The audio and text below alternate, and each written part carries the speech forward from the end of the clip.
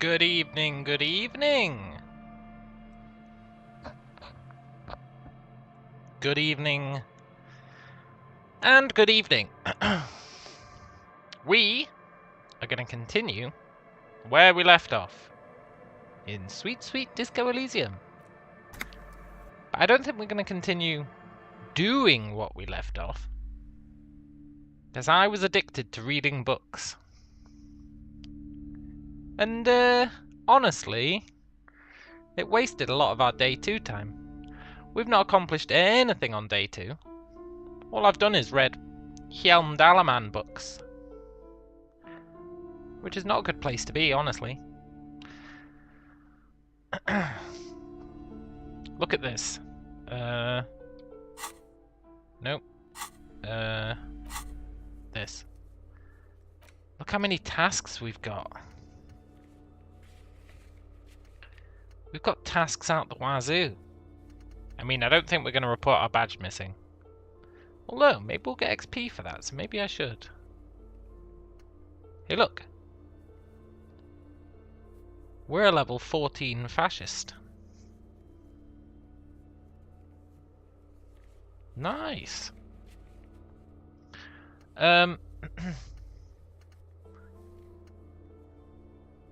Yeah, we've got loads of stuff to do.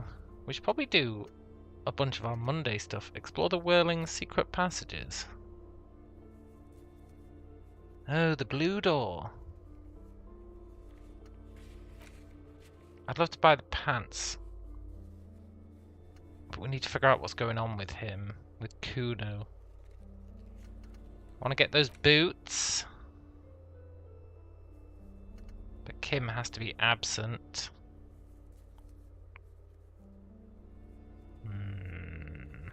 This will be devilishly tricky, huh?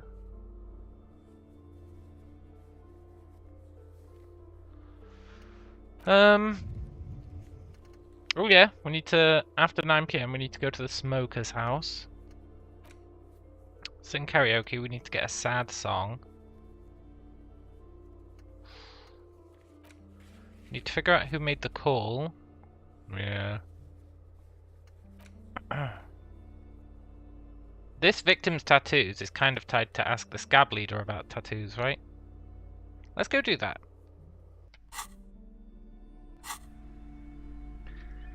Da da da.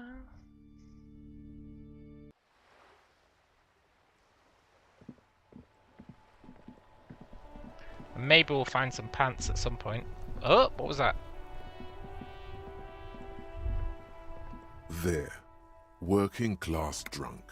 You know what this means, right? Case solved? No. Cracked it. All in a good day's work. What did I crack? What do you mean, what did I crack? Look at how working class that drunk is. Hello, Wombles. Good evening indeed.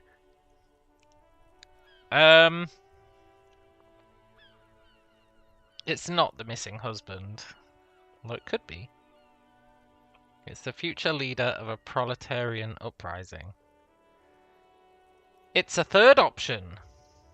No. Stop goofing around, recruit.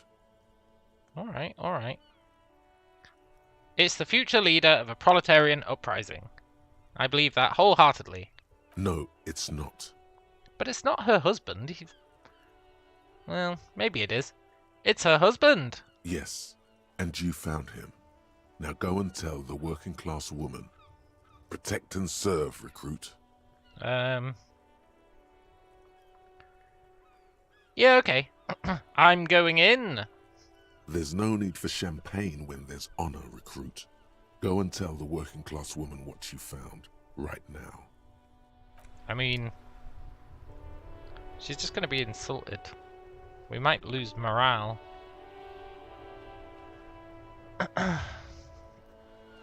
Did I decide what will be the outcome if I fall off the mortal coil?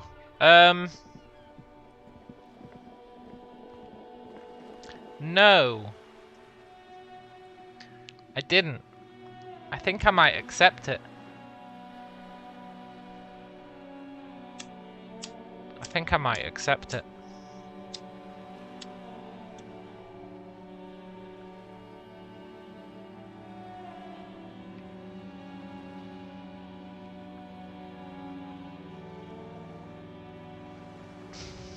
might have to. I'd feel really dirty about reloading. There's a reason no reloads is in the title. If he dies, he dies. But we're not going to die, so it's fine. I'm being very cautious, very careful.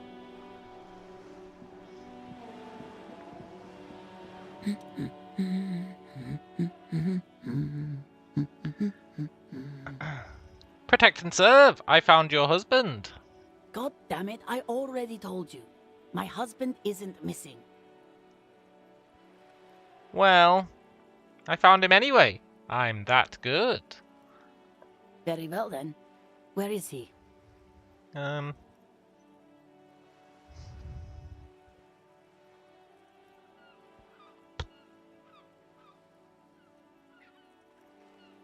Right around the corner. He's pissed himself.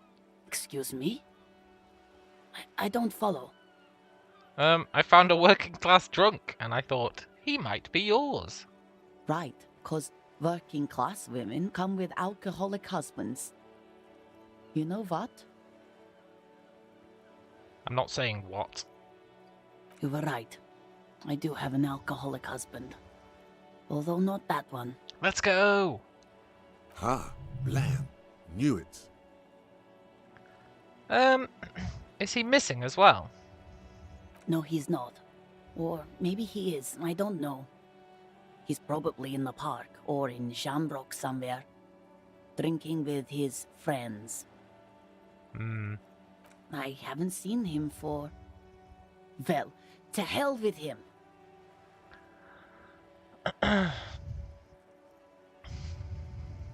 Womble says, I kinda wish I played it more on release, but it was too much reading and felt very dry story-wise. Audio makes it 100% better.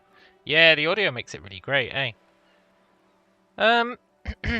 Is it just me, or do we have a missing persons case? He's gonna say no, we don't. I wouldn't be so sure. Ma'am, just to be completely clear, do you want to report it to the police? Report what? He's just out drinking with his friends. I'm sure the police has better things to do than to chase down local goofballs. No. We're ready to chase down every goofball. She sighs, but you can detect a slight hint of gratitude and relief from her face. Yeah. All right, go ahead. Do you have any questions? What does he look like? Honestly, not that different from you.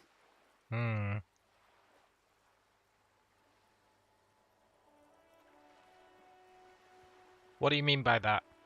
Well, he's slightly chubby. He doesn't wear pants. What else? What else? He was wearing a dark brown leather jacket with a bright blue inner lining. The lining is hand-sewn. I made it myself. It's his cool jacket. God knows it's too cold to run around in this, but he refuses to change. Hey, that does sound like us. Who cares about the cold when you have your cool jacket to wear? You can completely sympathize. Yeah. I even tried throwing it away once, but he just dug it out of the bin. Can you believe it? Yeah, I can totally understand. Well, what can you do? I hope that at least that extra lining helps him keep warm at night. I wouldn't like him to catch cold. When did you see him last? Is he truly missing? Yesterday morning, Oh. he went to the library. He went to retrieve my book, and he promised he'd walk straight back home. Because we talked about this. We talked about not wandering off again. I don't know what to do. I honestly don't know what to do with his addiction. Just makes me feel weak. Gone for around 36 hours then. Damn, this is a missing persons case. Yeah, I guess so. She turns away from you in an attempt to recover. I think I got it. Chubby. Brown jacket. That's really not that much information. But I think I got it, thanks. So you are going to look for him? Yeah, of course we are. Thank you. Please do. Even though I'm sure he will return home by himself. I'm still sure of that. Don't be so sure. We've got a quest, which implies that he won't. I'm sure he will too. When he does, would you let Precinct 57, Kim Kitsuragi, know? No, let Precinct 41. Us know. I will. Of course, officer. As I said, it's probably nothing. Thanks. Nice. I mean, to be fair, she's out shopping. It's not like she cares. The dented yellow mailbox greets you with its graffito, bullet holes, and an RCM sticker. F you, delivery box. Wait, that might hurt us. Let's not do that.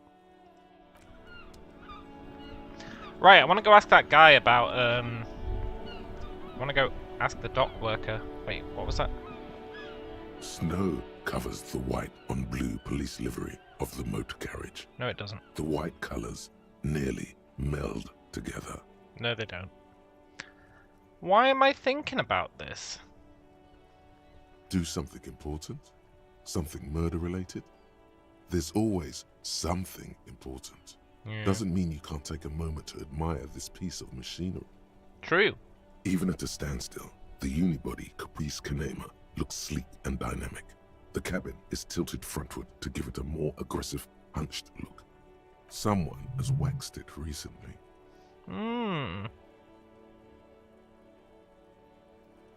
That machine really puts the loco back in locomotion. Very cool. Mm-hmm. You want to take a closer look?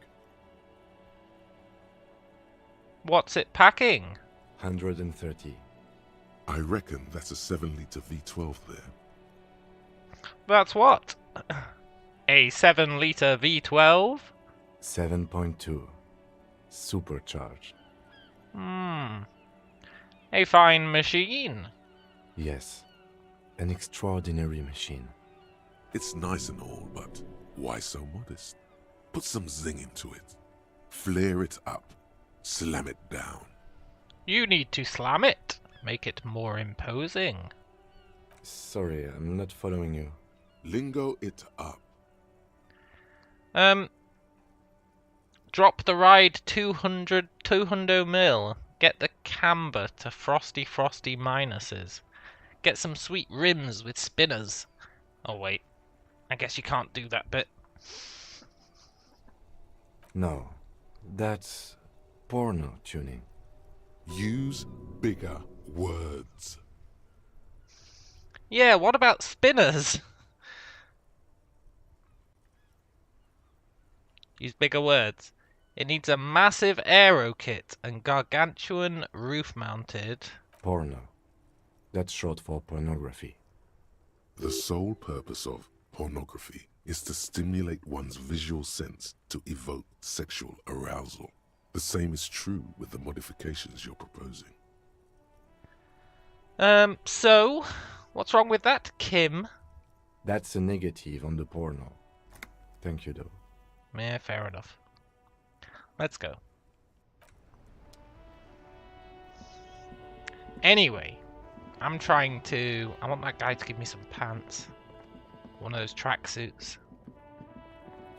Oh look, this guy's back. And we got some more sweet green dots. Jump jams. Most able-bodied men. They're much hunkier than us. You shouldn't feel threatened by handsome men. Yeah, we just leveled up. Let's go.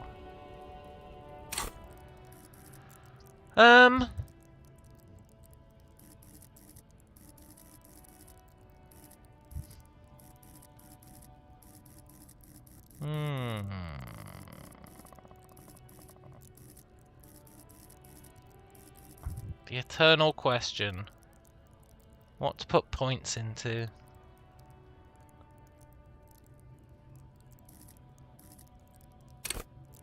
Intimidate. Police. Suggest. empathy. I do want some empathy. Thing is, we can get +1 in all of these by getting drunk, right? No, drunk gets us psych, physique. I think the drugs give us +1 psych for 60 minutes. So we can theoretically get +1 in all those.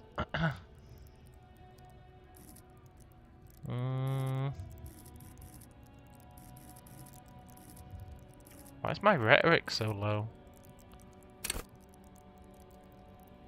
-1 from thoughts. Which thought is giving me -1 to rhetoric? Copy the apocalypse. Yeah, that's right.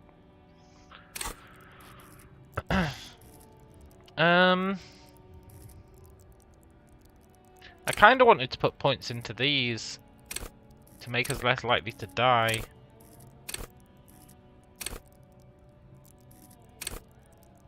It also means we can use more alcohol and drugs, right?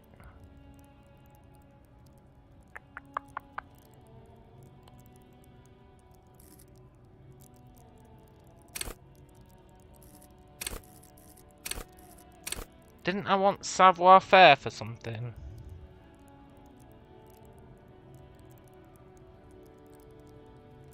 No, it was for the ceiling fan and we did that. I'm gonna go with... well... I hate this. Inland Empire, I've already put points in. Conceptualization, I put points in. Interfacing, I already put an extra point in. Oh, the padlock door! We can try that again. Yeah. Rhetoric, suggestion, composure, perception, empathy. See, volition.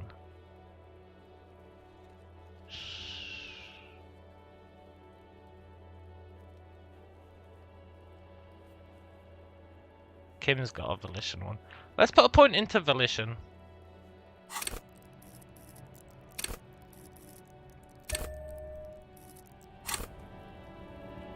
And I'm also gonna crank that up. Now, apparently I have a volition check with Kim. Yes?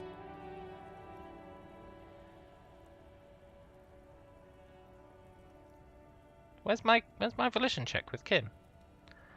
Was it in? I think you should know I can't remember anything. No response. He just arches his brow. Have you tried concentrating on something other than your... There is a sudden, harsh edge to his voice, like he's tired of hearing about your personal affairs. Try work. The case at... not a fan. The RCM deploys a self-styled I don't have a volition check called with the Kim. Decomptage as its chain of command. Every lieutenant is responsible for 2 sergeants and 8 officers. That means the average lieutenant has to deal with quite a few personal affairs. Even you know this. I'm sure it said I had a volition check with Kim. Look, I'm afraid this is a medical situation. Really? You look fine to me. It's serious, unbelievable damage. This psychodrama is unbecoming of an officer. It's not psychological. I've got brain damage. Then you should consider seeking medical attention. You can use the radio in my kinema to call your station's Lazareth. Was there anything else you wanted? No, maybe. I do have more dialogue to do with Kim. Am I wearing anything that reduces my inland empire? No. Do I have anything else to increase my inland empire? I don't think so. No. 17%. Yes?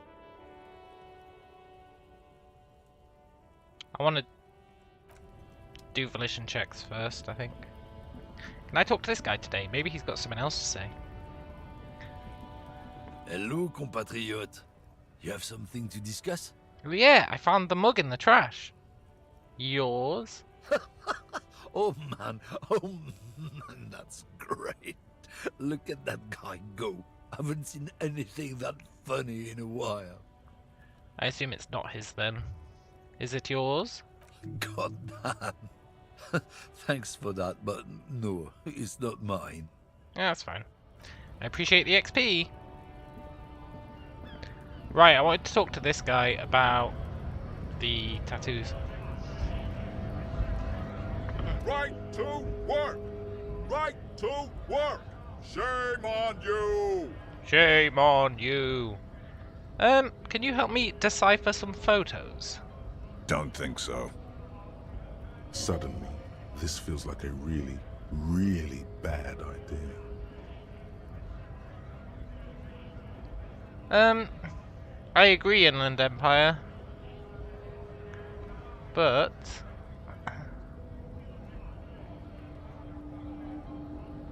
they were on the body of the man who was hanged behind the cafeteria. Or do we say it was on your colonel? Let him know that we know. Yeah, let him know that we know. It was on your colonel. Wordless, he takes the photo and looks at it. Grey eyes dart back and forth on the glossy surface. His face is unmoving. Hard as a stone, but beneath it. Uh-huh. Fucking loincloths. Really did him in. Loincloths? Yeah. He's clenching his teeth. There is silent pressure behind them. Look, do you know what the tattoo means? What it means. Yeah. I can tell you what this one means. Only one. You want to hear what happened here? Yeah, definitely, man. Our colonel is deep in the bush here. Deep in the fucking bush. In Benital, 41. Monsoon season. He's on a reconnaissance mission. Wow, he's just totally admitting to being a merc then. Nice. He spent a month behind enemy lines, scouting kipped villages. Nothing but fucking bugs and snakes for fun. Men are getting restless. There's talk of switching employers. Nothing but effing bugs and snakes for fun. What? Okay. With some strange emotion. This is about to get really graphic. Last moment to back off. No, let's not interrupt him. Although we might take a morale hit. Our boy. He's only a captain then, but he knows how these men think.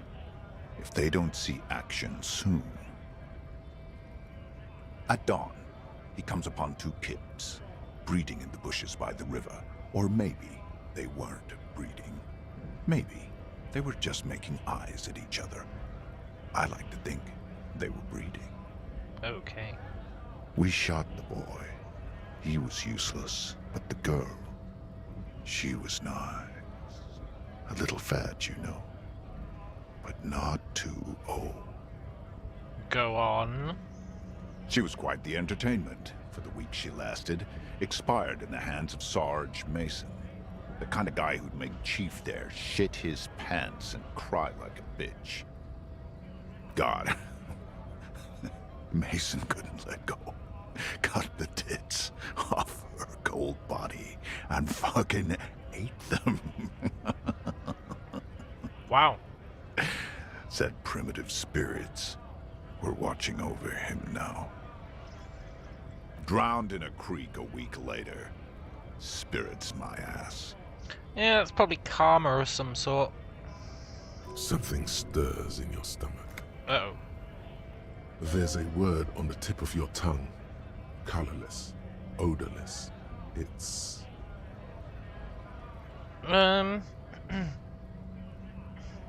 You were there?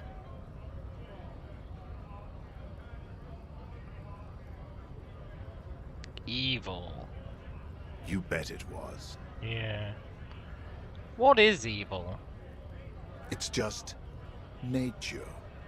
This guy used to say evil is when nature and spirit meet in the wrong place. Hmm.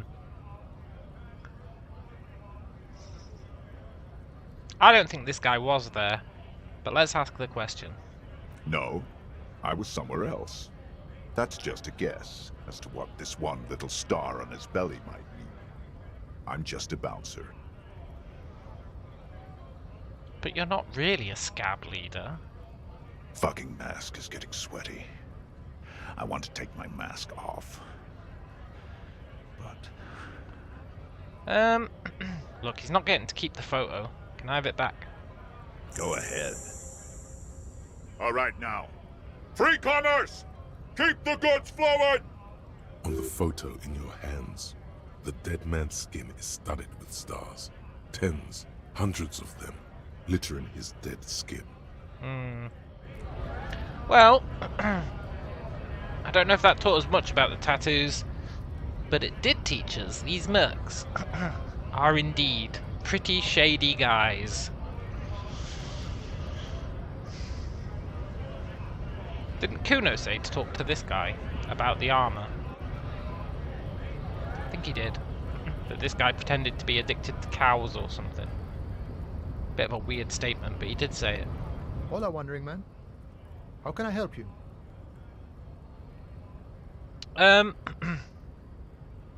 Yeah, Kuno said you know about the armor. The little boy had the good on his promise. What promise? To get me into trouble.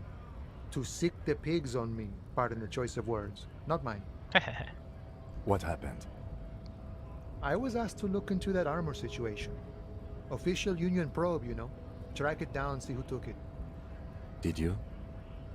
At first I thought, why not? Maybe the pieces can feed the strike. Buy us a few more days under the sun, you know? So I went to this boy. He said he'll make me his prison bitch. He's got eyes everywhere, the cops in his pocket, and he's the king of Jamrock. Serves me right for doing menial footwork. I dropped that probe right then and there, and it still got me into trouble. One bad move is all it takes. Hmm. Yeah, Kuno used us. I mean, of course he did. It's a minor nuisance. It's all good. Yeah. Maybe. What did you learn about the armor? I learned that people don't want to talk to a drunk Union man about some armor. What else? Not much. Technical stuff mostly. That was the interesting part. Go on. What sort of technical stuff? I did some research into this armadura. Let's say I have friends at the library. I didn't get into the material science, just how it comes off. Hmm. How does it come off? In parts. 4 in total. The helmet was the first to go. The kid says he tore it off and kicked it into the sea. I believe him. The boots were still on the guy last I saw. Too hard to remove. So, as I count, there are 2 parts missing. The gauntlets and the cuirass. This is where I left off. Too much hassle. More like a job for some militia. Yeah, what about the leggings? Oh, they're just gone. They don't exist anymore, if they ever did at all. Forget about them. I did. Have you got the leggings? That's a weird statement to make. I'm gonna find all of it. All the pieces. All of it? There are junior officers out there, eager to prove themselves. I would leave some for them, but okay. Let's find all of it. Yeah. A mesque is epic then, all across Martinez. I hope it will be a real bonanza for you. It will. Thanks for your cooperation, although I don't believe you about the leggings. No problem. If you see that kid, thank him from Call Me Mañana. Thank him for showing me the way. Yeah, okay. We might as well ask him about the strike while we're here. You know, serious business. I'm sure the big boss will be glad to tell you. You'll have to ask him first. He's a chatty guy. Wants to talk about the strike. Return once you've met the union boss and are on a better footing with the organization. We could do that. We have opened the door, right? But I wanted to...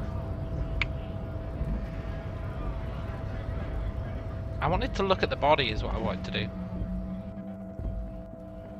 Inland Empire. We had an Inland Empire check on the body. And I never did it. Well, we failed it. But we've leveled up Inland Empire since, and we've got the tie that gives us more. So I'm feeling vaguely optimistic. Also, let's see if we can talk to Kuno about that guy. Fuck does Kuno care? Oh, now I can ask him about speed. I talked to Manana about the armor. So?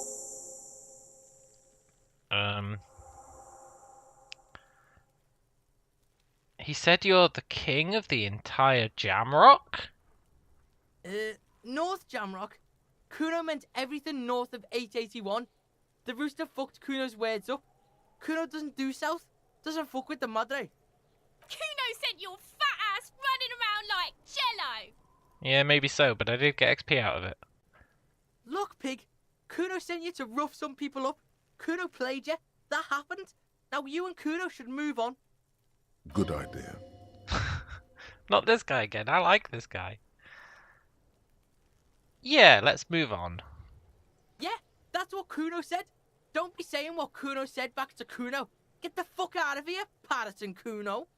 After this shit, you better have something real interesting to say if you want to stay in Kuno's face. Yeah, real interesting. Have you got any speed? Fucking right, pig. Kuno's filling bathtubs with that shit. Kuno's a kingpin. Can I have some? A little? Fuck no, pig. Kuno ain't dealing to the popo. Not doing the pork pen for your sad speed habit. You don't know Kuno. He's not worried about prison. He just wants to antagonize you. You need to befriend him first. Yeah, okay. That's fine. I need to put points into empathy to befriend him. Kuno doesn't fucking care. Alright, Kuno. I care. Wasn't there a skill check here? There are several footprints in the mud, left by work boots. Visual Anywhere from calculus. 6 to 12 pairs have walked here.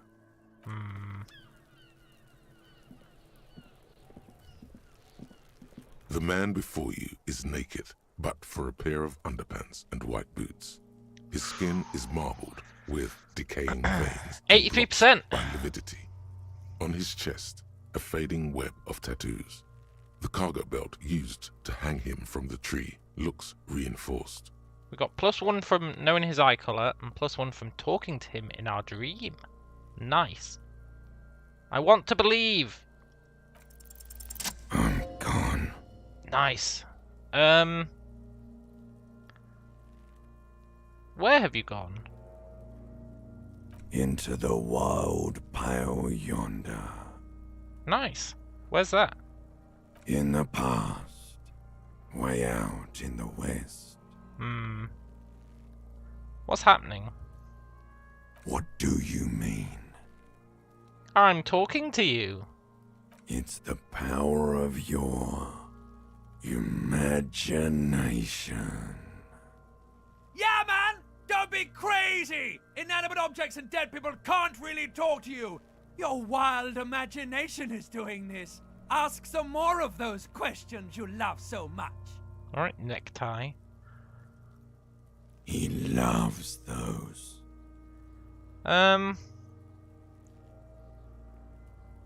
Who are you? I mean, if this is just our imagination, we're not going to get much out of this. But we might get some XP. I'm a joke. Look at me. You are now. But who were you when you were alive? A killer. A motherfucker. And a killer. Takes one to know one. Does that imply that we F people's mothers?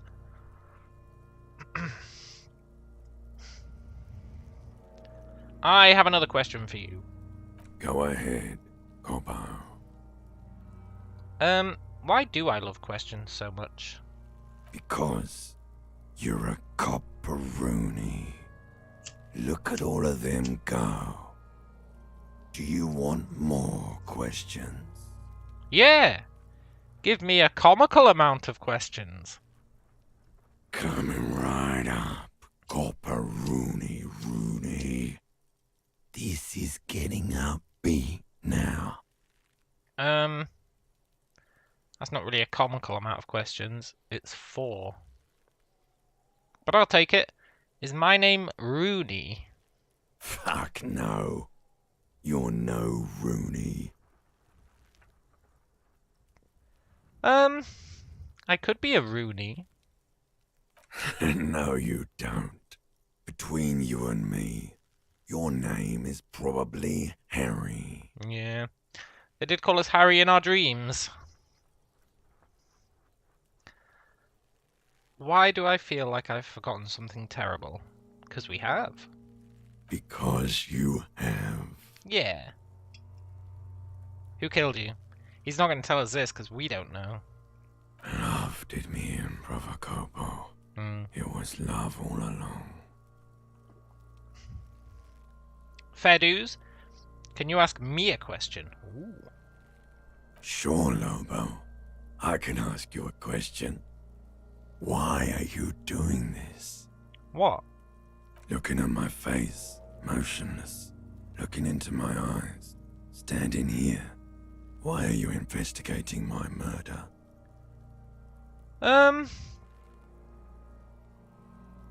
Because maybe it'll lead to something. Something indescribable. Something unforeseen. Something miraculous. Something is on its way. Something hidden. It's coming. A miracle from the northwest, and it's almost here. You can feel it in the air, on your hands. The cold spring air smoothing them over. Cool. I hate you, man. You stink and you're boring. Do I remind you of someone? You remind me of...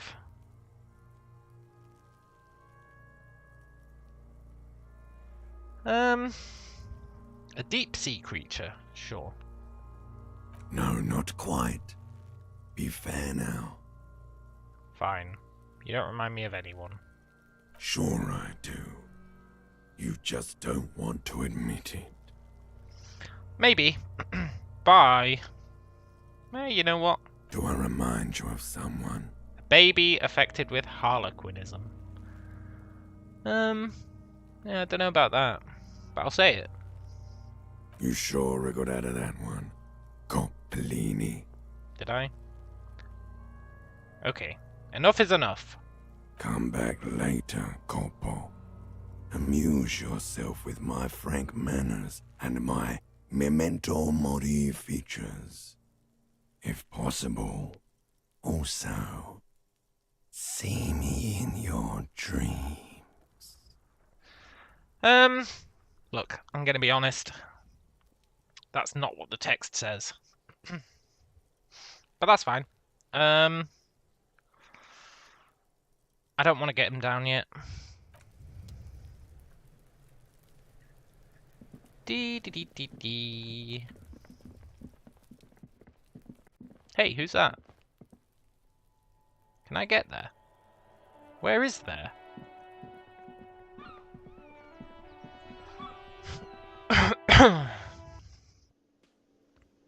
Oh yeah, I need to talk to these guys.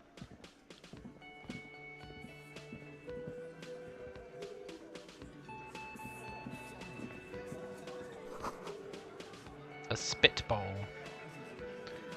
Now we didn't talk to these guys in the morning because 2 out of 3 of our minds said just walk past, assert dominance.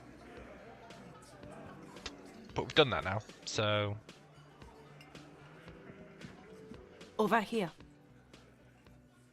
Elizabeth. Okay. Let me handle this. You seem a little different today. Less hospitable. It's the gardener lady. You are far from home, lieutenants. This isn't a district known for its love of self-proclaimed militiamen.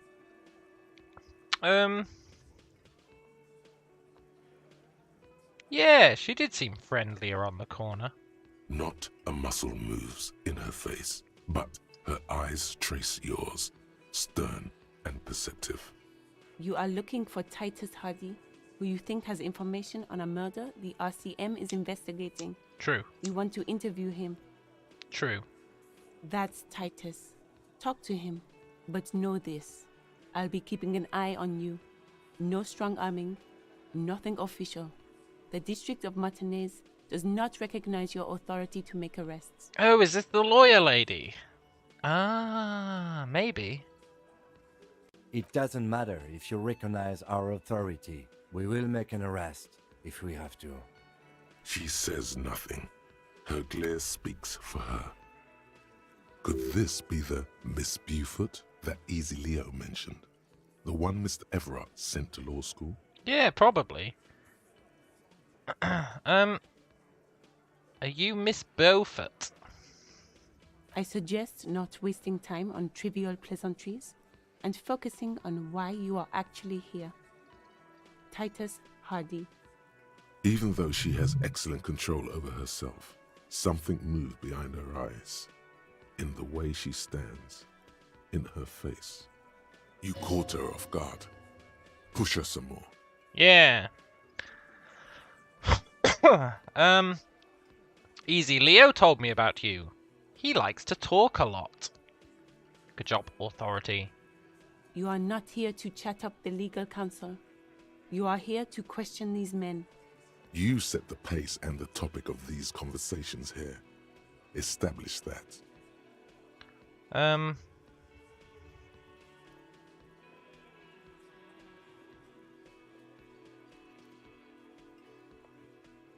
Yeah, he said he sent you to law school. That's what he said. I represent the union and these men here. Don't make this personal. A very minor victory. Yeah, plus 5 XP. I consider that a minor victory. Why are you so aggressive? Aggressive? You make your living enforcing violence. These people are just dock workers. So you were spying on us, and now you represent murder suspects. Just dock workers. Listen, you moral intern lackeys. You're a mob, enforcing the unlawful privatization of Revachol. 20 fat men in the Occident are stealing it all, and you're their bodyguards. Fuck yeah. So ask what you came to ask, or get back to your commanders.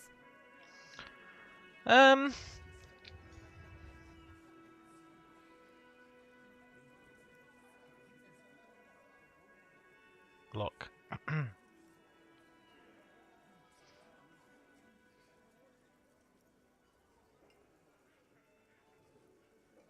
The RCM is principled and strong, unlike you socialists. Get sober. Do your job. Ask your questions and get the hell out of Martinez. Yeah, okay. What if I want to talk to you? Maybe you're the murderer. It's the perfect cover-up, the lawyer being the murderer. Think about it. What you want is of no significance, officer. Don't test your authority. In Martinez, you are no one.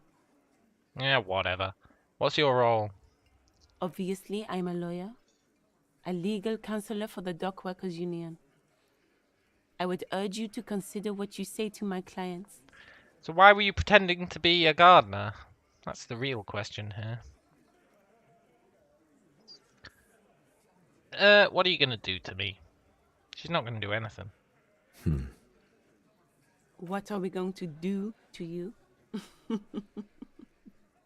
The union isn't going to do anything to you. It is not a crime syndicate. It is a labor organization. Goddamn right it is. If anything, it is the RCM who do things to people. But we digress. Yeah, I should talk to Titus then. I want to give her a 250 real fine for impersonating a gardener. Pretty sure that's a crime. Yoink.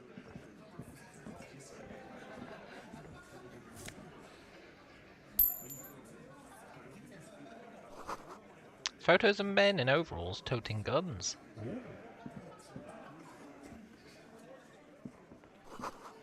You see bushes outside.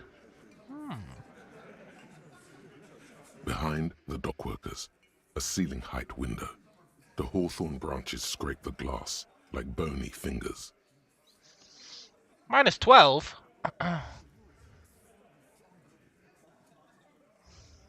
Let's squint. There's a little slide panel up there to let some air in. No need to open it in spring. It's still too cold outside. Okay.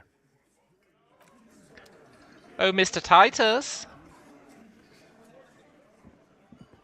This is where you say your bed.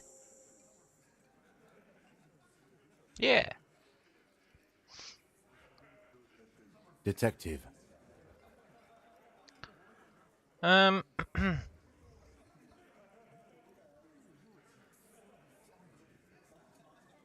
Look, first, we need to talk about your attitude, Titus. Wow. The RCM sent us some big dick cops. Yeah. Real big dick cops. Look at them. Reckless. Swinging in the wind. Yeah. Yeah, look at the big dick on that cop.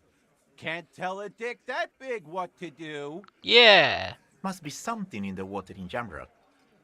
Maybe. Yeah, gave them real nice big dicks. Look, I'm gonna be honest, these guys are a bit obsessed with big dicks. Yeah. Anyways. You might want to start asking your questions now. It's not going to get better than this. The merc you hanged, his friends are coming for you. Look, I don't want to start trouble. Let's scan the room. No. I's here. You got business with my boys. You got business with me. He understood what you were doing, taking inventory of them. Yeah, you fuck with the Hardy boys, you fuck with Titus Hardy. Relax, Dennis. No one is fucking you yet. Yeah, Dennis, calm down. No one's fucking you, you stupid fuck. Yeah. Let Dennis enjoy his fucking, man. We don't mind. Yeah, you're not even being fucked, Dennis. Easy, fellas. We got company. Let's see what brings the cop around. Too late. You already scanned the room. You got a pretty good picture. Yeah. Picture of what? Of the actors here. You could take another look at the tracks in the mud on the crime scene. Compare it to these guys. Yeah, that's a good idea. Bye.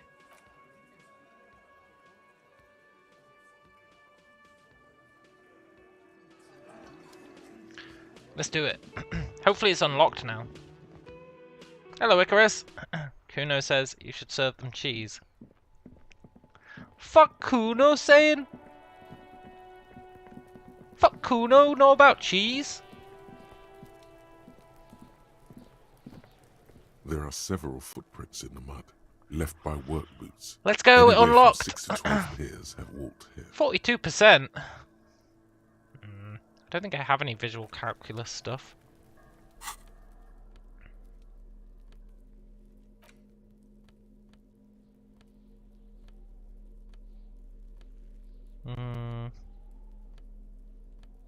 Oh, I do. Nice. There are several footprints in the mud, left by work boots. Anywhere from 6 to 12 pairs have walked here. 58%. Let's go.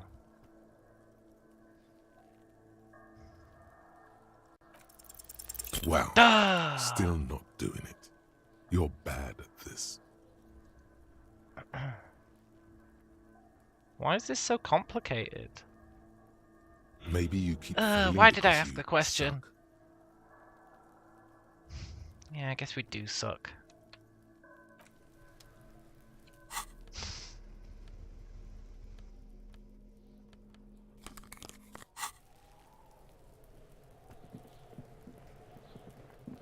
Scheiße. I want to do that now before I talk to them.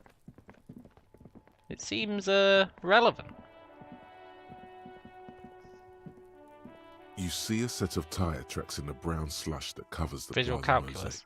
Right, next time we level, we're putting a point into visual calculus. That's just a fact. How close are we to leveling? Pretty far off. Scheiße. Do I have any other skill checks kicking about? I don't think I'm going to be able to level.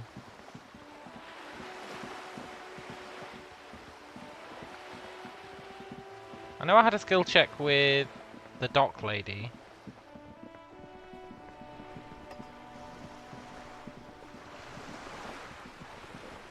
Hello, Joyce.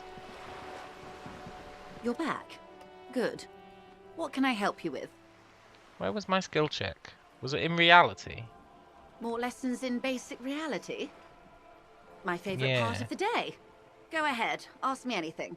Did I ever check the bookstore on info about the tattoos? I looked. Oh, look, nice. I looked around the bookstore a lot. I didn't find anything on that. There is a book on cockatoos I need to buy. It might let us complete a task, which might get us a lot of XP. Let's do this. What is reach for something fundamental? Don't roll a double one. What is all of this? The scent, the sound, the air. What world is this? What world? The only one, I suppose. The world of matter. And its pale antipode. The camera of her mind glides over the surface of the water. What do you see? Great bodies of water. Forest-covered surfaces. Clusters of light where the cities lie. You've seen the montage. We all have. This world is enough. There is a term of endearment they coined for it, in the DeLorean century, when humanity was high on this world, discovering more and more of it, these archipelagos included. DeLorean century. The century of Dolores Day? I don't think it is named after the car. I think it's named after Dolores Day. What is it? Elysium.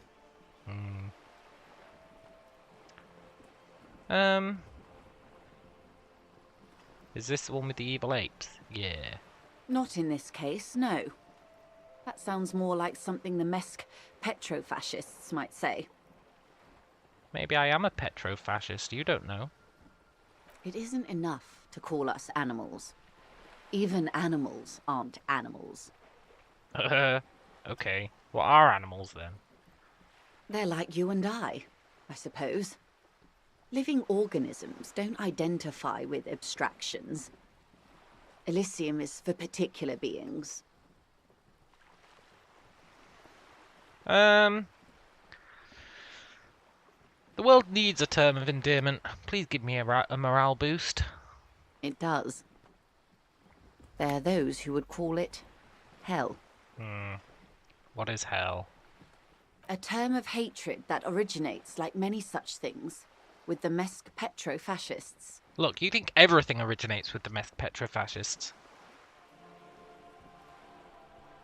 I don't feel like I've got the whole picture. Oh, you want a picture of the world? Yeah.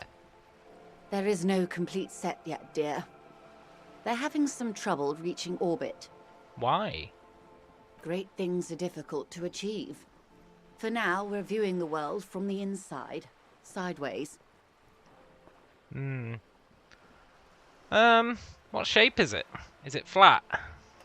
Can we be a flat earther cop? We used to think it was a sphere, but that is beginning to look less and less likely by the day. You wouldn't know it from the tabloids, but the ORG nations have been launching weather balloons into the lower ionosphere since the 30s. ORG, Occident Revichol-Grad. There's a steadily increasing trickle of images. Between the big three scientific contributors, they're piecing together a dark grey corona. Ooh, a dark grey corona? Yes. Pale covers 72% of the surface. There are grey flares and prominences, even arcs above entire isolas. The images are blurry, but if there was a sphere in there, it certainly looks like it fractured a long time ago. Wait, did the world explode? A cold fear seeps into you. What are you telling me? You seem to be spooked. Please don't be. But I think you're saying the world exploded. Which does mean, how did the water stay on? What do you mean, Corona? They say there is a rarefied envelope of matter surrounding the darkened disk of our planet. That is, if we are still living on a planet. Or, to speak more plainly, imagine vast swathes of land disrupted by nothingness. I am sorry, dear. It must sound quite terrifying through the acute encephalopathy. Even scientific positivism isn't entirely convinced about what we're dealing with here. Yeah. You know, it is quite terrifying through the acute encephalopathy. It's really the acute encephalopathy that makes it sound terrifying. But this is one of the greatest questions of our time. Maybe when they get the complete set together, it will jolt us out of our rut, bring us together, however naive it may sound. Yeah, and then everything will be okay. I don't know about things of that scale. My expertise lies in nations and trade routes, one or several layers below everything. But yes, we'll be fine. Don't worry. She does not seem convinced that you'll be fine. If anything, she's realizing how deep your condition runs. It doesn't feel like I'm fine.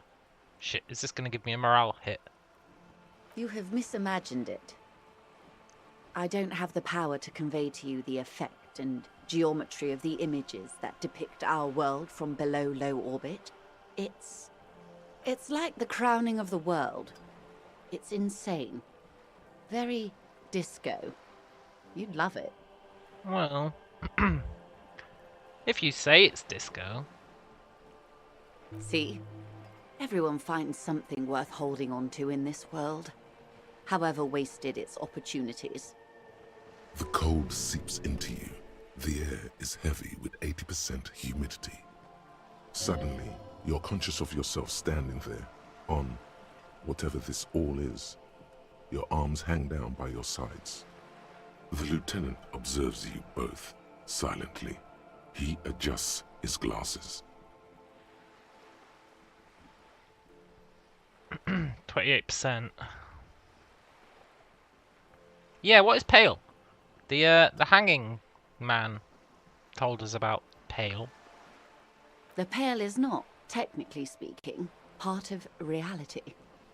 Yes. Also, I think we've had enough excitement for today. Remember, we have a cadaver to attend to. Shut up, Kim. Of course, Lieutenant. Let's try something else. No, I want to know what the pale is. I don't think your colleague would appreciate that. He has already been so patient with this whole exercise. Let's continue with something else, all right? You can ask about anything else in the world. Anything. You could sneak back later when the lieutenant is not here, unless you can convince him to step aside. Oh, there's the volition check for her. Kim distrusts you. What? Why does Kim distrust me? What did I ever do to Kim?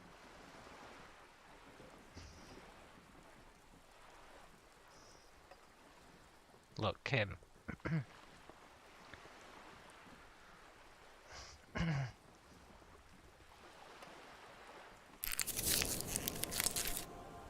you want to step away?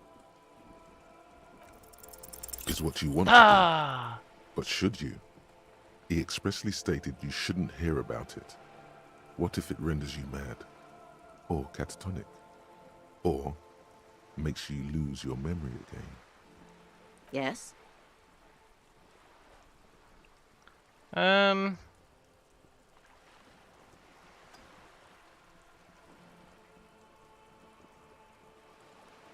What's acute encephalopathy?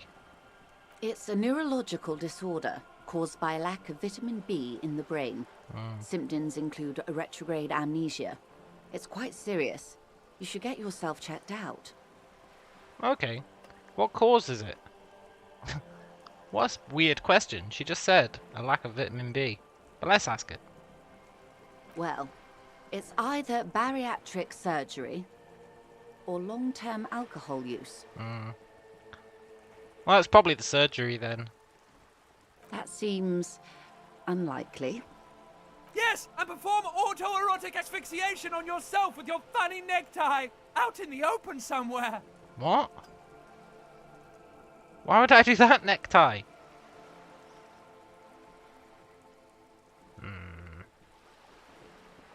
Look, that's all Glad for to now. have been of assistance. The little that I know. Anything else? No. Nothing else.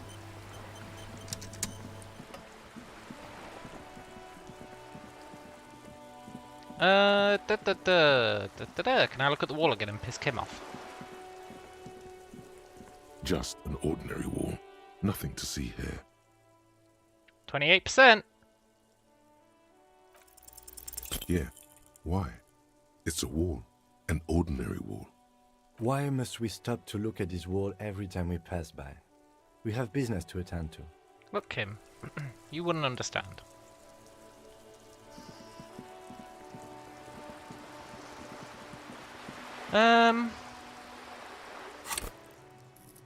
Damn it, we still need 47 XP. Ooh.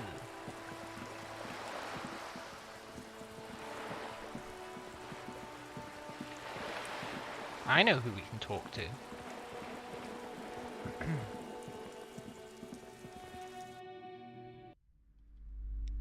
Well, let's buy the cockatoo book.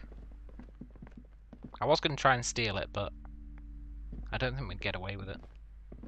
A sulfur-crested cockatoo sits on the cover, its beak slightly open. It looks as if the bird is calling out the book title, From A to Zurich, a guide to a well-behaved cockatoo. I'll just buy it. Oh, a nature enthusiast. Good choice. I knew it was a good idea to keep that around. Yeah, we have a quest to find out what our spirit bird is.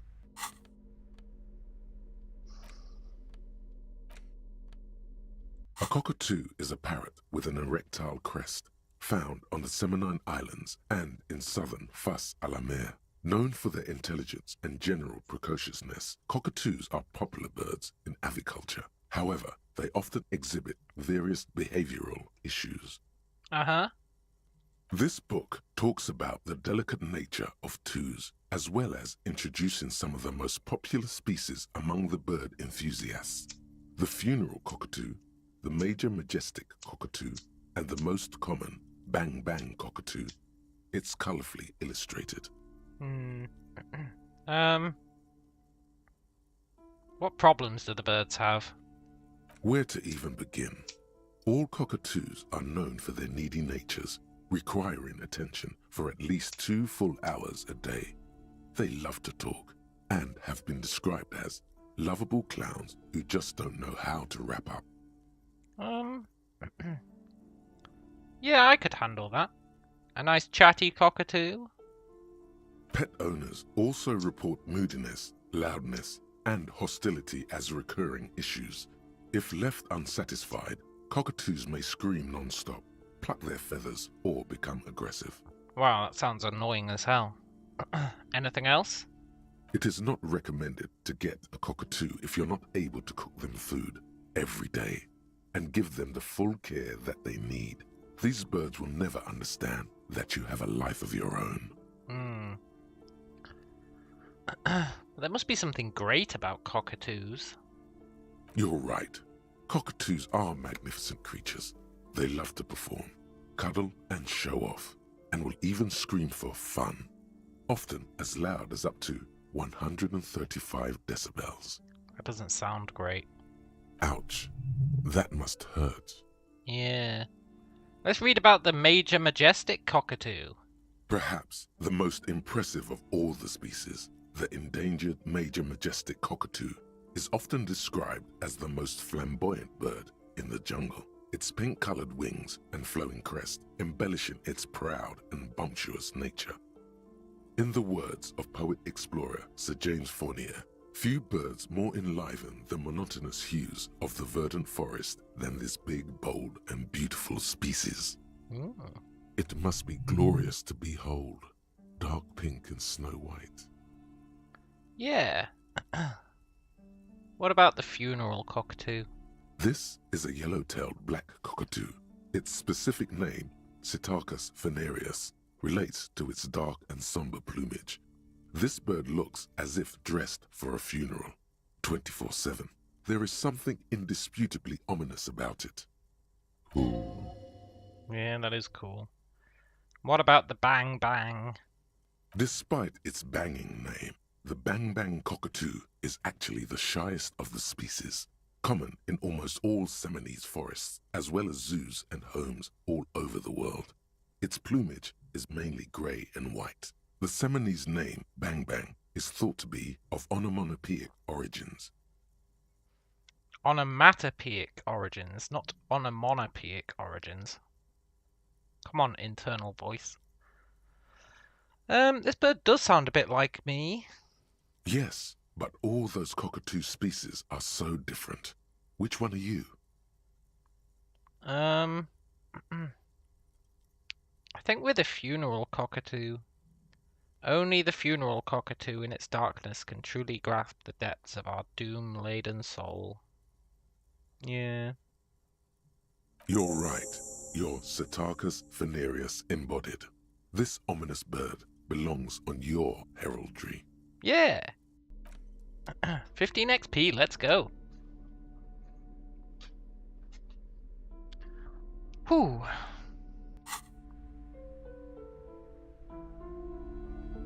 I think I looked at all these shelves. I don't think there's anything on tattoos.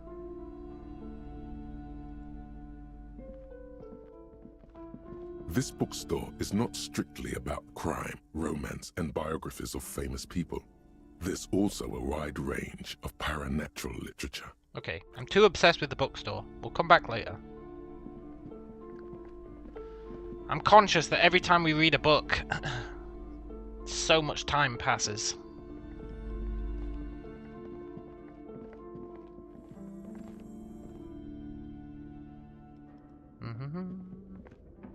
Can I try this again?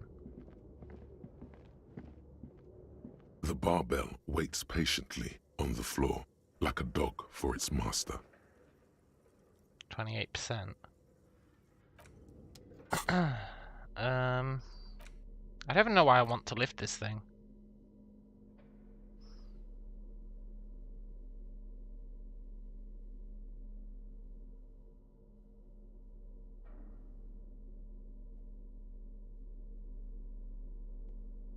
The man from Helmdal? The barbell waits patiently on the floor, like a dog for its master. 28%? Wait. My shirt was already giving me physical instrument. We could drink some booze. That'd get it up to 42%.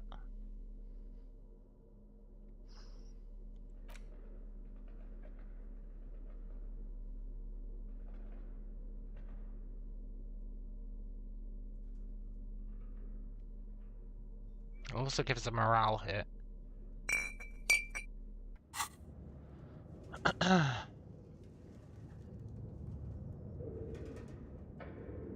do I drink booze again?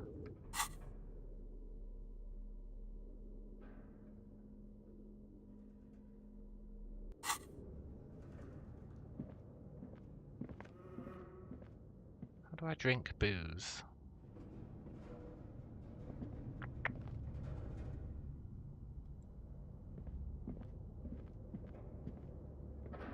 The barbell waits patiently on the floor, like a dog for... I honestly don't know how I drink booze.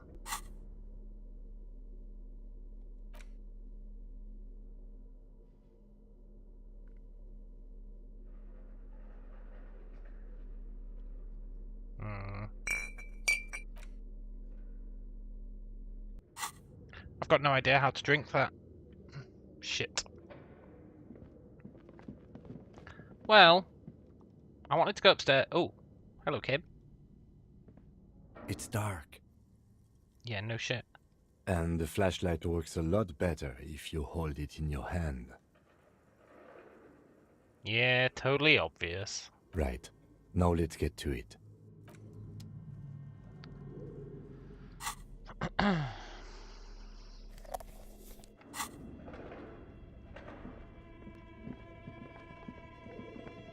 Fuck does Kuno care about darkness? I still haven't found that password.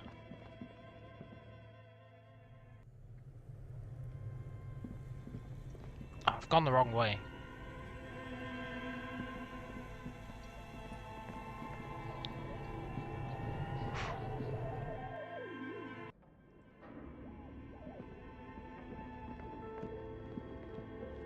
I want to try that shivers check.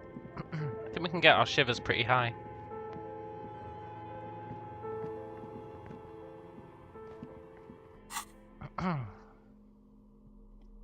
Hjelm Dalaman gets us +1 shivers. I think I had someone else for shivers. Did I? Maybe I'm tripping. Yeah, I'm tripping. But we could take drugs. It says equip it and press the icon bottom right.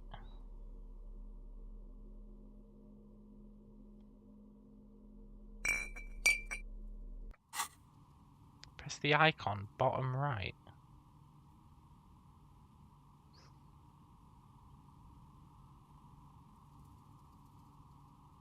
There is no icon bottom right.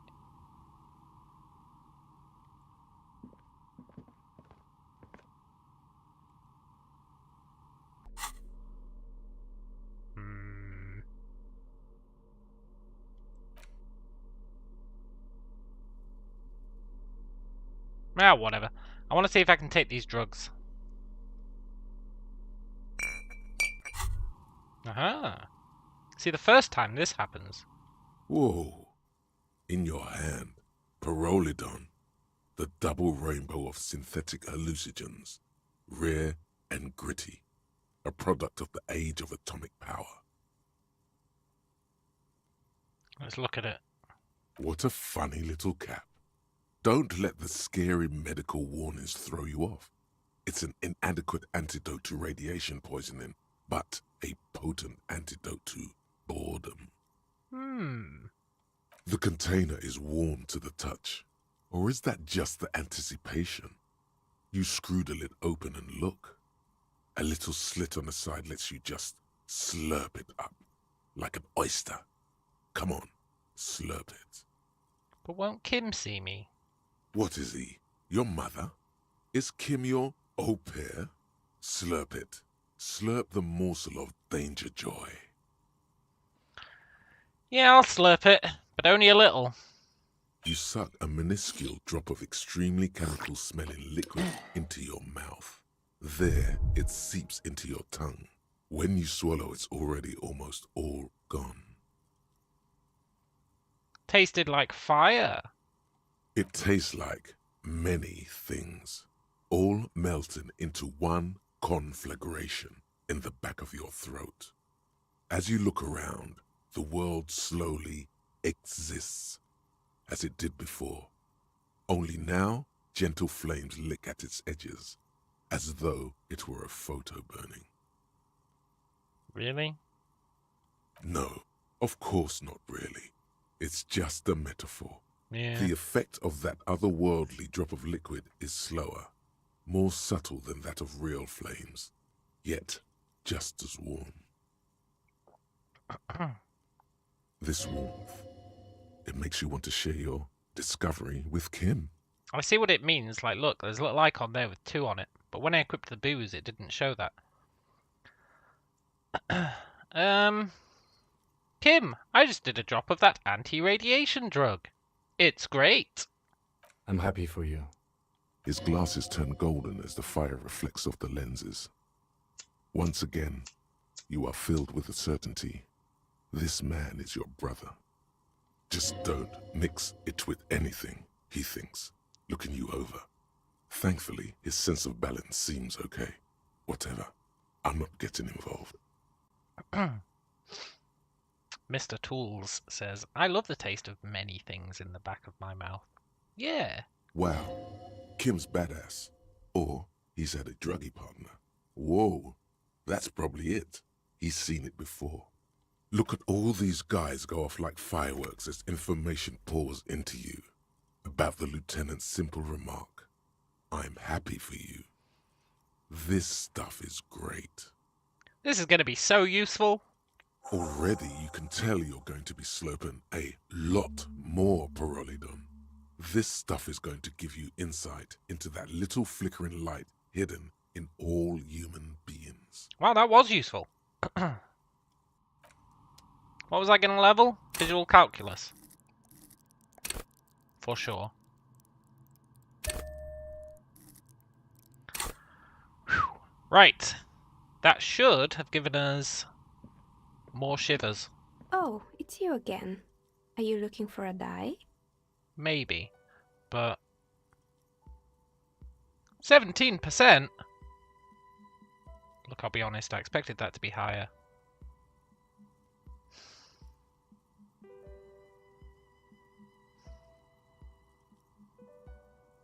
But... I've got our shivers all the way up to... Shivers is a physique move. I needed to drink booze!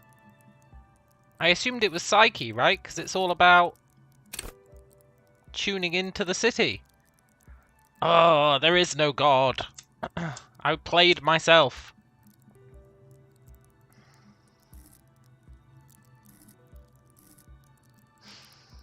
Well, we're not drinking booze as well. Let's give it a try. Why hasn't your business failed? You feel nothing. If anything, it's uncomfortably warm in here. We're not taking our clothes off. She has begun to idly clean one of her carving tools with a dirty kerchief. The tool's sharp edge shining in the light of her desk lamp. I don't want to get hit with the negative morale when we get embarrassed taking our clothes off. Maybe I should order a die. Of course. Tell me what you have in mind.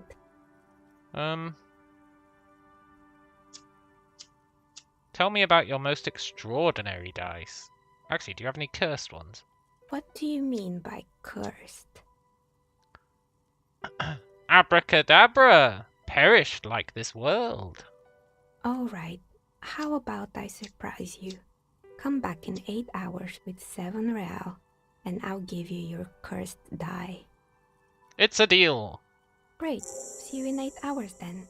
Was there anything else? Can I order another die? I'm sorry. I'm a bit overloaded just now, so I can only produce 1 die per customer. Look, that kind of arbitrary restriction is not going to help your business model. Fine.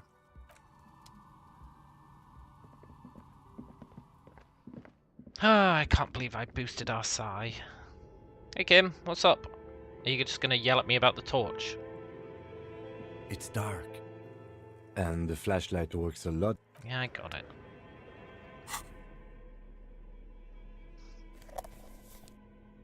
Also, let's get rid of the man from Helm Dalaman top. I don't want that. -2 authority.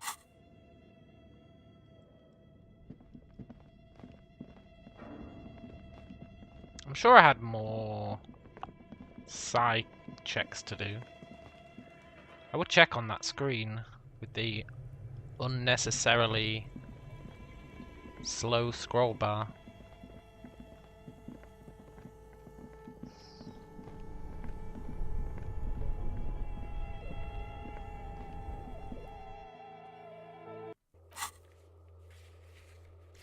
Unnecessarily slow scroll bar. Speak to Joyce. Speak to Kim. Speak to Joyce.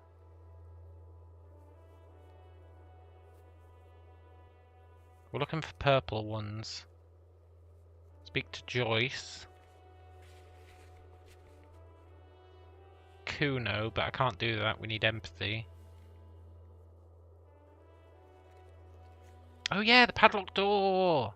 It's not purple, but... And then Kim.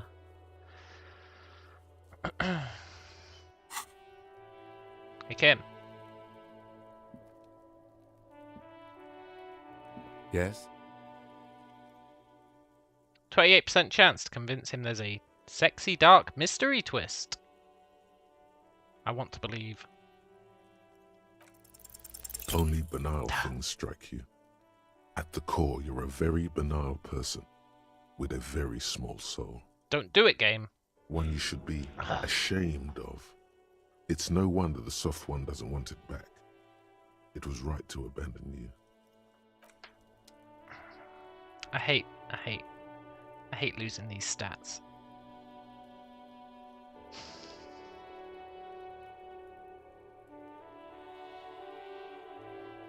Right, I want to try and do that locked door, although I should be trying to do all the volition stuff. Although I just lost one volition. I don't think I'm willing to spend a med.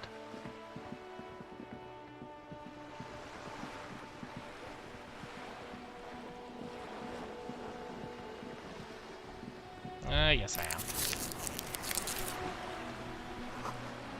Shadows on the water, green plants under the calm surface.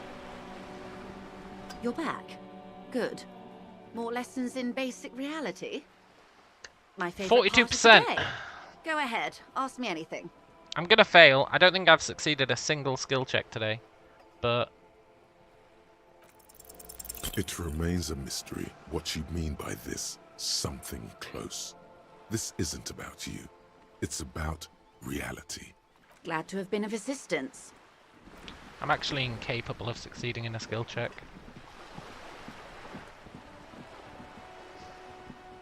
But that's okay.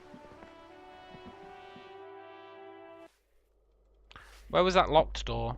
The communist door. It was this one, I think. Yeah, the upside down star. This door has been closed with a padlock. A chalk-drawn number on the board says...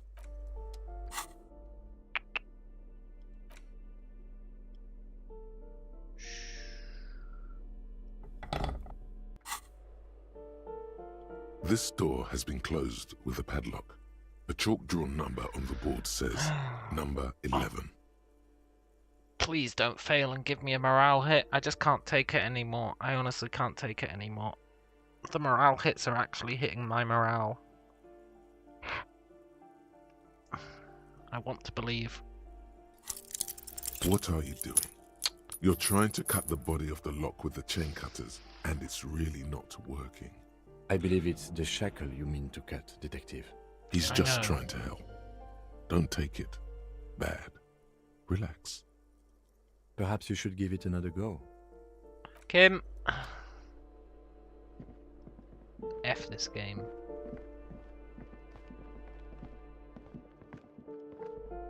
God damn it.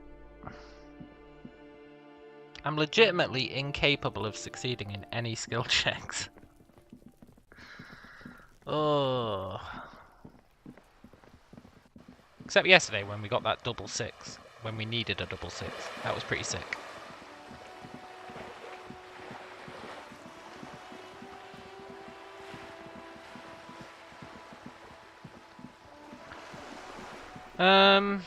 Let's go speak to the... Ooh. Maybe a sea monster did this. Yeah, maybe. I mean, it was shelling.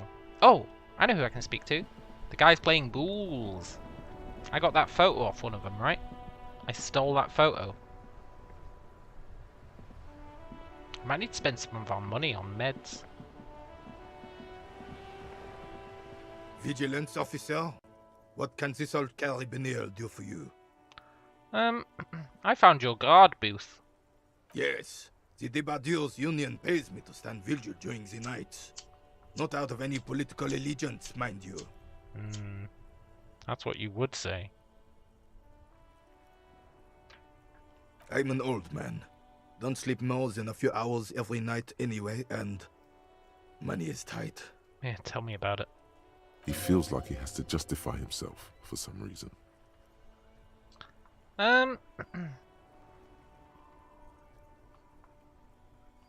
I saw a picture in there.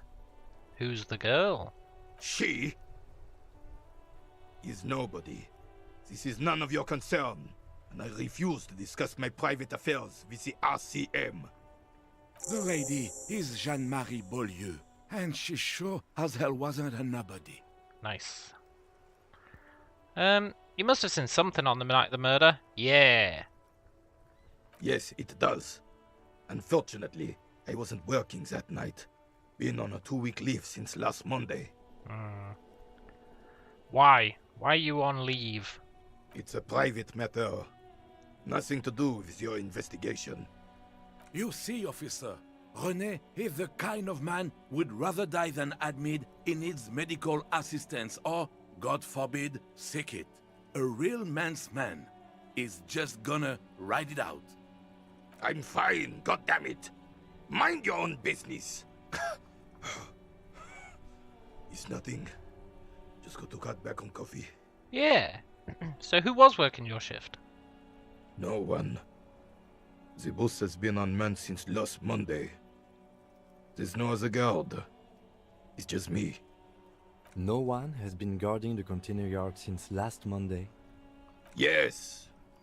It's not actually an issue. I mean... Look, officers. The container yard doesn't actually need a guardsman. Never had one before René. Monsieur Claire had that booth built specially for him. It's mostly decorative. Really? That's a bit sketch. Also, I stole all this guy's meds. Do you reckon he's gonna die? Mostly decorative. The possibility of someone being in there is enough to discourage any ill-minded individuals. Evrard created this job for René because he knows the Royal Carabiniers' pension of honor and PTSD isn't something a man can live off. A decorated Kingsman collecting tear reflects bad on the whole neighborhood. His words.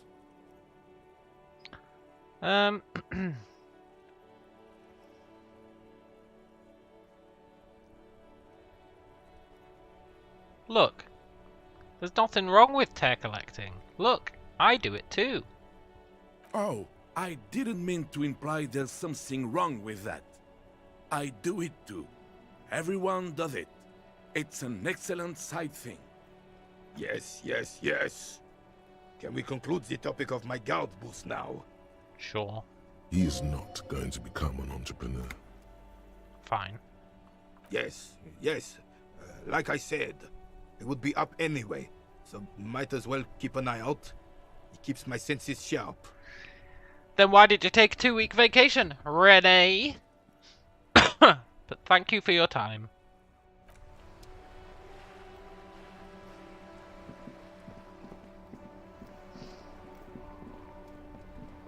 Right, let's go talk to the one guy. Wait.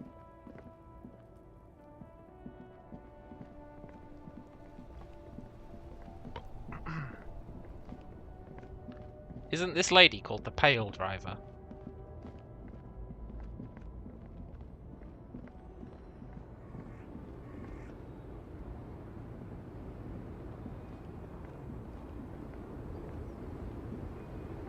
The woman is still hunched over the railing, her head swaying to the music, her eyes looking at nothing in particular. Huh? What is it? What do you want? Nothing. What I want is some goddamn meds. How much do they cost?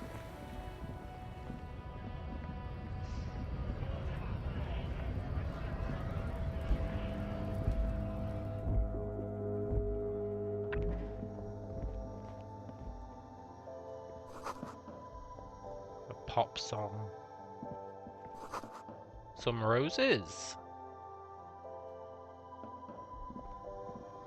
A small cabinet on the wall is filled with various medicine bottles, nasal sprays, and blister packs. They all bear the Saint Baptiste Pharmaceutics logo. What do they do? I don't know. Let's see. Nosafed is a nasal spray. Dramamine is a really good painkiller. Magnesium is a dietary supplement. Hypnogamma is... I don't really know what Hypnogamma is. I guess it makes you feel less shit. It's recommended to use after lots of partying, studying, or exercising. Look, be a bit more specific. No. Sorry. I'm not, like, a doctor or anything. Ah.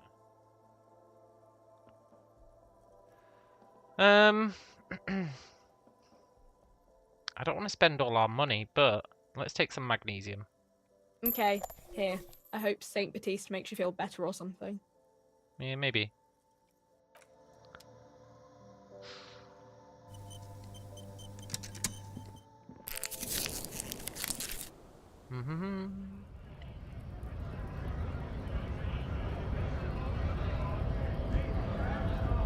Let's go talk to the mayorino. Why do I keep calling him the mayor?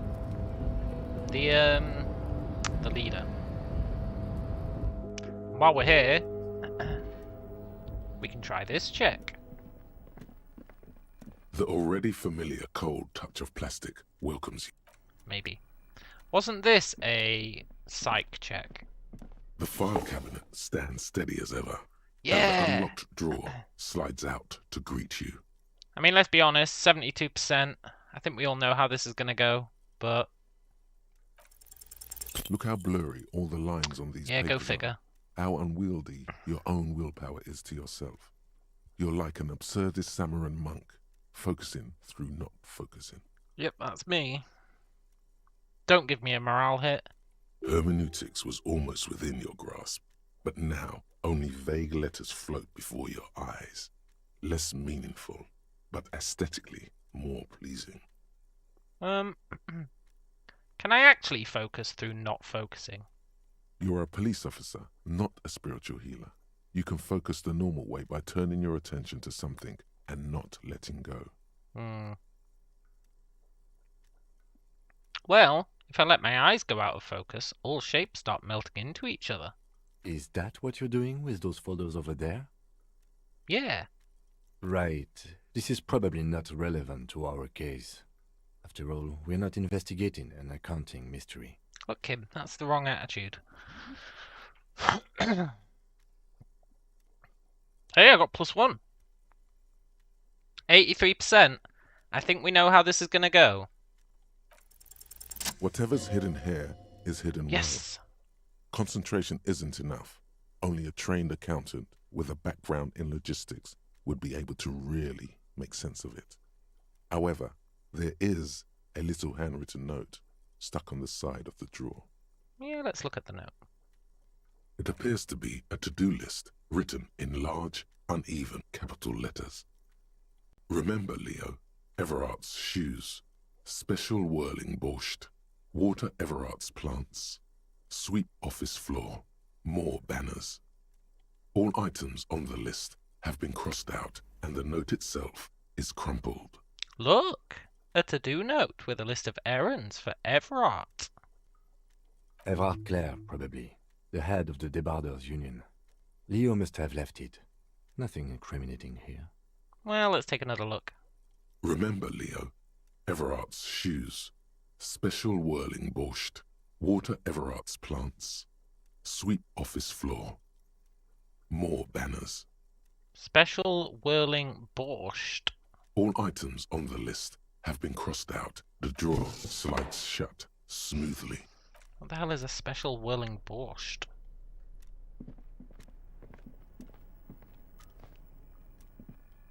The already familiar cold touch of plastic welcomes you as you pick up the handset.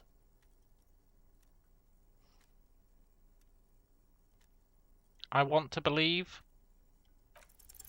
Your fingers run Let's over go. the dial pad. 005. That's the dialing code for Revachol. 4952, and a moment of hesitation before entering the final numbers. 993. Calling. Calling. Still calling. Then. Video Revachol, 24-hour video rental. God We're damn an it. 8 and 10mm film for home use. This is Lummy. How may I help you? The voice of a youngster on the other end sounds as enthusiastic as that of a man walking towards the gallows. What is this place? Clearly it's Video Revachol, 24-hour video rental. Video Revachol is a 24-hour video rental. We rent 8 and 10mm film for home use. This is Lummy. Do you know me? No. Well, this question's kind of pointless then, but what is this place to me? Sir, I don't know. It's a video rental. Maybe you rent videos here.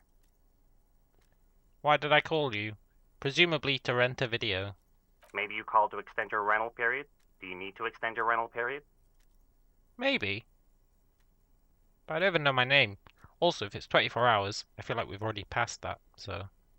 If you need any further assistance, you can visit us on the corner of Voyager and Main. I can't help you over the phone. Are we done? He thinks you're pulling a prank on him. On the corner of Voyager and Main, a large neon sign hangs on the side of a building. Video Revachol, 24 hours. It's raining and there is almost no traffic on the street. A woman's footprints in the mud lead away from the front door. Tiny heels tiptoeing down the road. Beautiful steps, light-footed with a lifetime ahead of them. You look up and the air seems to grow darker. Suddenly you feel like you don't want to hear about video rentals anymore. You don't want to hear about any of it. It was all shit. It's over. Kim, I feel sad about Video Revachol 24 hours. That's enough for you today. Let's conclude this call. Yeah, okay. I don't want a morale hit. Great. We did get 5 XP.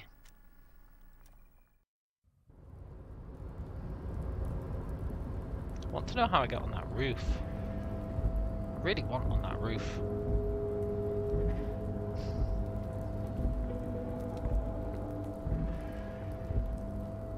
Tear. Let's go, there's loads of it. This'll fund money. I mean, medicine. All those empty wine bottles and cigarette butts on the ground. Someone partied really, really hard here. Did I do it? Well, yes, I think we can say with relative confidence that it was you. I don't know, how can we say that, Kim? I'm not convinced it was me. I am, but it doesn't matter right now. Let's just move on. Kim, you've got no evidence. No evidence.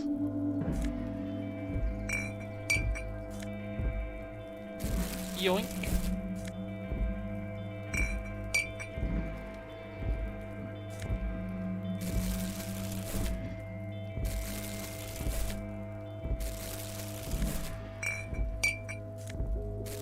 Nice.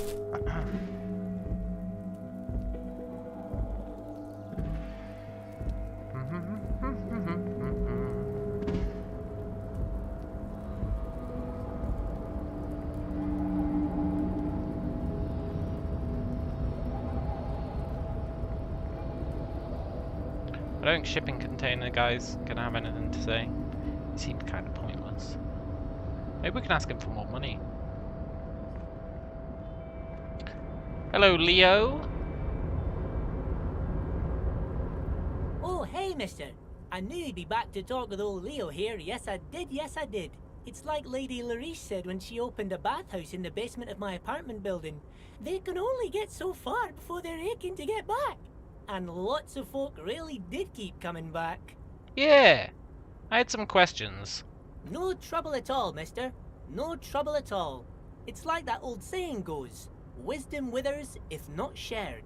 And old Leo is always up for sharing. Yeah. Did you write the note to make more banners? Oh, yes. I leave all kinds of notes for myself. That old head of mine ain't so good at keeping things in no more. I almost forgot about the borscht. Yeah, what the hell is the borscht? Oh yes, I've been taking special whirling borscht to the men every day since the strike started. It's very, very good. Makes a man feel so warm and happy. I feel like I could take on Mr. Renadan's boar dogs every time the lunch is done. What do you mean? Yes, yes. I'm taking it to them. The borscht keeps them happy and in fighting spirits. Makes you all warm inside. They brew it in the whirling in rags. Really? Who does? Oh, the whirling's cook. He makes it. Them is always talking with Mr. Manana in that weird language and laughing together. He doesn't speak what we speak. He's from Grad. I'm gonna look into it. Oh, sure, mister. Sure. You do that. Yes, sir.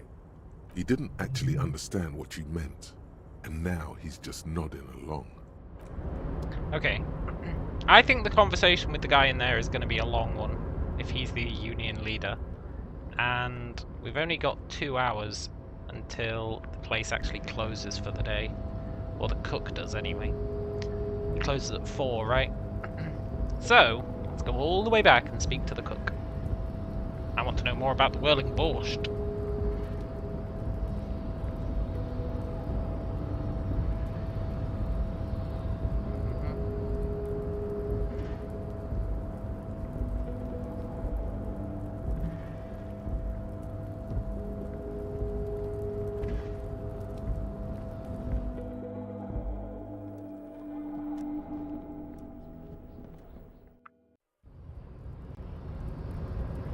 I wonder if I can speak to Meathead again, or whatever his name is. I'm in debt. Yeah. We need more money. Isn't it 20 quid for the night? We need more money before night time.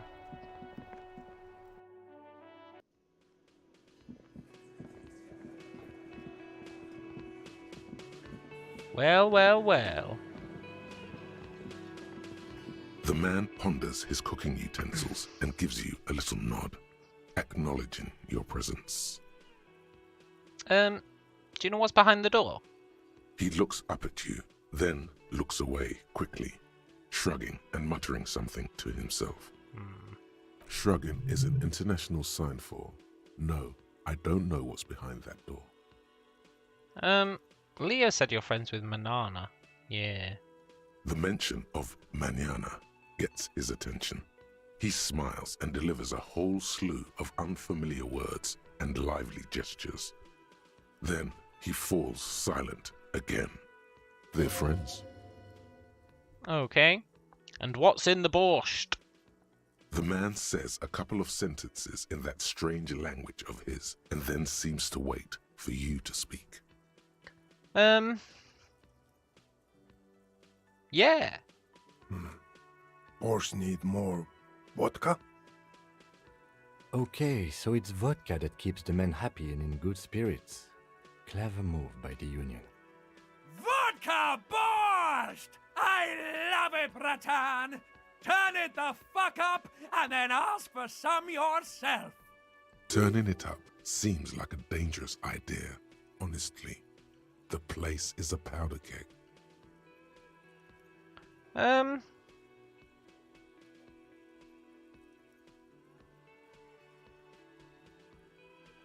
Yes, turn the vodka up. He smiles, nodding vigorously, then pours half a bottle of vodka into the pot. With a whistle, he stirs the brew. Can I have some? He smiles and nods enthusiastically, and, chattering away in his language, ladles some brew into a small thermal cup, then hands it to you. Nice. Maybe. +1 physique, -1 morale, so it's the same as our alcohol. Cool.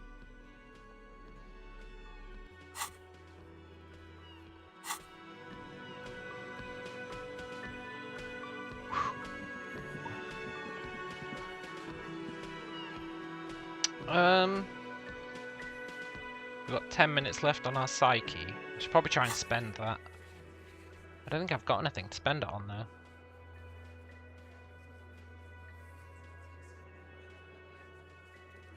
Joyce, challenging volition.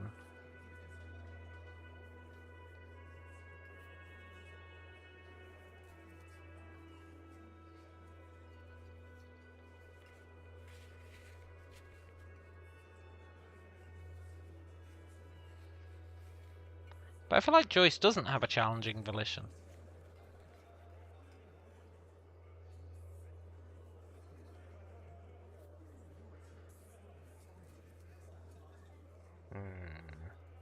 Let's go do those visual calculus checks that I unlocked when I leveled it up.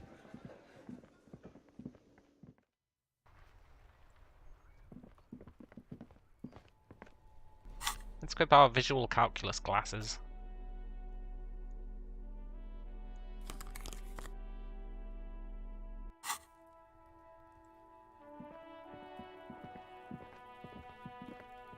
You see a set of tire tracks in the brown slush that covers the plaza mosaic. Please don't give me a morale hit. No, these tracks are not interesting at all. Sure.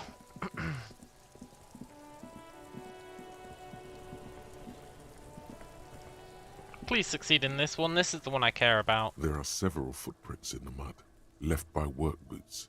Anywhere from 6 to 12 pairs have walked here. Hey look, we got an extra +1 from calling video Revachol. That's cool. 83%.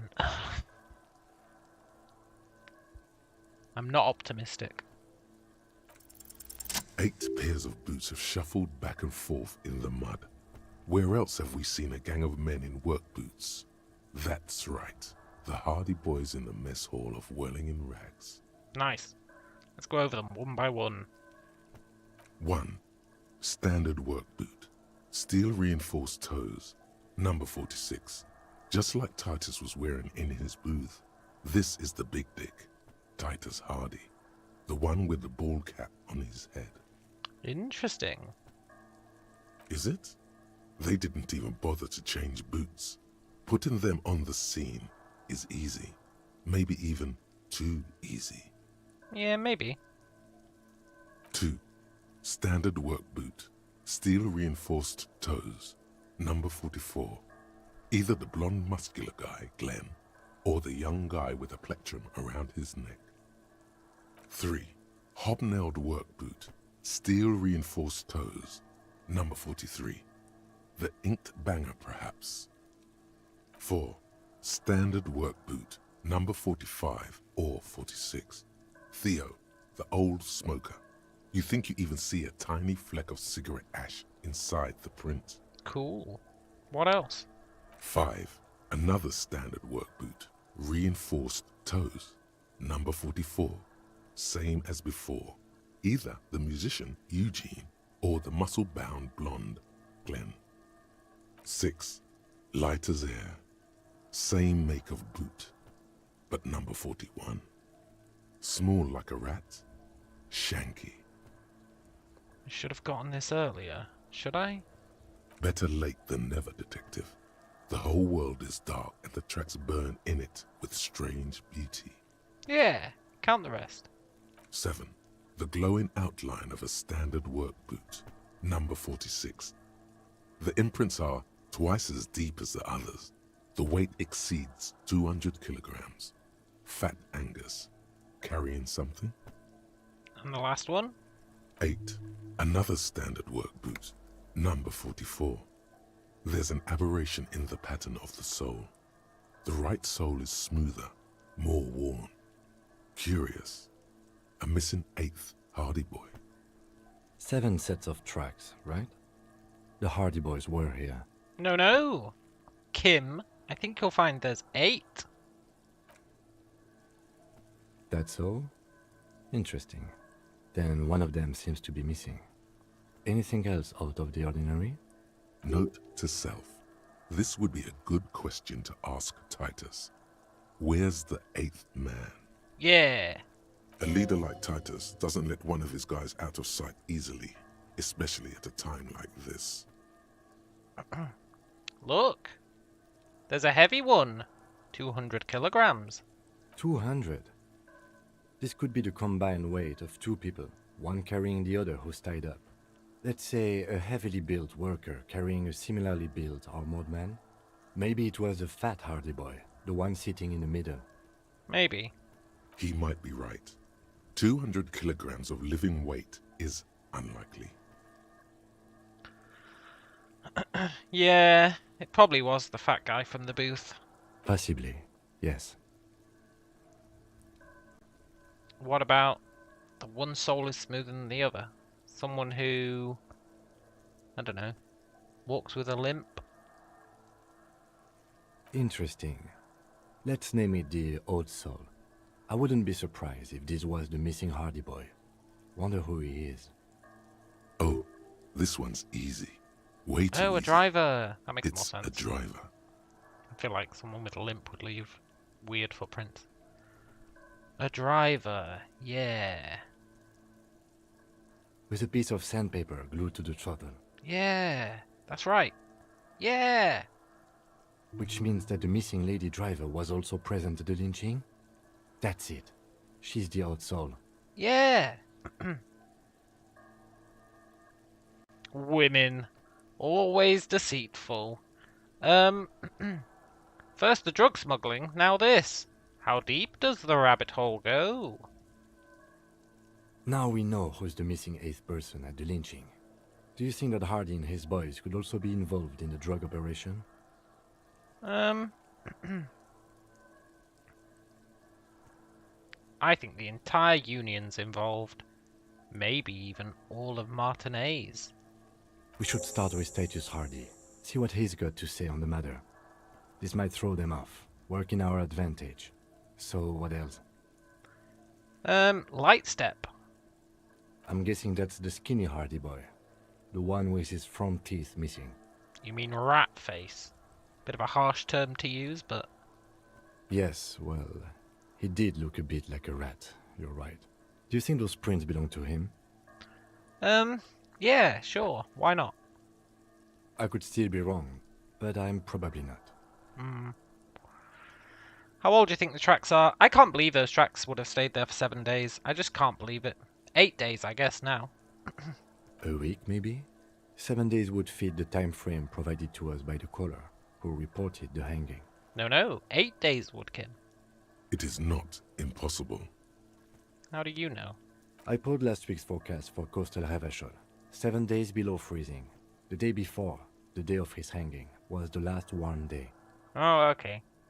Maybe they would last that long then. Correct again. Sub-zero temperatures would preserve the tracks in a good state. The commotion here could have taken place a week ago. What do you think happened here? Well, I think a man got lynched. What do I think? A mob of people brought something heavy to the tree. One of them was carrying the victim. They shuffled around, especially under the tree. Then, after hoisting him up, they stood in a semicircle facing his direction. At first glance, this appears to be a lynching. Indeed. They all stood in a row here and looked at the tree. So far, so good. Only one thing missing. Of course, there were 8 tracks, but there are only 7 Hardy boys. Let's let him have his moment of joy. He doesn't trust us. There's one pair missing from the Union box. The 8th pair. I'm going to say it was our Old Soul. Yeah, that makes sense. There aren't any ladies in the mess hall. Yes. I doubt the Hardys are going to tell us much, but we should still confront them about the possible drug trade connection. Absolutely. Oh, nice. Now I'm willing to confront them.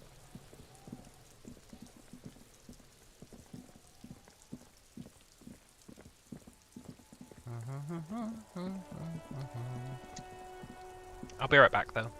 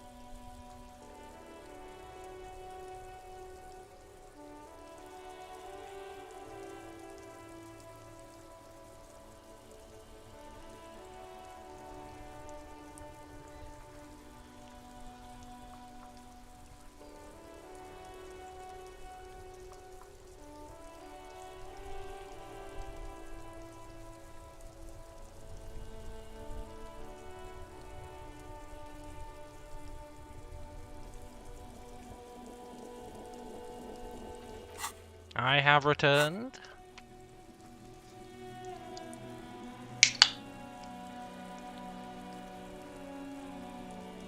Right.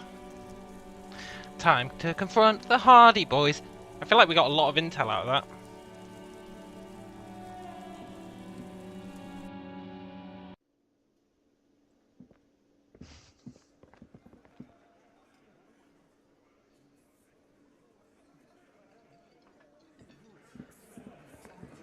Looks like the circus left town, but the clowns are still here. Yeah.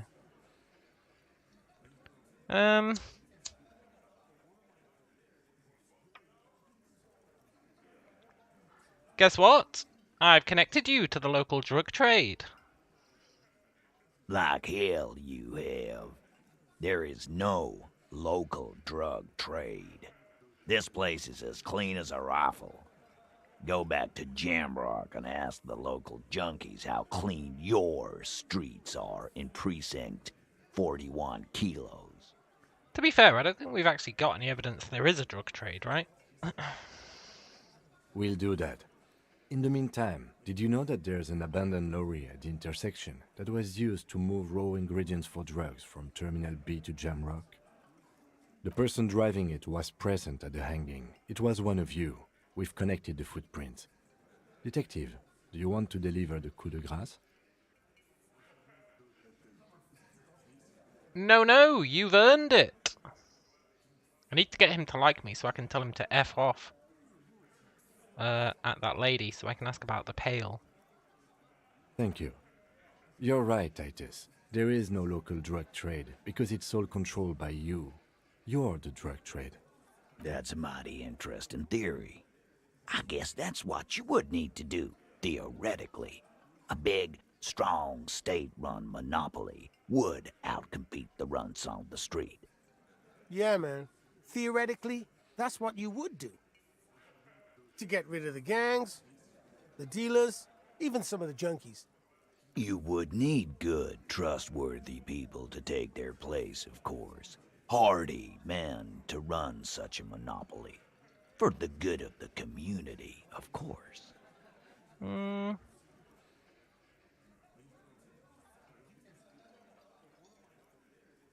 Look, there's still plenty of drugs out there.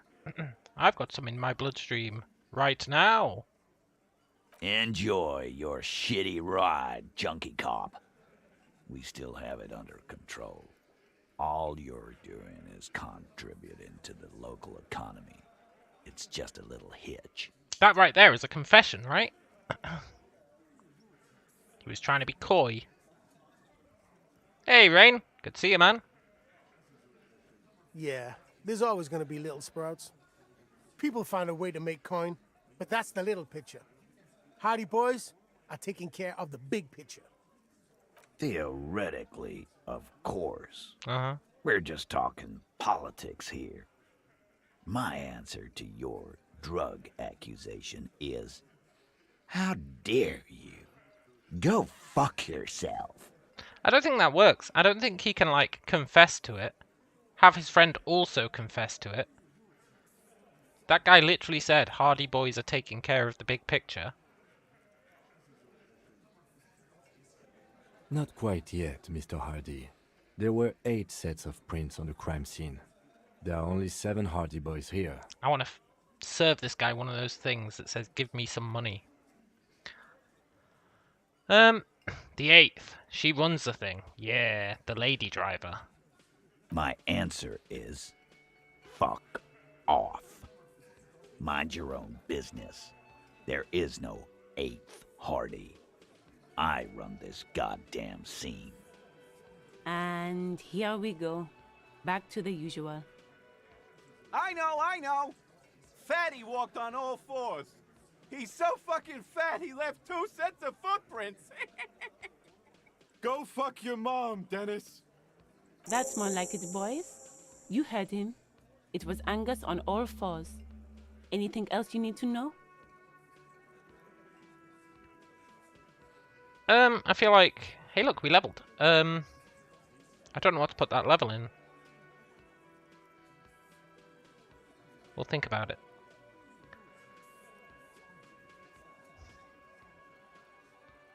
I found 8 sets of footprints. I feel like we already talked about this. But where's the 8th Hardy Boy? What are you talking about, madman? There's no 8th Hardy Boy. There's 7 of us and we're all here. Or what? You want to be the 8th Hardy Boy? We ain't hiring. Actually, boss, we've been talking and we think she could maybe... She? So there's an 8th Hardy and it's a Hardy girl? Who might it be? Elizabeth? The gardener? No, definitely not. Although maybe. This game is cool. Yeah. Kind of stressful, honestly. It's a very, very stressful game. For a dialogue-heavy, detective-y, point-and-clicky kind of game, it's very stressful. Shut the fuck up, Glenn! Yeah. I do the talking here. Now what the fuck do you want, cop? So let me get this straight. There is an 8th Hardy Boy. It's a she, and you don't like us talking about her? I always play stressful. I know, but this is super stressful because I'm not letting myself reload. Which is just adding to the stress. But you know what? That's why we do it. I need to buy some meds. Some magnesium. That's right. We're not talking about this. This is a private Hardy Boys matter. Nothing to do with your shit. And you're not cops here. Don't go digging around if you don't want a bullet in the back of your head. I'm watching you. Good. We are all watching each other. Officer, your question. There's no point in pushing it further, he thinks. This is already a victory. We'll learn more about this 8th Hardy sooner or later. Yeah.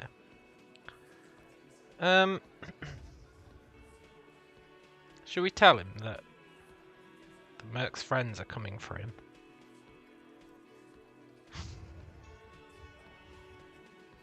Yeah, why not? Yeah. By friends, you mean his squad mates from Cronell. Did you just admit you hanged him? But yeah. Wouldn't want to beat up his grandma. What? Wouldn't want to beat up his grandma? What an odd comment. Nervous, snickering. There's a rush of adrenaline present. Yeah, they're forming a tribunal, and they're coming for you. This is what happens if you take the law into your own hands. Other people start doing it too. Let them come. The Hardy Boys are right fucking here. You heard the man. Right here. We're armed. We got the whole district behind us. And Glenn. Glenn is fucking crazy. Yeah. A well-oiled murder machine. The mood is on the rise. They're feeling confident. Ready to punch out the whole Merc platoon. They've got automatic weapons, guys. We got weapons of our own. We got Ister 50s, Zeelagers. Glenn's got a knock cannon at home. Well, I mean, if Glenn has a knock cannon at home, I guess you'll be alright. That thing has 7 barrels, 1 trigger. You do the math. Look, they've gone rogue. They've gone rogue! Big fucking surprise. They hire psycho scum, arm them to the teeth, and let them loose in the city. What do you think is gonna happen? I don't know, man. But it's bad news. So are the local gangs. The fucking Barmy Army and the Madre scum. You've been out there. Seen any around? Yeah. Where are they now, huh? Sent back to Madre in an airtight cargo crate. These people are trained military professionals with decades of combat experience. They are not a gang or a barmy army. No, they're not. They're uncoordinated and drunk. We know more about them than you think. Okay, whatever you say. What do you mean, okay?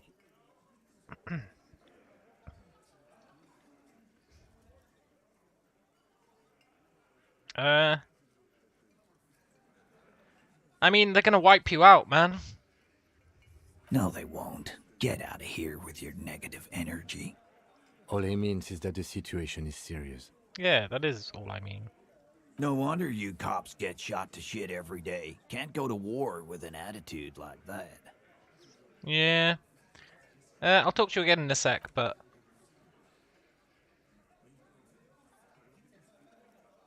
I want to see what our thought was that just completed. Cop of the Apocalypse.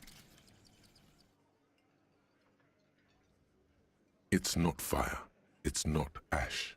There will most certainly be a sea of corpses leading up to the event. But it won't be war or pestilence that causes it. Oh no, the event will belong to a genre of cataclysm no man has dared to suspect would ever come to pass. You can only sense the shape of it, like a cavity, a pit opening up in your stomach, a throat into which the world will vanish. The streets, the grass, the stars, all will be rolled back. By whom, by what, and how? You don't know. All you know is you're not joking around. Yeah! I hope I get a good bonus out of this. Learning cap raised. I guess that's pretty good. I was hoping for something more substantial. I doubt I'll ever put enough points into those for that to matter, right?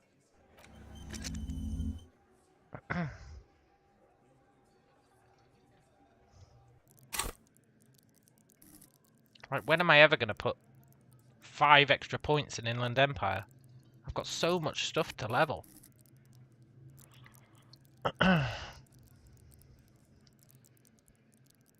I'm gonna level...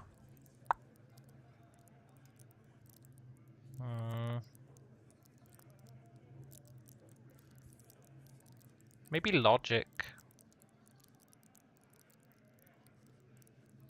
Maybe...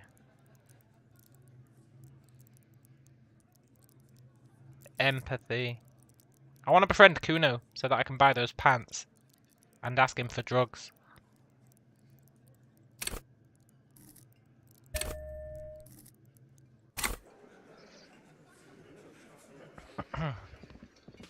I want to befriend Kuno. For that I would have to do some drugs to get my empathy up higher. It's quite a hard skill check, I think.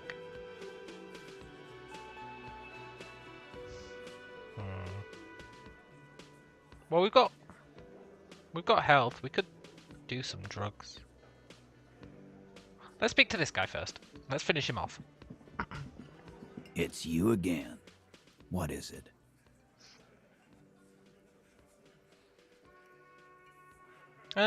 Did you hang the man? You already admitted to doing it, so it's kind of a redundant question, but let's ask it. So, you're not just here to swing your big dick. You're here for the pretty boy. A real looker, that one. Stinks like shit, too. They couldn't get him down, boss. He's still up there, stinking up the place. Funny. But my partner and I have a serious matter to discuss with you. Yeah.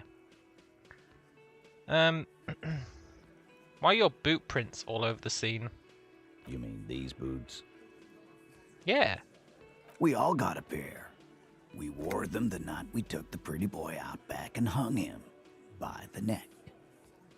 As he speaks, his fists contract, going through the pulling motion again, savoring it. Case closed. Job's a good one. Yeah, we did this. Together. All of us. Until he was dead. That's why our prints are all over the scene. So you confess? Goddamn right. No. These 7 honest men have equally come forth. They told you what happened, so that you don't waste any more of your time. All 7 together. They're diluting responsibility. It's an anti-arrest tactic. Who called the shots? Are you deaf? There will be no singling anyone out. You can't arrest a hardy boy without arresting all hardy boys. Do you think you could do that? Do you think you could arrest them all? A trick question. Don't let her lead the conversation. Yeah, you're right, rhetoric. Who called the shots around here? Who do you fucking think does?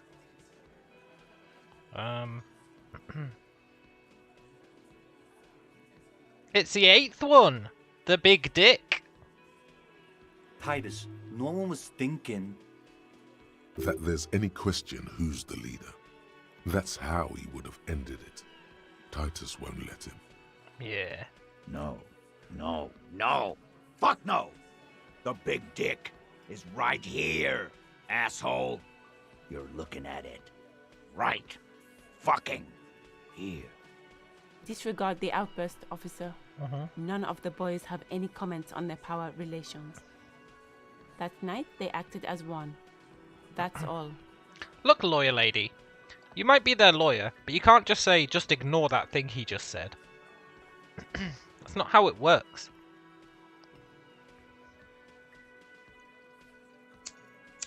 She's acting like she can just retcon the conversation. No, he didn't say that. Just ignore it.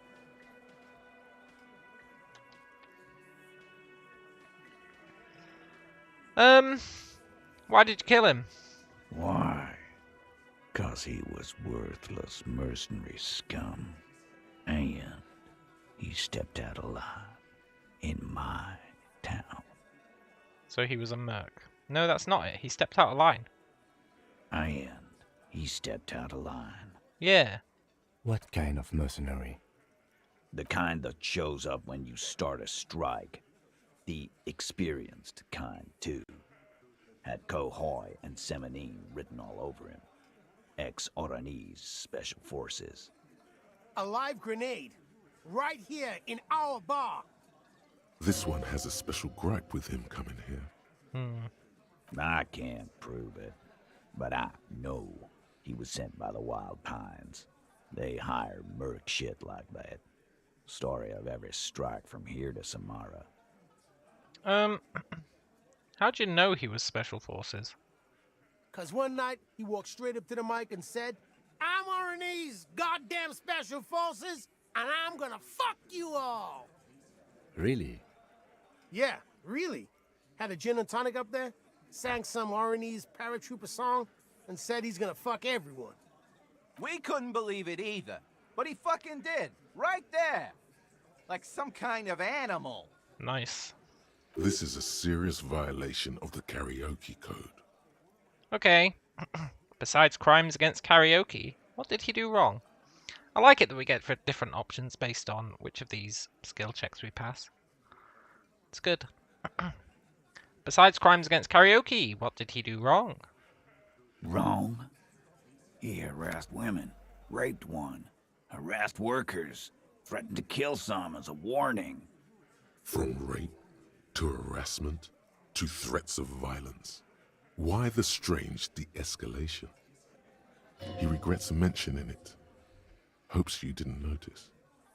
To kill us all, if we don't open the gates, if we don't let the scabs in, if we don't bend over. That was before he started coming here. Yeah, he said it was his favorite joint now. Started coming here every night. Drinking, grabbing girls. Grabbed one of ours mid-karaoke, right there on the stage.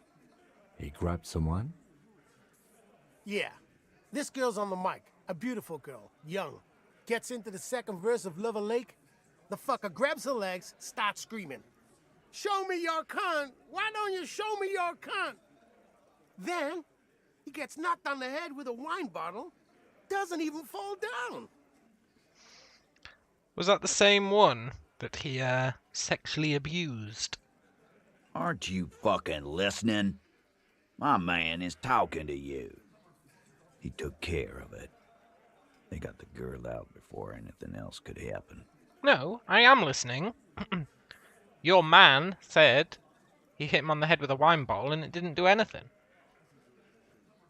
Yeah, me and Eugene got her out. Aren't you fucking listening? You didn't say that, Shanky.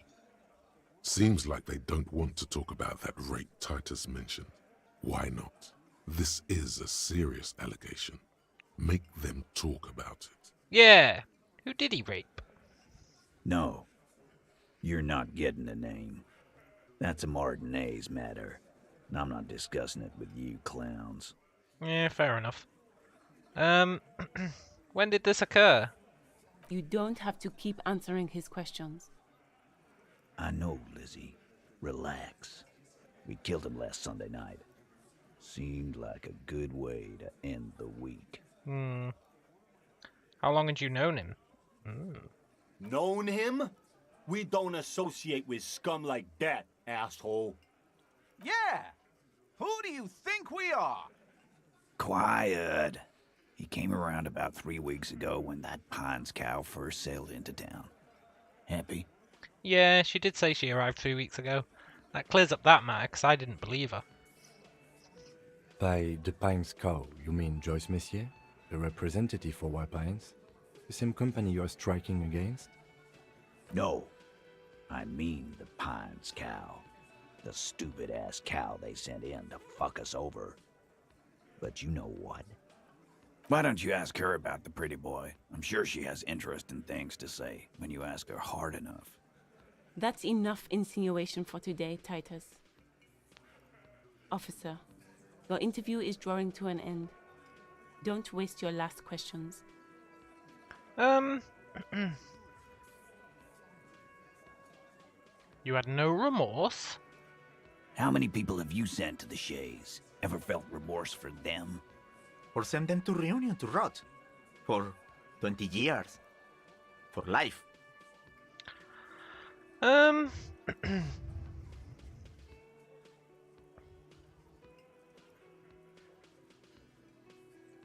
Look, we enforce the law. No, that won't work. I'm just doing my job. No. They were bad people, that won't work. Look, I can't remember anyone I've sent behind bars. Doesn't remember them. He just forgets. Are you hearing this, Titus? Ain't no use keeping a stiff catalog in your head.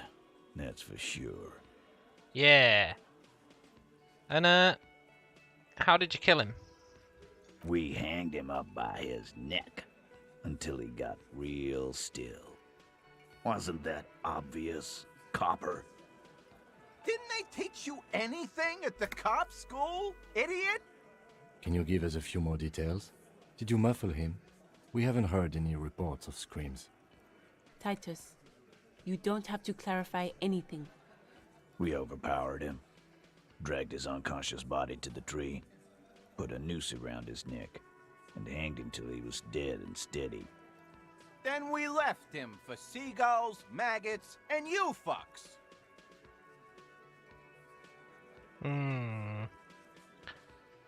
Wasn't he a trained killer? Yeah. How did you overpower him? I mean, there are 8 of them. With numbers, asshole. How do you think? You're right, Lizzie. I've done enough explaining here. No, he hasn't. Not yet. Where did you overpower him? Weren't you fucking listening? The fucker came to our bar. It happened right here. Shanky might be lying. Well, yeah, that's true, but anyone might be lying. But you know what? I'll take the increase. Cannot be retried. Does that mean if I come back to this, I can... Like, if I leave... I don't think I've got anything to increase composure, though.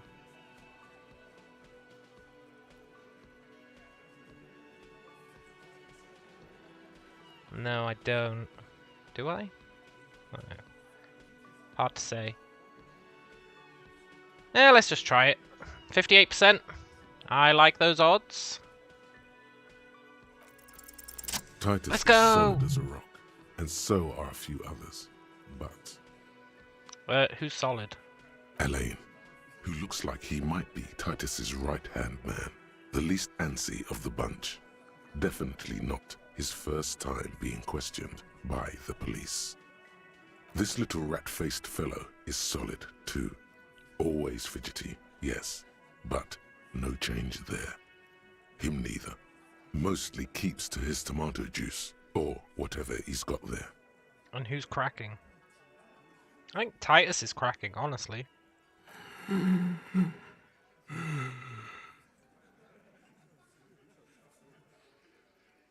Fat Angus. Hey, Fat Angus! You having trouble breathing? No. Of course he's having trouble breathing. Just look at how fucking fat he is. Fuck off, Shanky. Angus is a powerful guy. All muscle. Keep your eye on this powerful guy. Sooner or later, he's going to break like a piece of twig. Yeah. Kind of weird to say a piece of twig, but sure. There's something you're not telling me. And fuck you, too, Copper. Picking on Angus like this. We're done with this schoolyard shit. And just so you know, he doesn't have trouble breathing. Unlike the guy on the tree, am I right? His all-muscle comment wasn't sarcastic. He's genuinely trying to look out for Angus. This one is a stone wall. You won't get more out of them about the night of the murder. Not yet. Well, I've got other questions. Like what, Copper? Why don't I just arrest you? Yeah, sure. Why not? Yeah, lawman. Why don't you? It's almost an anthropological sight, watching him try to assert dominance over you. Not in the arresting mood? A fearful readiness, like an electrical charge, raises hairs in the room. By your side, the lieutenant keeps his hand away from his holster. You hear the nylon of his coat hiss as he steps closer. Easy. Walk back from the provocation. They're armed, and they outnumber us. The lieutenant tries to establish eye contact with you.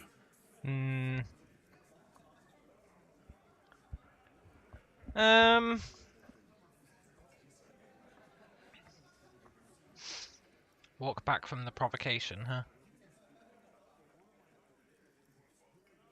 Yeah, okay. Let's just talk. Wise move. You made the right choice there. Now make another one and get the fuck out of our booth. We're not gonna do this again. Damn it. But I want to do it again. What are we gonna do now? Nothing. Your investigation here is done. Leave Martinez, go back to your stations where you belong. No, I'm going to prove my authority to Titus Hardy. I think we're going to stick around, thanks. Some things don't add up here, Titus. I've done this job for long enough to know that people don't just confess to first-degree murder, even if it is a group responsibility. We're going to look into this. Good luck with that. You've heard everything a rent-a-cop is gonna hear from us, real law officials. You're hey, lucky PJ! you didn't get a beating. 17%.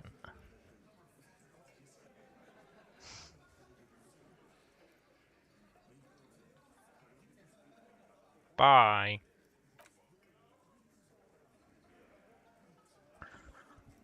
I'm gonna have to put points into authority, aren't I? Want to see my knuckle dusters? Can I do this now? Behind the dockworkers, a ceiling-height window. The hawthorn branches scrape the glass like bony fingers. 3%. Yeah, okay. Hey, lawyer lady, you're a real pain in the butt. I've got nothing to say to you.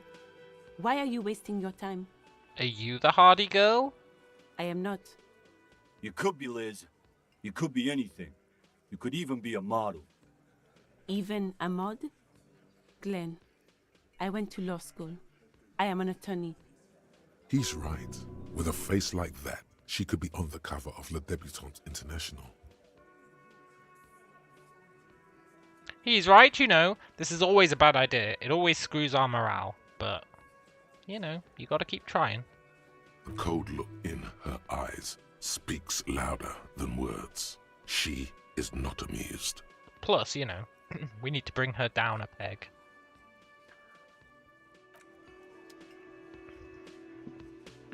Right. I want to go... Oh, actually, let's talk to this guy. He might be friendlier now that we've paid everything. Can I help you? I saw another thing. I don't think I did. Another thing. Great. I love those. Oh yeah, the phone line's dead. Yes, and the phone company is taking its sweet time sending someone to fix it. Losers. Is it true there was foul play? Who told you that? I honestly don't know who told me that.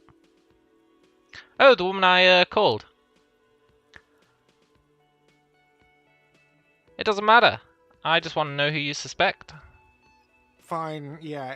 It looked like someone had messed with the wiring. It was shortly after the hanging, but I don't know if it's at all related. Plenty of assholes around here who aren't murderers. If you do find out who cut the line, though, let me know, so I can forward them the repair bill. Okay. Yes?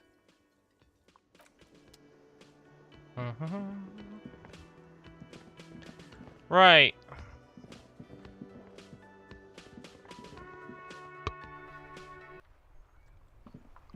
Let's go talk to the Union guy now. I'm pretty happy, now that we've talked to them, to talk to the Union guy. I can be like, hey, they confessed, by the way.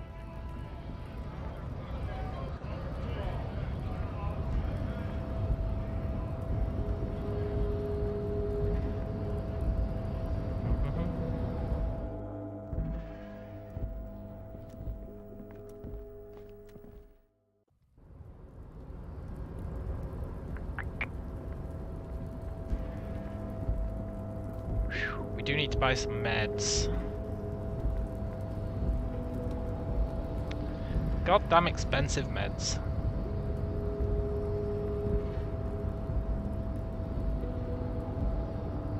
But we also need 20 quid for tonight.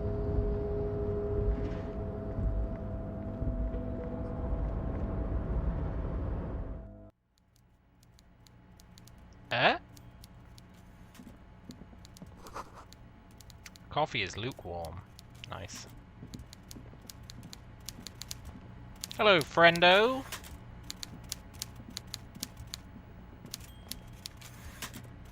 Before you is a walrus of a man seated behind a large desk. He looks up from his work, not the least bit surprised to see you. With great effort, he straightens himself up in his chair, yet says nothing. He simply stares at you. Are you in charge of the dock workers? Welcome, Mr. Dubois, Mr. Kitsuragi. It's good of you two to stop Dubois? by. Please, have a seat. I'm Everard Clare, head of the Debarders Union here in Martinez. You know, that means his brother, can't remember his name, Edgar or something. They're supposed to be twins. That means when one of them started becoming a walrus of a man, do you reckon the other one, to maintain the twin illusion, also had to start, like, overeating? And they'd have to manage that really well, so that they were both the same levels of fatness. Seems like a complicated situation. I'd offer you my hand, but unfortunately my health prevents me from getting up. You understand? He looks extremely comfortable. The tiny folding chair, on the other hand, looks like a torture device. You go ahead, detective. I don't want to sit in the chair. Whatever he has in store for you, it can't be good, he thinks. I'll do my best. Forget about that. What's with this Dubois stuff? You're getting some seriously bad vibes from that name.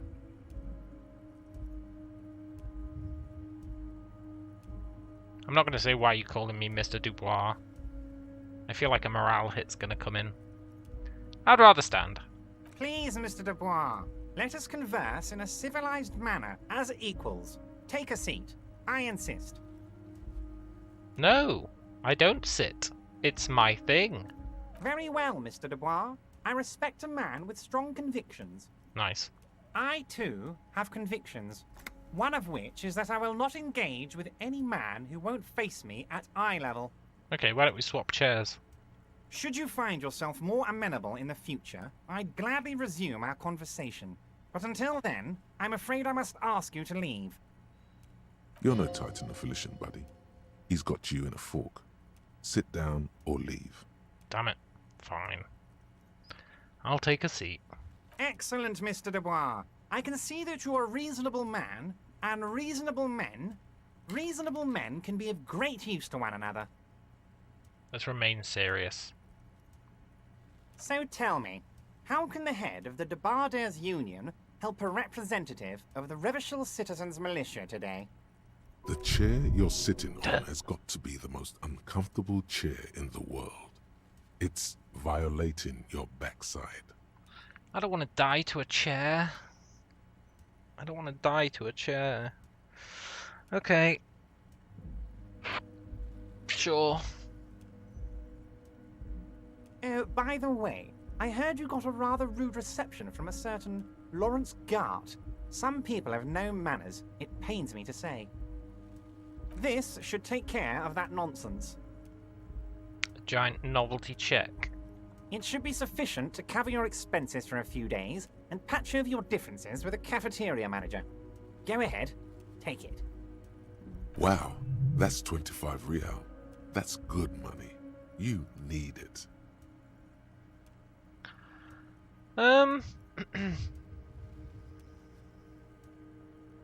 You know Gart? Of course he does. Yes, I know Lawrence. He's a real character. No union man in him. A real piece of work, that boy is. With a grin, he points to the checker game. It's like you're on a game show. At least don't thank him for it.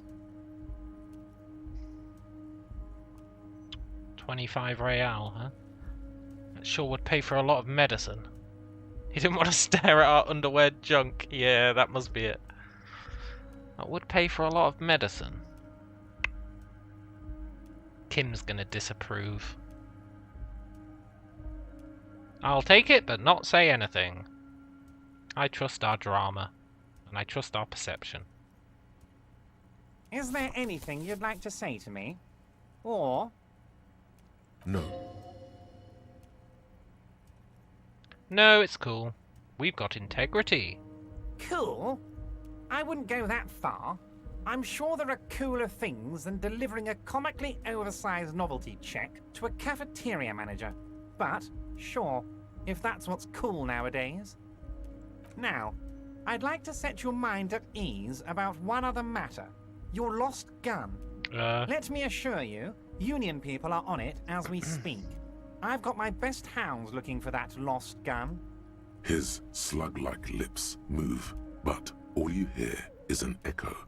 Lost gun, lost gun, lost gun. Kim's not gonna like this. The world is swallowed by a black hole of fear. Only two words escape its gravitational pull. Lost and gun. Oh God, why didn't you think of this before? Cops have guns. Where's yours? Who cares if I've lost my gun? And the love of my life. Sure. Fuck love. Am I gonna die? This is your gun. This is serious. You don't need a gun. We can still have fun without the gun. The fun doesn't need to stop. Have some right now. Are you all right, Harry? You seem anxious. Don't be. Everything's going to be all right. I am anxious. I'm like super anxious. It's not like you left it loaded. You didn't lose a loaded gun. Local children aren't out there playing with it right now, pointing it into their own mouths. It's in a safe place. I just know it. I have a feeling everything's going to be all right. It was loaded. There were 2 bullets in it. You always keep at least 2 barrels loaded. 3%.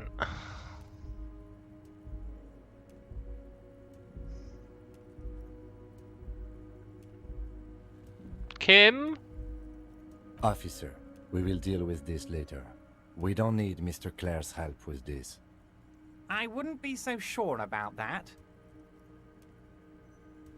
3%. I'm gonna die. I'm actually gonna die.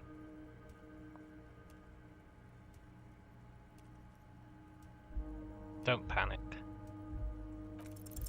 God, you're sweating. Your knee is jerking.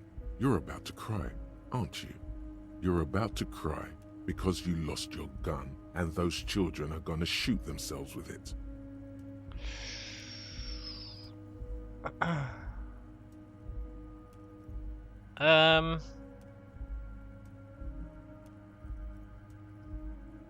So what? Men can cry too. You want to cry? God, you're weak. Whatever you do, don't cry. He'll think you're disgusting. Mr. Dubois, you don't look so good. What is this Mr. Dubois he keeps repeating? What is he trying to pull here? You need to cool the fuck down. Chill. Mr. Dubois! Mr. Dubois! Harry! Go to our safe place. Go to our safe place. Mr. Dubois, are you okay? Can I get you a glass of water or something? Are you having some kind of medical emergency? Where's my spirit animal? Maybe you could use your hands somehow, in a kind of throw-in motion, like you're throwing that Mr. Dubois act right back at him. He's Mr. Dubois.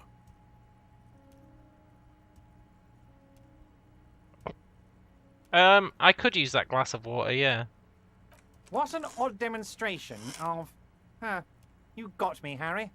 I don't even know what.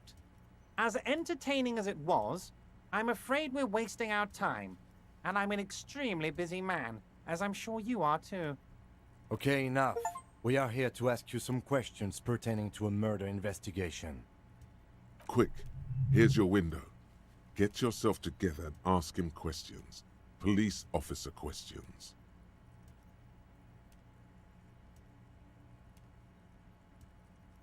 But I don't want to die. I don't want to die. Look, we might talk again later. Wait. You need this to get in and out through the gate. Thanks. I've already got one. Here. You're one of us now. A real red and white union man. Take care, Harry. Whew.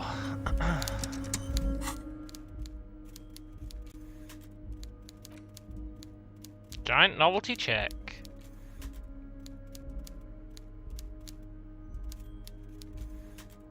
I can't sell it. God, I really thought we were gonna die there.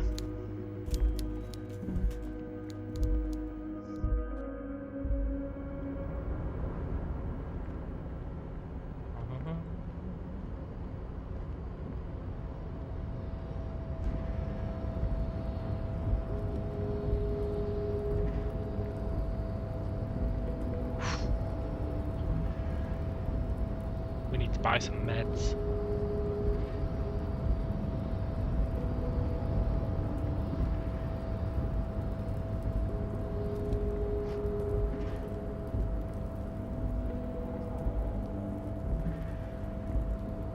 We'll see if we can convert this check into 25 quid. We'll go and hand in our tear. See how much money we've got to work with.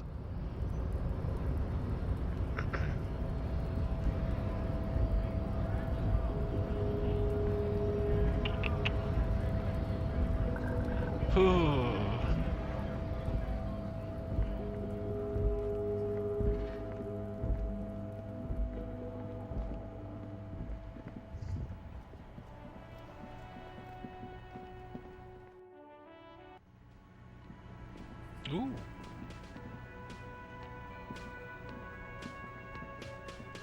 A bottle of rum's been knocked over. That sugary black rum stain on the counter makes you teary-eyed with joy. It's almost touching how syrupy and sticky it is. How long have you been up already? Look, it's not drink o'clock. We'd actually die.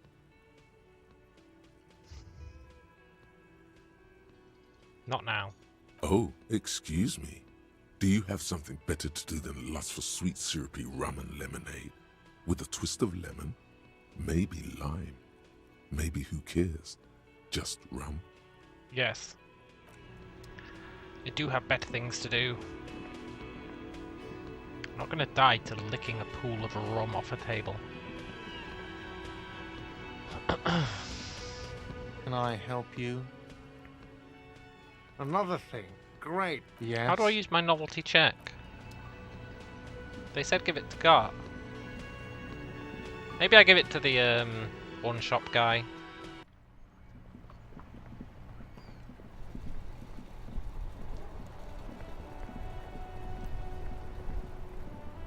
Oh, I also want to look at those guys' glasses.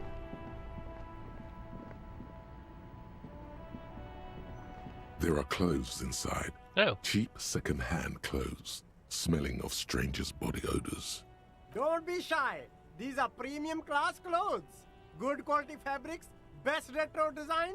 Save the economy with your style, officer. Save the economy? That sounds off. What are you talking about? Haven't you heard, officer? We've got to be economically conscious. Recycle your cash, keep it in circulation. Don't buy new things. Buy eco. Thanks. I'll try to be more economically conscious. Very cool. The economy thanks you, officer. The shine on these sunglasses lasts a lifetime, officer. 100% guaranteed. £3 for +1 Inland Empire. -1 Perception. +1 Electrochemistry, -1 Logic.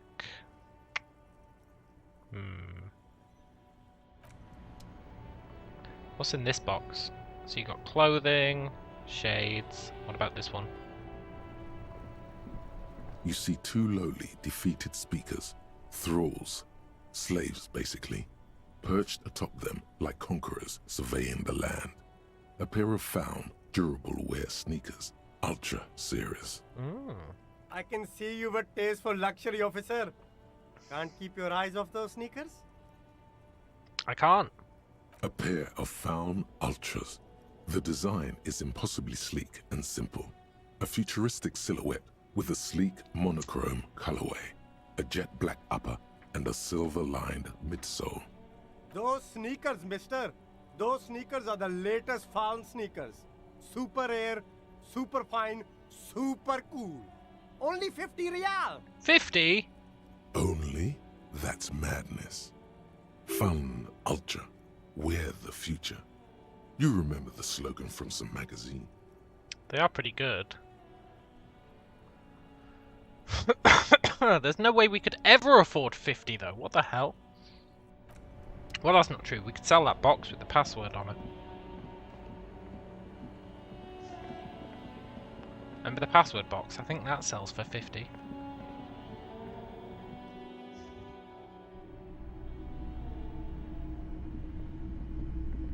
Hello, hello.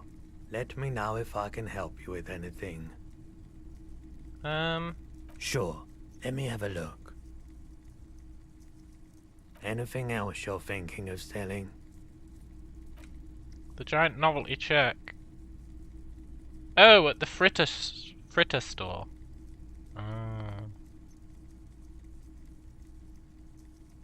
Worthless in a pawn shop. Yeah, okay. We could sell the fake gun, the broken gun. But when we picked up the broken gun, the guy said, maybe this will come in useful later. We can sell the lieutenant's handkerchief. We can sell these postcards. I'm not sure why I'm keeping these. We can sell a die.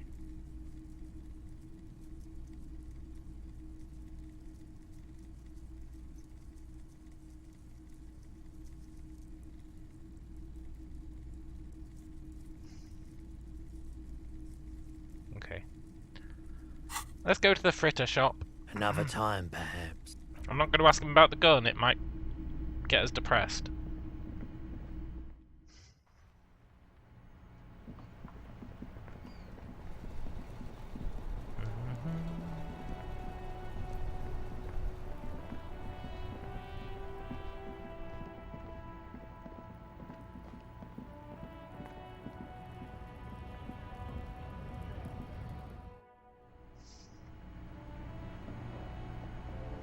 This is the tar machine. The tear machine stands in the corner. A sign says, 1 bottle equals 10 cents. Your bottles clunk into the machine, and the money appears with a satisfying jingle. Nice. Is this about the questions again? Because I don't really know anything. No. I need this 25 real. Wow. I didn't know you worked for the union, sir. Anything else I can do for you? No, you don't work for the union. The union works for you by supplying you with cash. Yeah. Exactly. A small cabinet on the wall is filled with various medicine bottles, nasal sprays, and blister packs. Okay, here. I hope Saint. Okay, here. Okay, here. Okay, here. I hope Saint. Okay, here. I hope Saint Baptiste makes you feel better or something. Okay, here. I hope Saint Baptiste makes. Okay, here.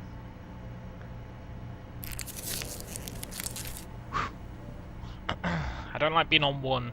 I'm happy being on 2, but I don't like being on 1. Let's go talk to the guy again.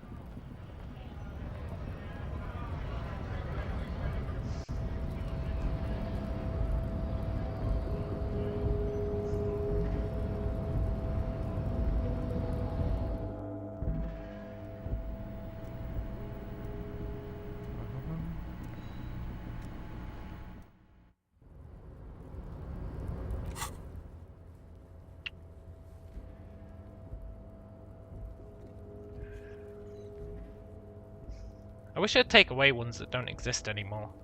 Like, I'm pretty sure Physical Instrument doesn't exist anymore. I'm pretty sure Map Wall doesn't exist anymore because I bought it. Trash Container doesn't exist anymore. It's just annoying. This is the Uber edition, right? You'd think little quality of life things like that would have come up.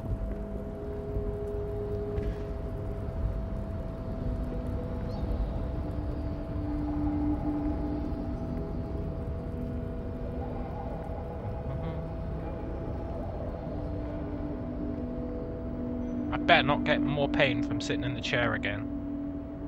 Ah, can you imagine if we do? That blow.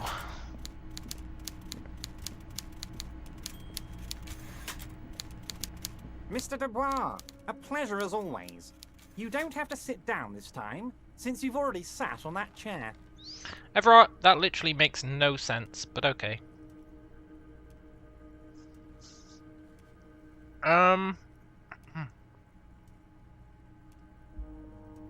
Did you know there's a mega rich light bending guy inside one of the containers outside? Mega rich light bending guy? Oh my god. How did that get in there? He's so rich he could get in anywhere. Damn it to hell, Harry. I specifically told my guys to check all the containers for mega rich light bending guys. Kim, tell him he was there. There was a guy in the container, but he didn't bend any light. That was in the detective's head. Honestly, guys, we might be moving all kinds of suspicious things through this harbour, but I won't be caught transporting the light-bending mega-rich. I have a reputation to protect.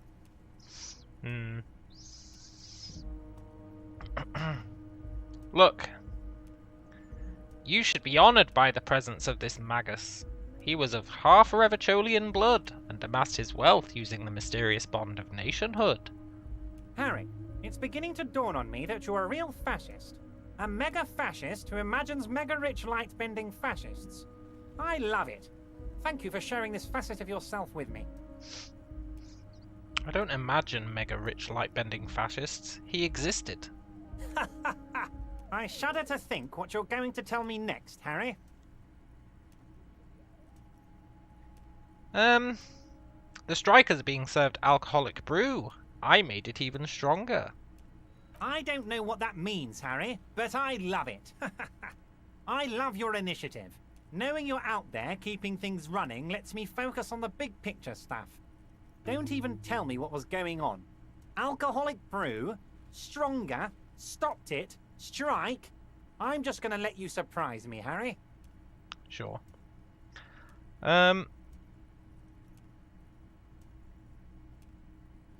I've just finished investigating the local drug trade. You've got a lot of spirit clearing up the drug problem alongside this murder.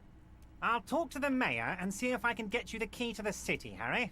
Now, let's talk real business. He refuses to discuss it further. It's probably just a small nuisance to him. Not even a speck of anger in his voice. That's that then.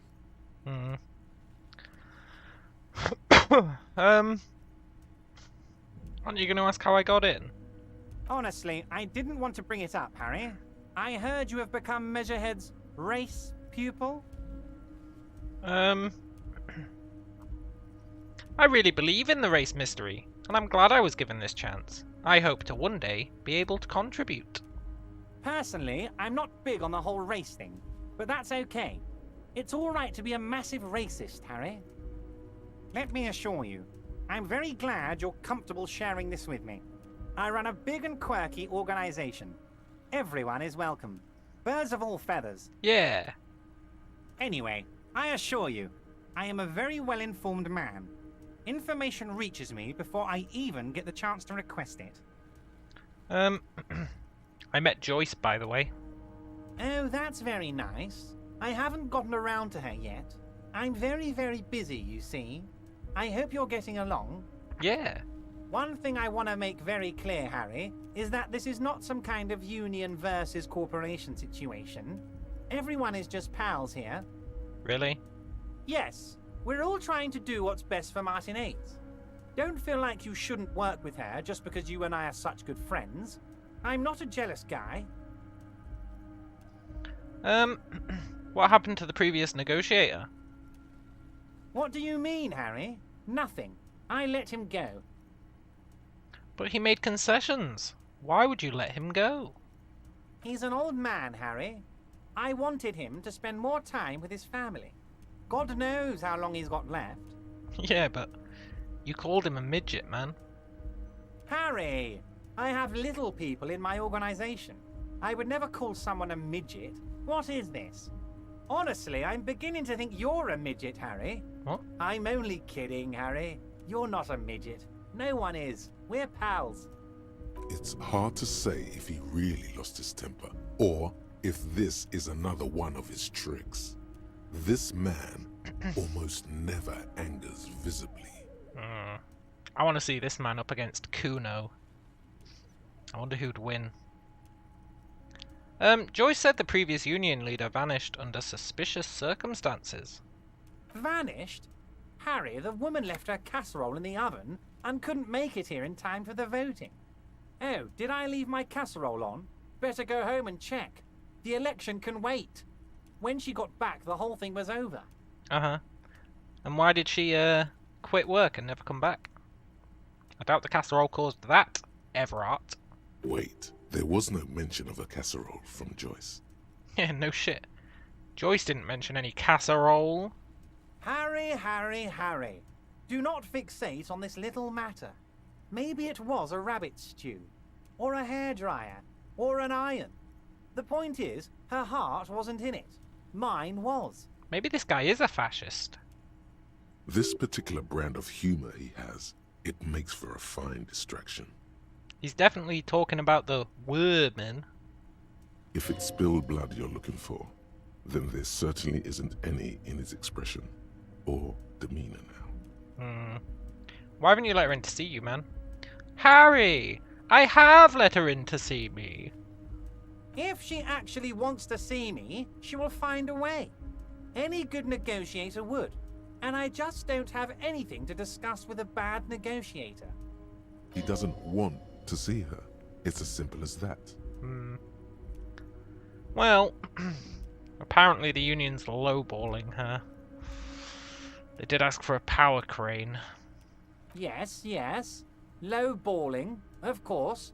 This isn't a casino, Harry. Real people, real livelihoods are at stake here. But everything's a casino for those rich types. His expression makes it clear. This is childish and irresponsible behavior. Of course, Harry. Let me just assure you one more time. It's perfectly okay to share anything we discuss here with this Joyce. This is a completely transparent organization. I have no interest in what she is doing, but I myself have nothing to hide. Your business is your business, and I respect your privacy. Just remember, none of this is secret. Tell her about all of it. My brother's picture, my singing swordfish clock. Tell her how overweight I am and how I'm helping you find your lost gun. Tell her about everything. Everard doesn't mind. Please stop mentioning the lost gun. It is rather interesting to tell people things about each other, isn't it? It was nice telling him about her right now. It was. This is weird. Not nice weird, but okay. Go on then. Why did you call me Mr. Dubois? Of course. Let us dispatch with the formalities.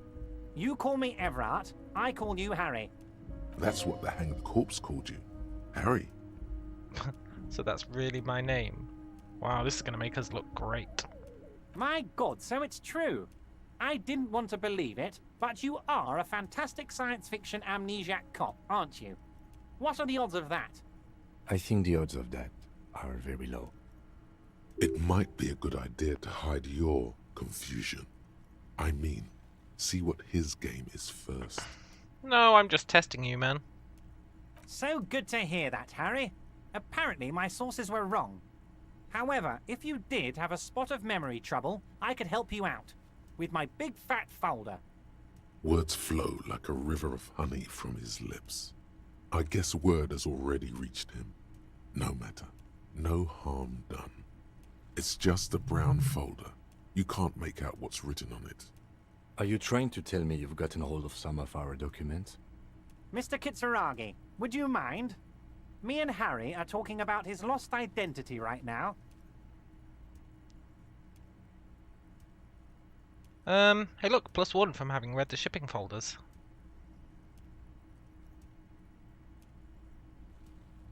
Where did you get it? Ah, this? My friends in your organization gave it to me, Harry.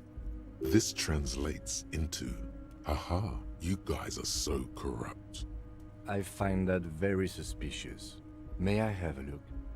I'm afraid this is meant for Union eyes only, Mr. Kitsuragi. I'm sure you understand. Please continue, Harry.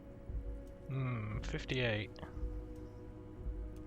Some of these might bring it down. That's what I'm worried about.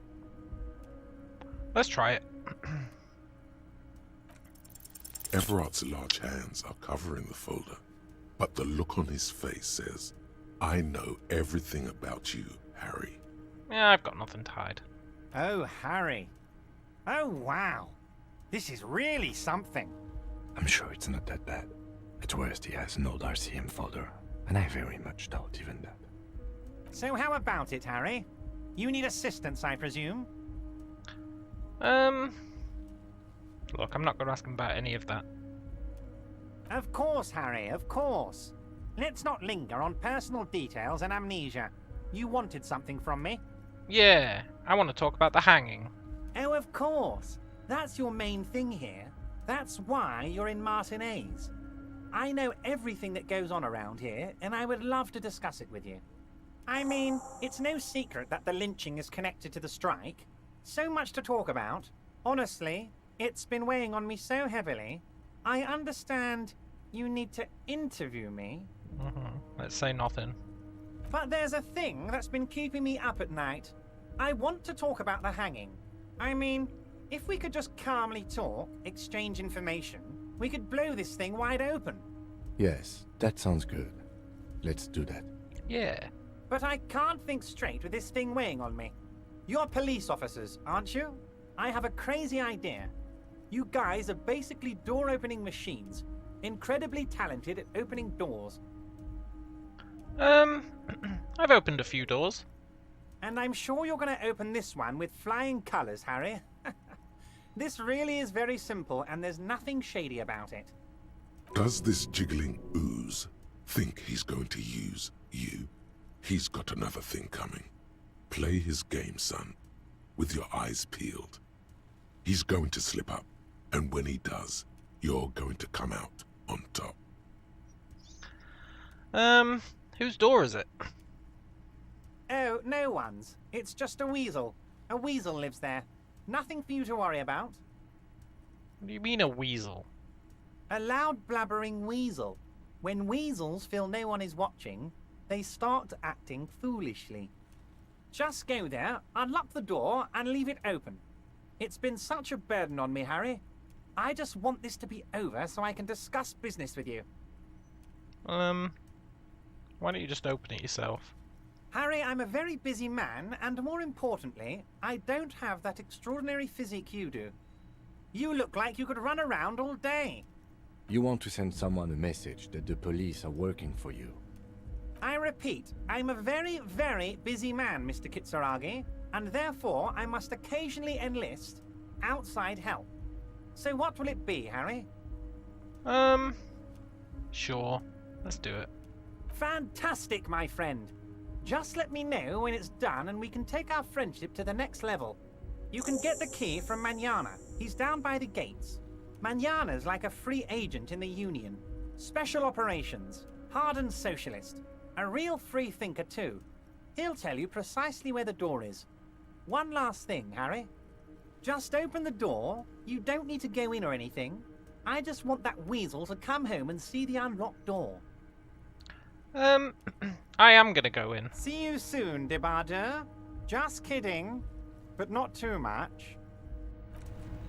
For sure I'm gonna go in. Anyway, I'm just in it for the XP. I don't think that guy knows anything about the hanging. It's not strike related, right? Not at all. It would have happened regardless of the strike. Well, I guess it wouldn't, because the Merc guys wouldn't even be there. But you know.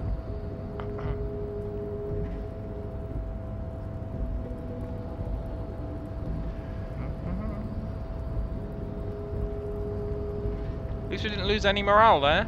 Feeling pretty good about that.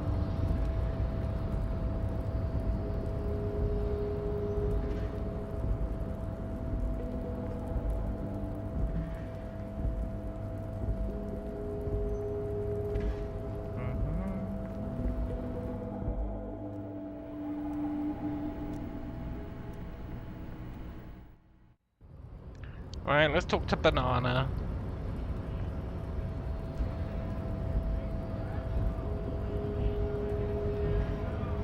So, how'd you like our harbor? You've been in there, he means. Talked to the boss man too, probably. It was fine. It's but a rest area on the path leading across open plains. Right, you talk to the boss eye to eye, like men of the plain. If you have any more questions, I'm set to talk. Yeah, you've got a key to a door. A key, huh? What door is this key supposed to open? I don't know. I think it's some whistleblowers. Oh, say no more. I got you. I got that key right here. And let me tell you, it's mighty good of you to help us out during the strike. Working class solidarity, as they say.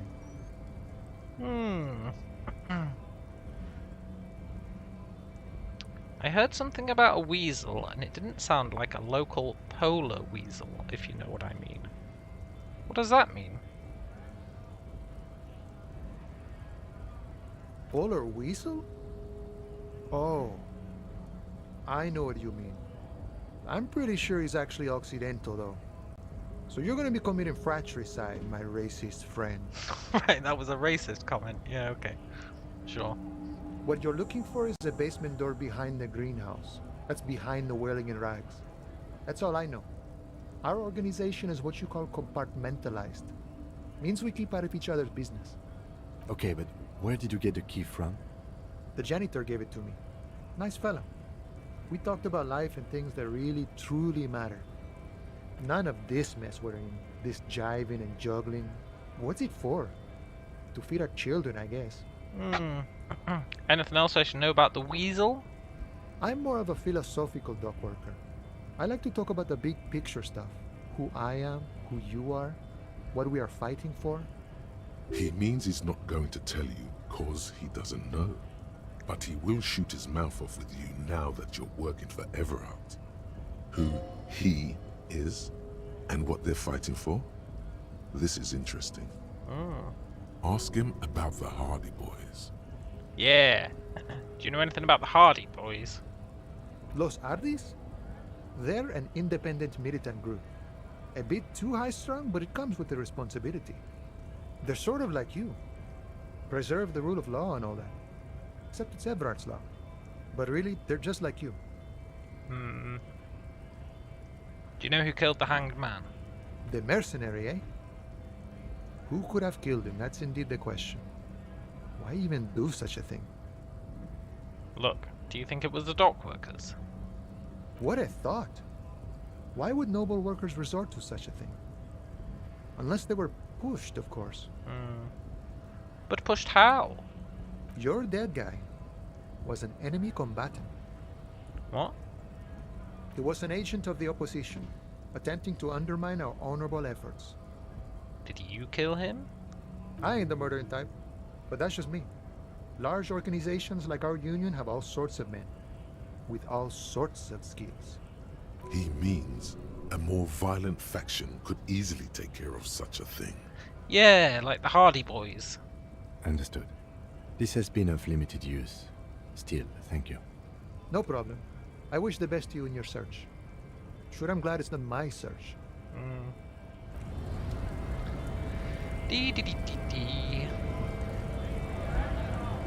Got 36 quid.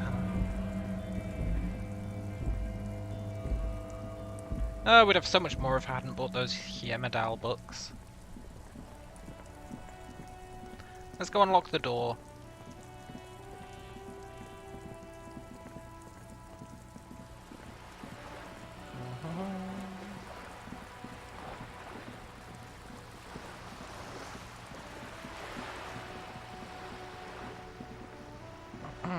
Now, he did say to not go in there. Can I do this again? Just an ordinary wall. No. At night time I might be able to.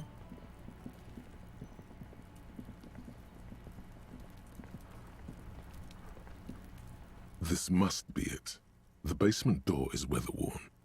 The copper nails holding the upholstery in place have turned green from sea air, and there's a knocker shaped like a lion's head. Let's open it. You try to be as silent as you can. It takes a bit of rattling of the handle to loosen the bolt. Finally, the door unlocks with a small clack. Thoughts race through your head. The sound of the key turning still echoes in the yard. Hopefully no one heard. Only curiosity could account for stepping over that threshold. Maybe there's treasure in there. A white alligator. A fountain of quicksilver. As you hold the open door, you can feel the air moving. A little draft. A whistle. Yeah, we're going in. Why would we not? If that guy doesn't want to speak to us about the murder, fine.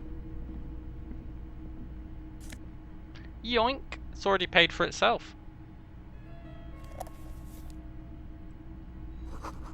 Clothing. Yoink.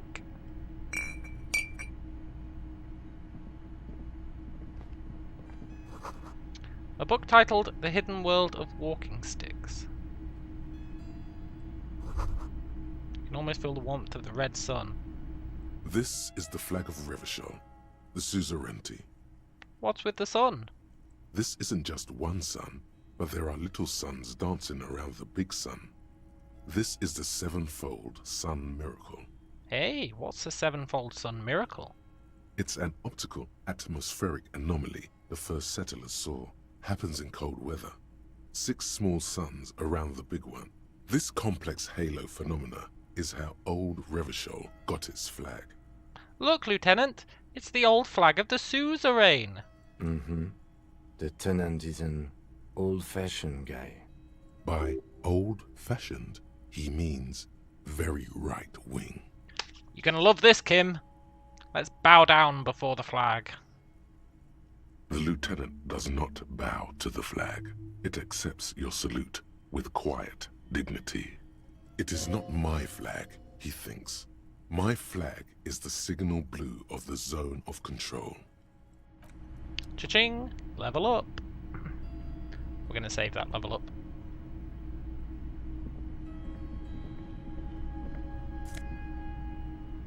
Oh, nice! A +1 logic shirt. Let's go!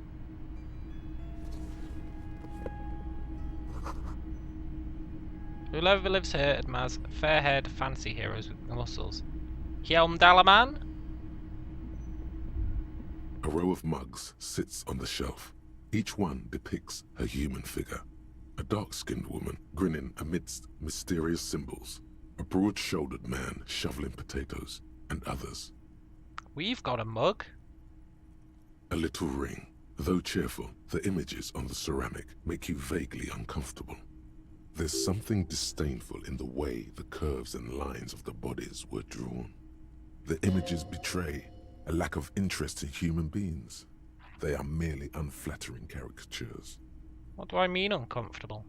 I thought we were a big old racist. The owner of these mugs doesn't like people of other ethnicities very much. Look, it's just a bit of fun with a pinch of truth. People have the right to make fun of each other in a free world. Of course, so very free. And so fun. The lieutenant picks up one of the mugs, then puts it back down with a look of disdain. This is a clue. I'm beginning to feel better about breaking into this man's apartment. Yeah, let's whip out our yellow man mug. Yes, your broken mug friend would feel very much at home here. The same humor, the same mocking lines. There's the missing tin soldier. Whoever lives here might have used the Whirling's container to dump his trash. But how? He'd need a key.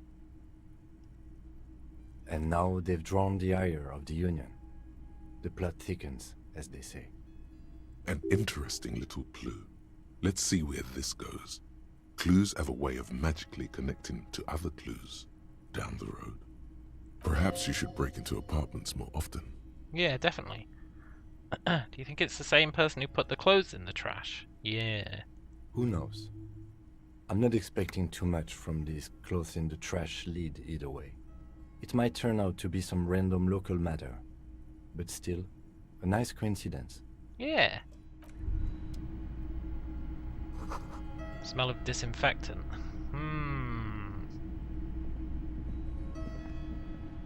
Wow, that building was totally worth going into.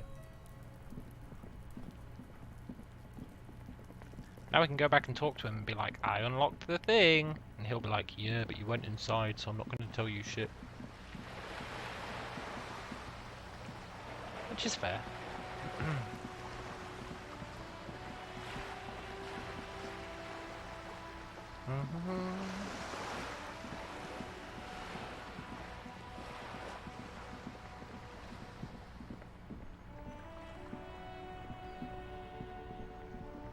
Da da da da.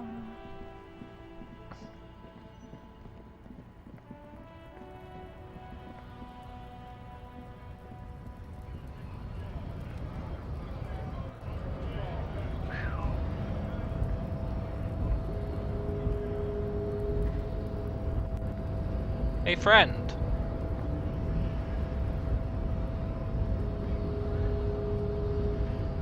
The unpromising race pupil returns. Why are you not with the Hardy Boys? Oh, that's a good question. I am not the first line of defense. I am the last. In addition, these so-called Hardy Boys are an effeminate clique of bodybuilders. Their company is spiritually degrading. Yeah, but you're all part of the union. The Hardy manlets are on the pay of the company. I answer to the union alone. And I do this out of race heroism. Finance is an alien concept to the Simonees. Now leave me be. I must luxuriate in the company of my woman. What do your tattoos mean? Racists are generally not very good examples of their race. Welcome to Revachol. You hear him yell at a redhead woman visiting the fritter nearby. I am not like them. I am craniometric perfection. I have taken the trouble to permanently draw a phrenologic grid on my skull and features. This should dispel any doubt. The drawings are precise and look true to their pseudo-scientific ambitions. One thing, however, it is not entirely free of throwbacks in the phylogenetic tree. His large jaw, for example, could be a trait indicative of criminalism. Also, his earlobes could be small. That jaw is clearly an atavistic stigmata. That atavistic stigmata makes pussy say yes, plenty. Babe, thanks. But I got this. Do you though? Because you didn't respond. Yeah, okay.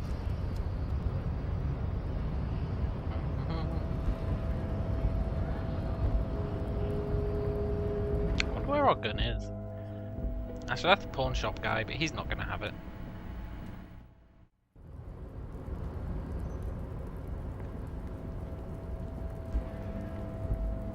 Thing is, we got a minus on the gun thing when we talked to him, and the minus was the gun is a surprise, which implies we could have known about the gun before meeting him, which is interesting. I'm not sure where we'd have learnt that.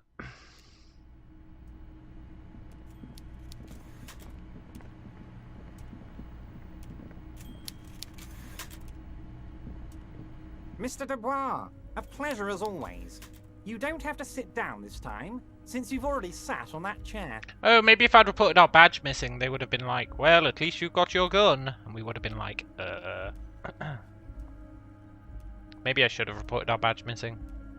It is a quest. After this, we'll go report our badge missing.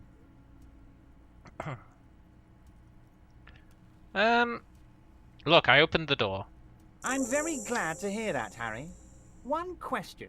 You didn't actually happen to stumble in and see what's inside the apartment, did you? I did!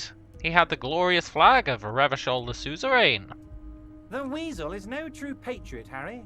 He prays every night for the downfall of the Union, and spits upon the name of the King. Now let's get down to brass tacks. It's time for men like me and you to figure out who's killed who and why. Real police work is gonna start happening now. I promise you, Harry, this is gonna be good. Yeah, I found a similar mug in the trash with the hanged man's clothes. Racist mugs in the trash and in the apartment? You guys are just light years ahead of me. I have so much confidence in the ability of your organization. I'm relieved you're doing this and leaving me to do what I do best. Helping people. With the power of politics. Yeah, okay, I get it. It's not a lead. Yes, yes. Do you think this Weasel is somehow connected to the murder? Oh, no, no, no, no. I don't cross paths like that. All I want is for you to succeed in your investigation. I would never complicate things for you. But he might have cleaned up after them. Believe me, Harry, he's a nobody. Just your basement variety nobody. Can't imagine him being connected to a high-caliber case like this. But he does live nearby. Maybe it's a pedantic weasel. Fascists are neat freaks. If you don't mind me saying so, I feel like a real detective right now, Harry. Am I getting this right?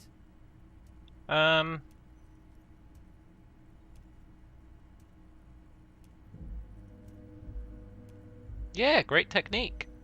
Would he? I'm not so sure about it. Look, Kim, I'm just saying what he wants to hear. Oh, you're too kind, Harry. Way too kind. I know I'm not a real police officer. You are. Yeah. I did hear about a connection between the lynching and the strike.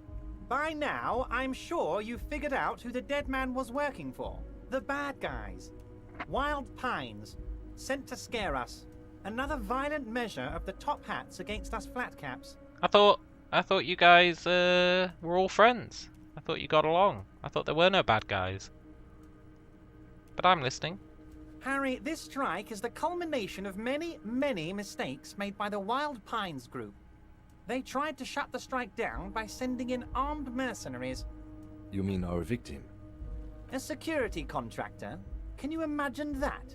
Workers standing in peaceful protest, united in the spirit of fellowship, and they send hired killers to mow us down with machine gun fire? He performs a motion as if spraying bullets from a machine gun.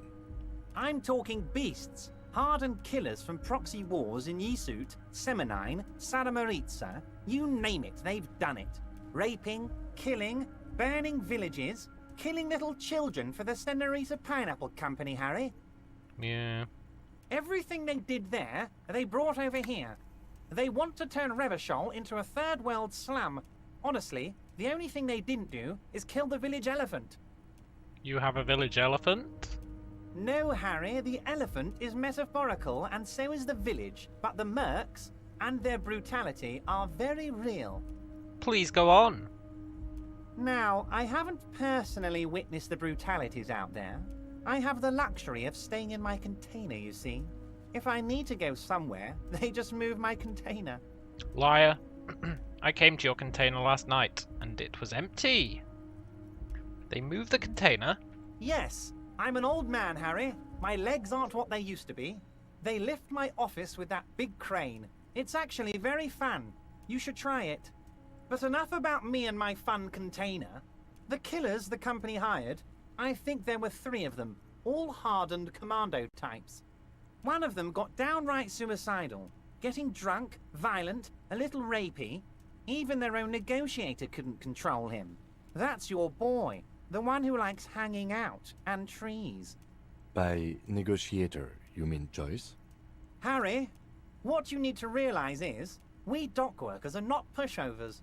We got grit, Harry. This whole neighborhood does. Push us hard enough and we push back. And when we do, we push to kill. Who did the pushing? There's a militant wing inside the Union. A group of people whose duties don't involve manual labor, but peacekeeping in the neighborhood, making sure everything runs smoothly. They're like you guys. Idealistic people who want to make sure bad things don't happen. And if they already have, well, punishment must follow. So these idealists killed our victim? One day Titus Hardy, leader of this peacekeeping faction, comes up to me and says, "Boss, socialist democratic fervor drove us to take it upon ourselves to kill this beast that was burdening the land." He probably worded it differently, but that was the idea. Sure sounded to me like they killed him. I gave them 2 weeks paid leave and told them to lay low to avoid retaliation. Aren't you worried we might arrest them for this? Oh, I'm not at all worried about that. These are not the kind of men who get arrested. They're Martinez boys, tough and gritty. I'd like to see the man who takes them in. Besides, I sent my lawyer girl to look after them. If he's just boasting, then it sure doesn't feel like that to you. He's not worried.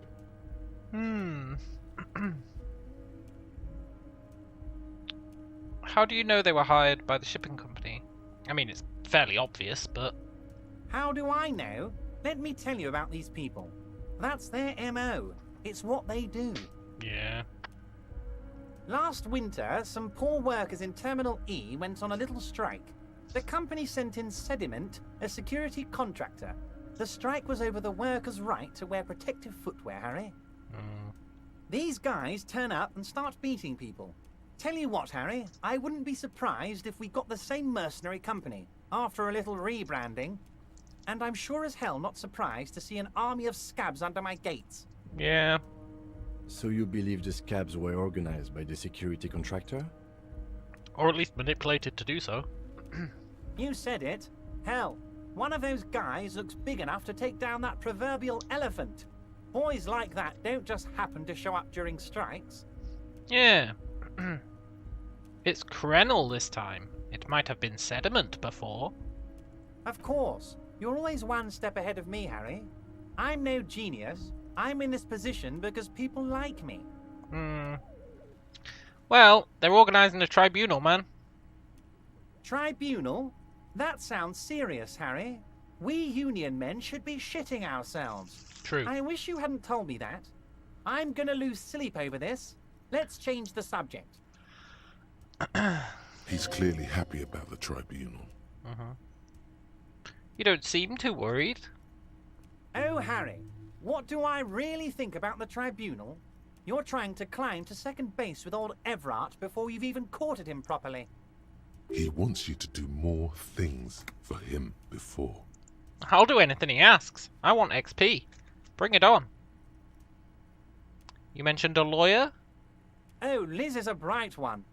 I paid for that law degree myself, thinking it'll probably turn her all fancy. But hell, Harry, she came back a firebrand socialist. Sometimes she scares me with her zeal. Okay. Tell me about Titus Hardy. Oh, they are simply fine young men, all 7 of them. Exemplary union members, always working to advance their position in the local socialist democratic movement. Core members. Why would you say 7, Everard? There's clearly 8. Old Theo used to run them, but things really kicked into gear when Titus took the reins and named the group after himself. Gotta love his initiative. Yeah. Interesting. Who's second in command? They're almost all of them great guys, born leaders. Whatever happened, I'm sure they only had the best interests of Martinez and Revachol in mind. Yeah, but that's the problem, innit? Everyone's only got the best interests of Martinez and Revachol in mind. It's just everyone disagrees what the best interests are. Therein lies the problem. Work with them. Hell, interview them. But don't fight them. They really are just like you. Men who like beer, women, and some order on the streets. I feel like asking them to cooperate is going to lose me authority with them. You know, for that authority check. They'll be like, "Wahaha, you ran off like a bitch." But let's do it. But of course, it's the least I can do for my good friend Harry. I'll do it right after we've concluded this talk. You can now go and tell Titus about this. See what he has to say. He's going to say, "Wahaha, you ran for help like a bitch." He's almost certainly going to say that. Also, Harry, here's 5 real. Why? I'm not giving you anything. I'm just holding out 5 real. Well, I mean, if you insist. The lieutenant watches you pocket the banknote. He looks a little puzzled. Good boy. A real team player. Now, do you have any more questions? No, not really. Can I have some more money? Was it a good talk? I'm not sure we made much headway here. I was hoping we'd bust the case wide open. Heck, I even wanted to tell you what I really want to achieve with the strike. I don't know what happened, Harry. I wanted you to feel like Mr. Martinez. And of course, I also wanted you to find your gun. But it's like I can't completely trust you. Yet. Yes, Harry. It's like I can't fully trust you if you're not a man of the left. I want to, but I just can't. But I can't be a man of the left. A man of the left? So you have to be a social democrat. He's been hurt too much in the past by men who aren't social democrats. I'm a patriot of Revachol. Just between us, I don't care for those lefty dinks either. It's all about power, and here's how we're gonna get it. I need you to be my kingsman, Harry. Kingsman? Yes. Please, let's be that. And what would this entail? Once again, I require nothing unethical or illegal of you. You just need to get 2 little signatures on this piece of paper, and then mail it to my accountant in La Delta. What are the signatures for? I'm glad you asked, Harry. The Union is going to build a modern youth centre in Martinez. It will be righteous. We're gonna get those teenagers off drugs and on roller skates. Someone already tried that, right? There's a nameless little street on the coast with some old houses around it. Most people have already signed. I just need 2 more signatures to get this mission off the ground, Harry. Where is this place? On the coast, Harry, across the canal. There's a cul-de-sac there, a little village they're calling it. A gloomy place. You'll find it. I trust your detective skills, Harry. Water drips from the eaves. A woman looks at her freshly tarred skiff.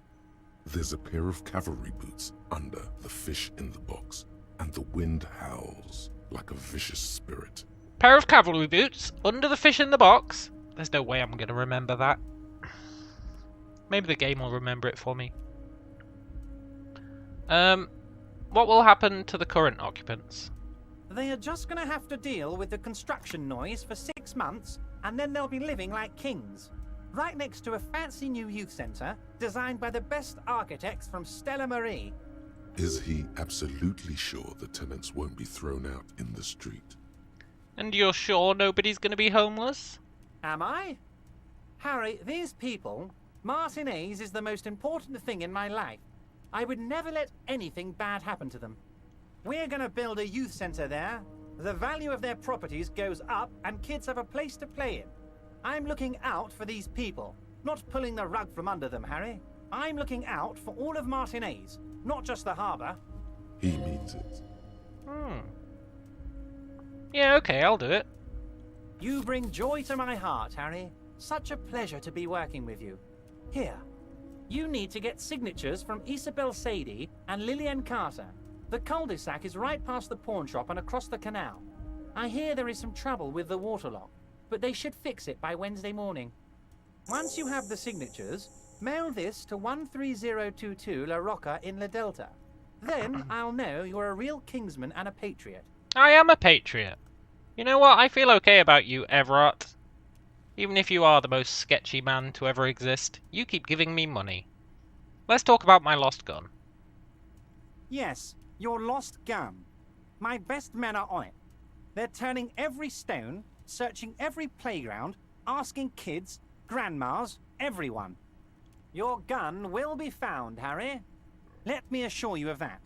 It's just a matter of time and effort. The only way to find it seems to be working with him. He might even be holding your gun hostage. Yeah, he probably is. Could he really be holding my gun hostage? Yes. Who knows? Only one thing is certain. If you work with him, you're going to get it back. And working with him might be the only way to do it. Does this mean I can get my gun back? Damn it, Harry. That's exactly what it means. I'm only kidding, of course. He is not. Of course. I understand. We help you, you help us. Bye. I've got 2 level ups now. That was a very rewarding conversation.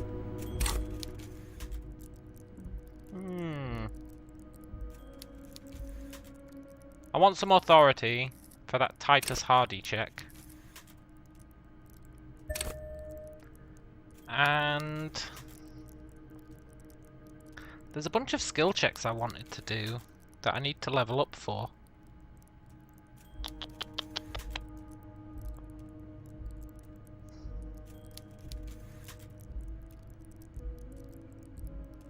remember what they were. But every time I look at that goddamn incredibly slow scroll bar, it makes me lose my soul a bit. Cafeteria window. Yeah, but we can't do that yet. It's not the right time. Logic.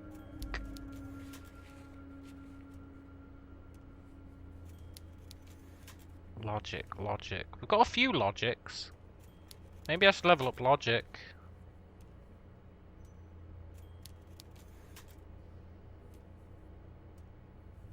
Yeah, I'm gonna level up logic. I could get... No, I could get another thought.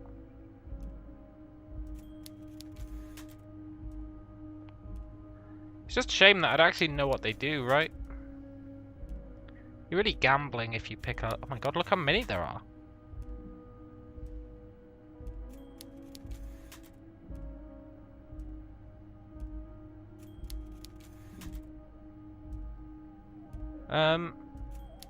Yeah, you'd actually know what they do.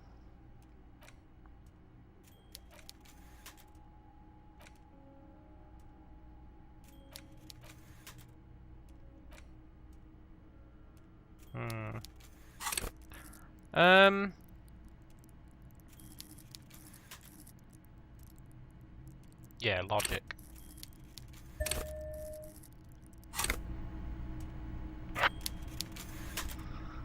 That lets us redo our logic checks, and we can also equip... We've got our logic glasses.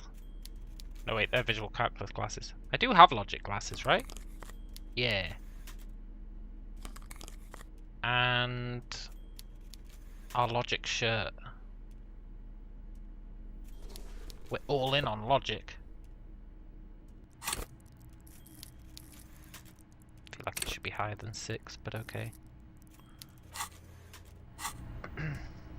Right, logic check number 1 was our case file.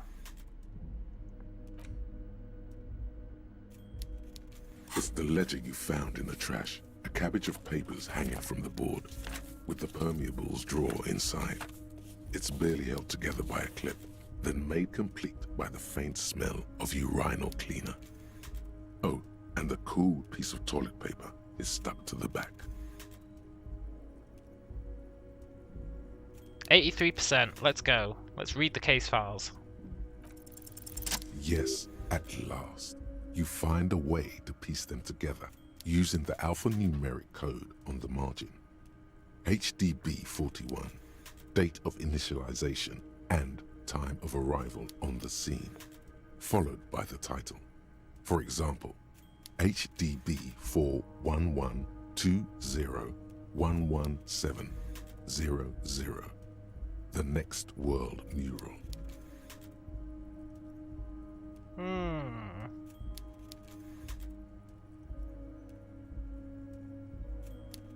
Officer Precinct. Yeah, Harry Dubois.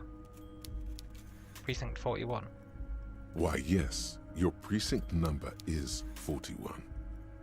Every last alphanumeric in the files begins with it. And these are your case files. It's safe to say HDB are your initials. Harry Dubois, HDB. Still feels like there's something missing from that.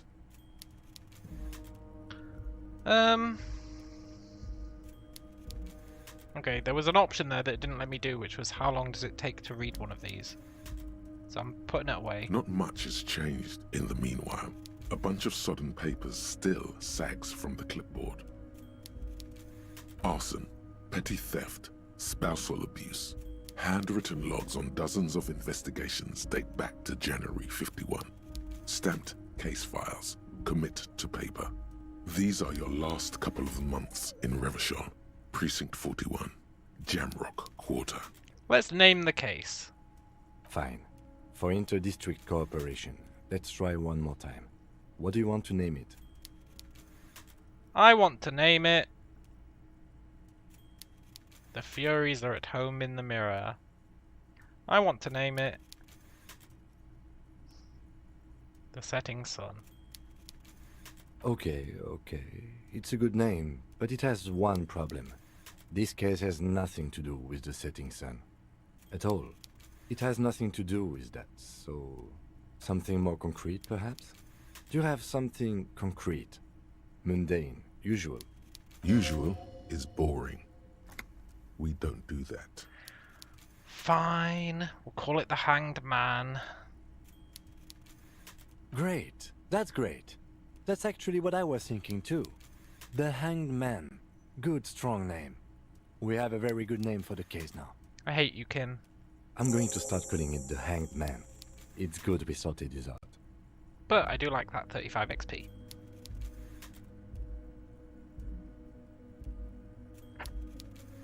You don't exactly close them, so much as distance yourself from the smelly papers. Nice.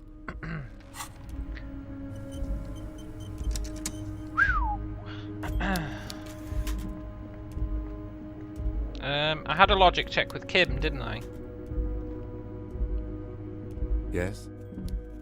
Why did the 41st send me? 42%. Maybe if I talk to Kim about Kim, I can get that up. I want to talk about you, Kim. Me? Yeah. I don't see how my life is pertinent to the investigation.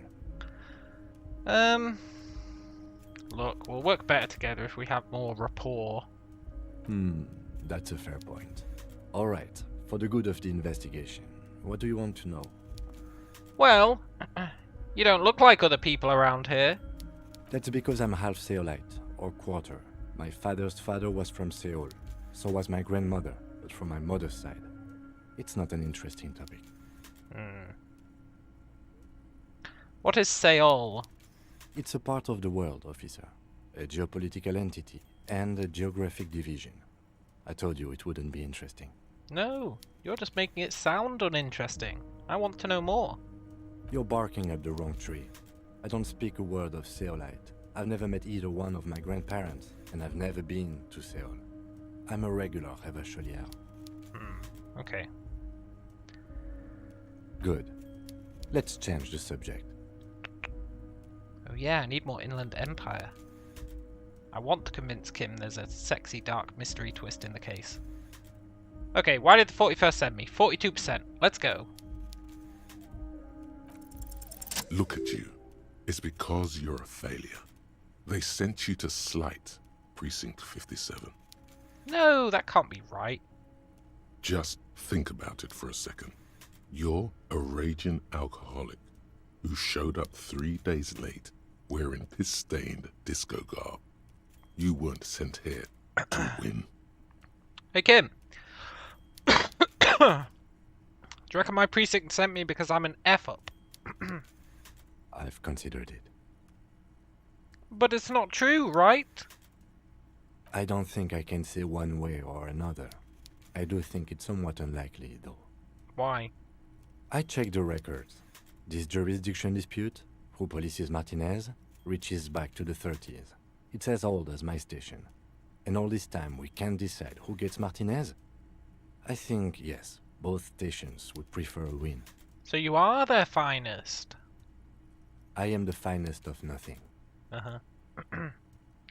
On that we can agree, Kim. Do you really see me as a safe bet? Safe? No. But you're old. You've made it this far. Something has brought you through. We've only just started working together, so I don't know what it is yet. But it's there. Yeah, plus we've solved like 200 cases. We are the best. So no, I don't think they sent you as a joke. And even if they did, they are in for a surprise. Yes, moral boost. Let's go. You're a cool guy, Kim, sometimes. Like when you sold those rims for us, although they weren't really your rims to sell.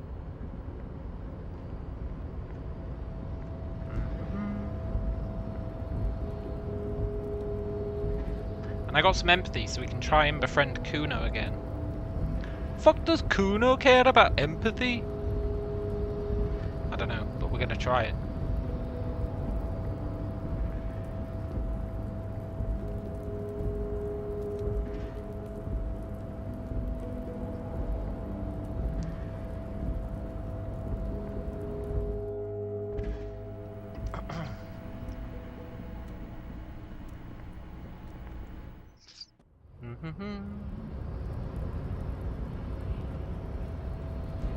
I wanna buy some drugs off Kuno, and I wanna buy those pants, even though we probably can't afford them.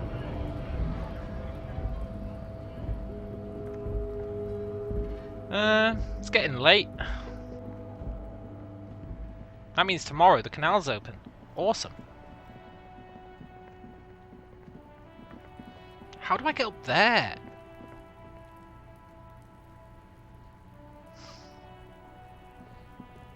The blue door? Oh my god, maybe that's through the blue door.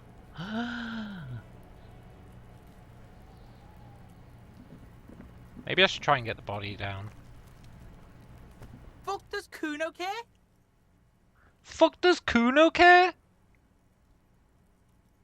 Hang on. Kuno doesn't fucking care?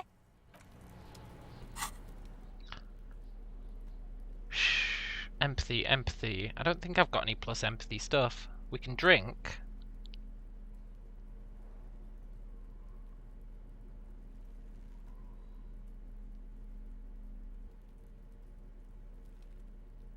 No, no empathy stuff.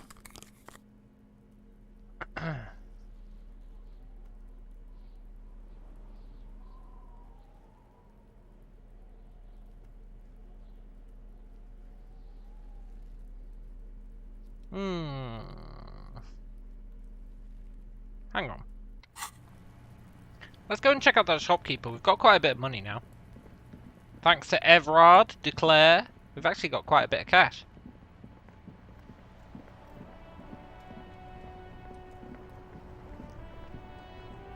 I wish I had the password for that device. Then I could sell it for 50 and not feel like I'm missing out.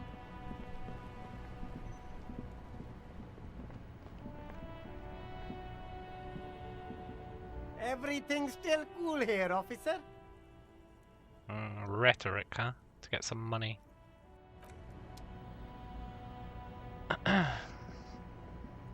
You keep coming back. That's good, officer. Keep browsing those clothes, keep saving that economy. I will. You find your hands deep in tattered and faded garments made from weird polyester blends that make your body itch and sweat in all the wrong places. The box smells like cat piss or like an old person with no money. Economical, but also trendy. Look first-hand, buy second-hand. Keep the economy moving. Composure. I know I keep checking my inventory, but it's important. Do I have anything for composure? These shoes. Anything else? I don't think so. No. Am I wearing anything that's negative composure? I don't think so. No. You keep coming back. That's good, officer. Keep browsing those clothes, keep saving that economy. 72%. We're gonna fail. No good. All you can come up with are some treated wool pants. You can tell they're too tight around your thighs and too loose around the waist. Let's touch them. They itch like hell. Like an itch pit in hell. The itch is so bad you'll want to smash someone's face in. Uh-oh. All natural materials, see? Real wool, 100% skin friendly. Hey, they're pretty good. They're yours for only 2 real. I'll take them. I don't know when we'll need Half-Light, but I'll take them. You won't regret it, officer. Nice. Sort of, maybe. I don't think we have any Half-Life checks, but still. The shine on these sunglasses lasts a lifetime, officer. 100% guaranteed. I do kind of want those +1 Inland Empire checks, because we've got Inland Empire checks in our list. A man who knows his style. Much respect.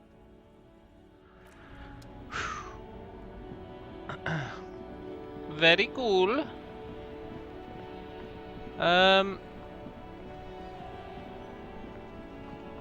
Should we try the Kuno check? I think if we drink something, we can get it up to 42%. And if that doesn't sound like optimism in my voice, it's because it's not.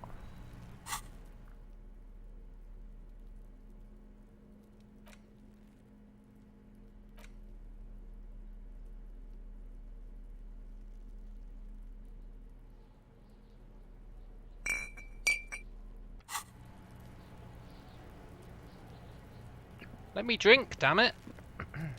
It should be here, clickable. If I do the drugs...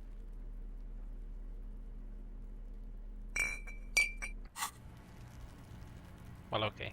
Look, they were there clickable earlier. Maybe you can... No. I was going to say maybe you can only do it once a day. But we drank yesterday.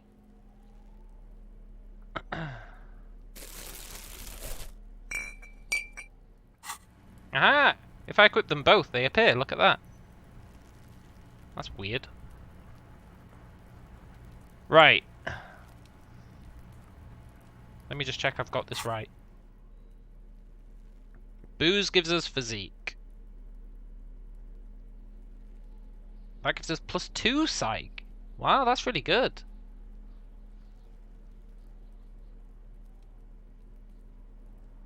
So we should use the Pyrrolodon.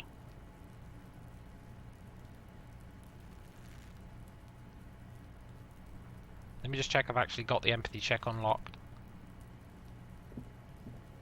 Fuck, does Kuno care? Fuck, does Kuno care? Yeah, +2 will bring it up to like 58 Kuno or something. doesn't... I mean, that's not exactly massive odds, but... Game, are you not going to let me click this?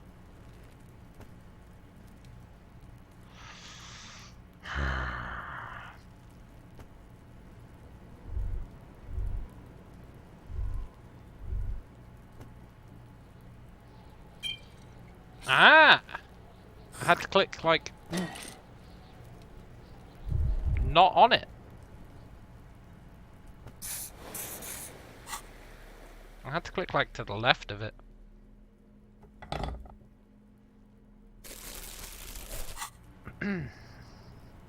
Fuck, does Kuno care?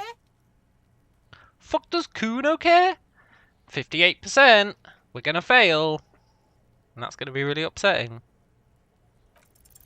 What's going on is an ungovernable youth on your crime scene, throwing around incendiary language, trying to push your buttons. Like you don't have enough on your plate. You feel a sudden surge of self-pity coming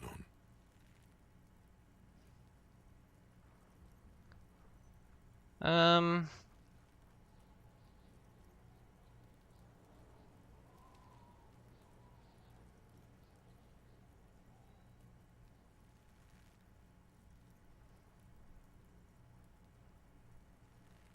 I'm just a busted old piece of meat. This case is all I have. And you're not helping. I don't know, that was another failure.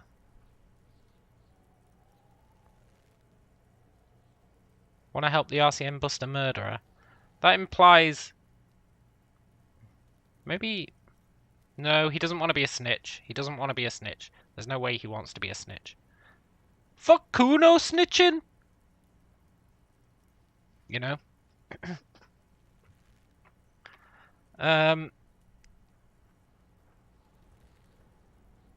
Let's go with, I'm just a busted old piece of meat. This case is all I have. And you're not helping. Take the pain, fucko! Take the bad! Smelling weakness. She loves it. You heard that, see? Porker wants to talk about how he can't hack this shit. Porker wants to move in with Kuno. Damn it! move in with us, Kuno. You have no idea what to say now. You're just going to have to try to change the subject. Ah! Kuno doesn't fucking care. Damn it, Kuno. Why can't we be friends?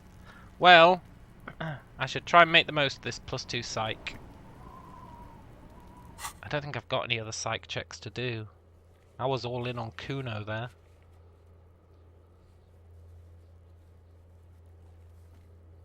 I hate this. I hate this screen so much. Oh, I can do my authority check. With Titus. He's probably not there anymore. He's almost certainly not there anymore.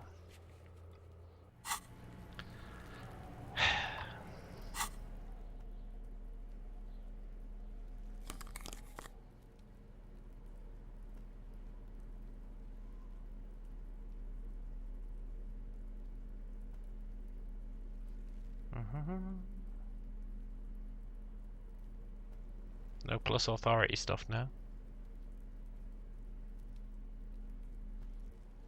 Yeah, that's fine.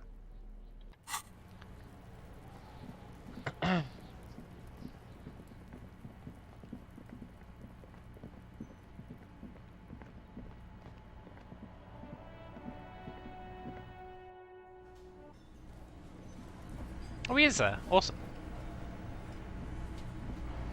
It's you again. What is it?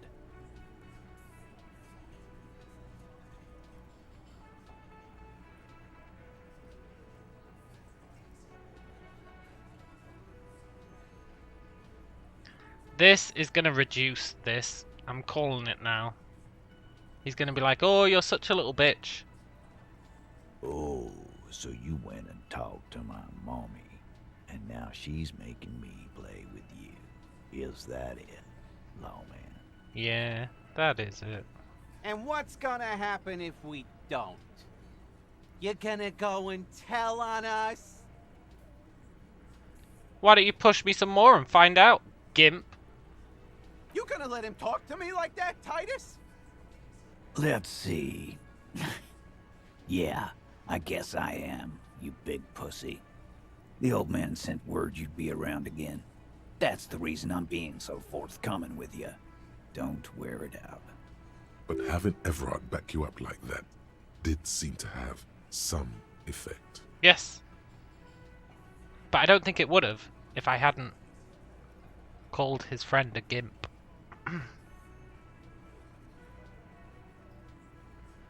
83%.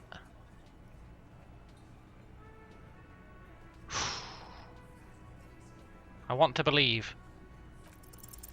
As you look around this room full of sweaty men, swearing, drinking, spitting out tobacco, does this look familiar? Yeah, the police station, right? You believe the place was called Precinct 41. Yeah. It was also filled with, almost exclusively, men, sitting on desks, talking shit and wasting time. You seen Apricot, old Purdue's daughter? Asked Lieutenant McCoy. Replies Torson. The ass on that one. McCoy shakes his head in appreciation. A bit strange the old man named her Apricot, but, I mean, who am I to judge? Wanna hit the kebab joint? I get it. You really are the authority. Huh? You must be. You're just like real cops. Drinking beer and sitting around with your dicks in your hand. You got a problem with beer now? Not quite there yet. Push on.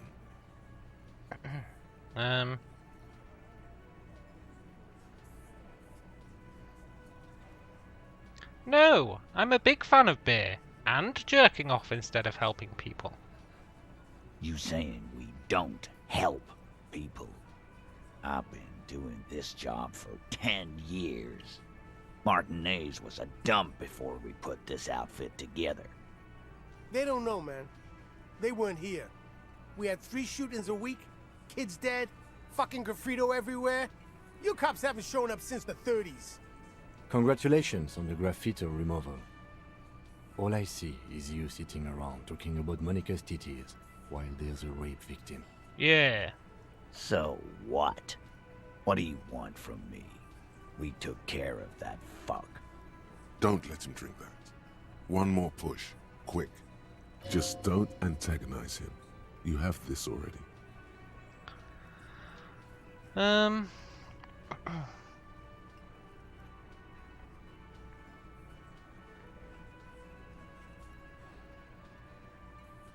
Look.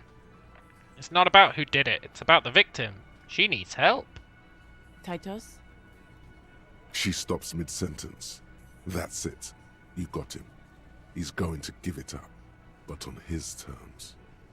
You wanna help her, cop? Fine. I'm gonna let you help her, but you treat her with respect. I'm nothing but respectful. If you don't, if you question her, harass her, a freight train of pain, buddy. What is her name? Glacia, I'm on due. She's staying here at the Whirling in Rags, a real pretty one. Silvery jumpsuit, blonde. That's Amonju with an O-U. You know, when you've saved someone from being raped, it's usually not cool to go, a real pretty one.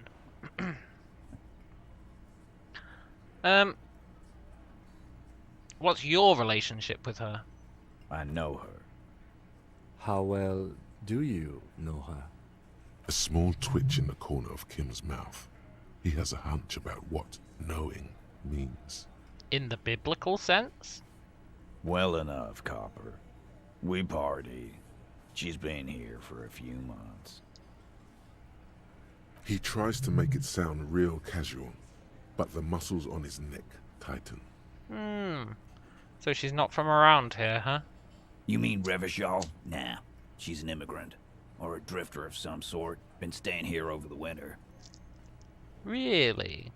Don't you give her any more trouble. She's just had some bad luck, that's all. Shut up, Angie. She doesn't need your help. Titus gives them both a look. They fall silent. What's with all the silences? It's like these guys don't know how to feel about this. You should keep picking at it. Yeah. What do you mean you partied? What do you think I meant? Sex, drugs, and karaoke? Yes, yes, and no. Got something to say about it? What, you don't like karaoke? So you were close? No, we just fucked. That's all. I'm not gonna give you any details if that's what you're after. So put your dick away. I would, but it'd lower my stats. He really went out of his way to seem comfortable with this topic. That's all you're gonna get for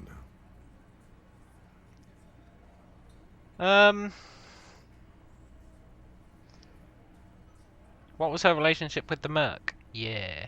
Relationship? There was no fucking relationship. He raped her. That's their relationship. Something is off here. His anger is possessive. Was like that karaoke incident all over again. Or like some of the other girls he was harassing. Okay, enough. All of this is irrelevant to your stated investigation. No, it's not. It's finding the motive. When did it happen? He did it before we killed him. He's not gonna do it again. So what does it matter? It's called establishing a timeline, Titus. As a cop-esque guy, I thought you'd understand. It would help if we establish a timeline. Yeah! All right. 2 weeks, maybe? I don't know. I need another beer. Here you go, boss. Thanks, man. Remember what I said. Freight train of pain. Yeah.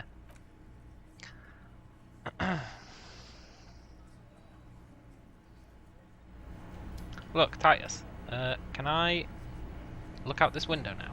Behind the dockworkers, a ceiling-height window. The hawthorn branches scrape the glass like bony fingers. The men are talking, but you swear you hear those black limbs tap on the window as the wind blows outside. 17%? You know what? I don't know what this has to do with the mysterious door, but I don't think I have any way to improve our perception. Is that true? We've got glasses, but I think they will hurt our perception more than anything. Yeah.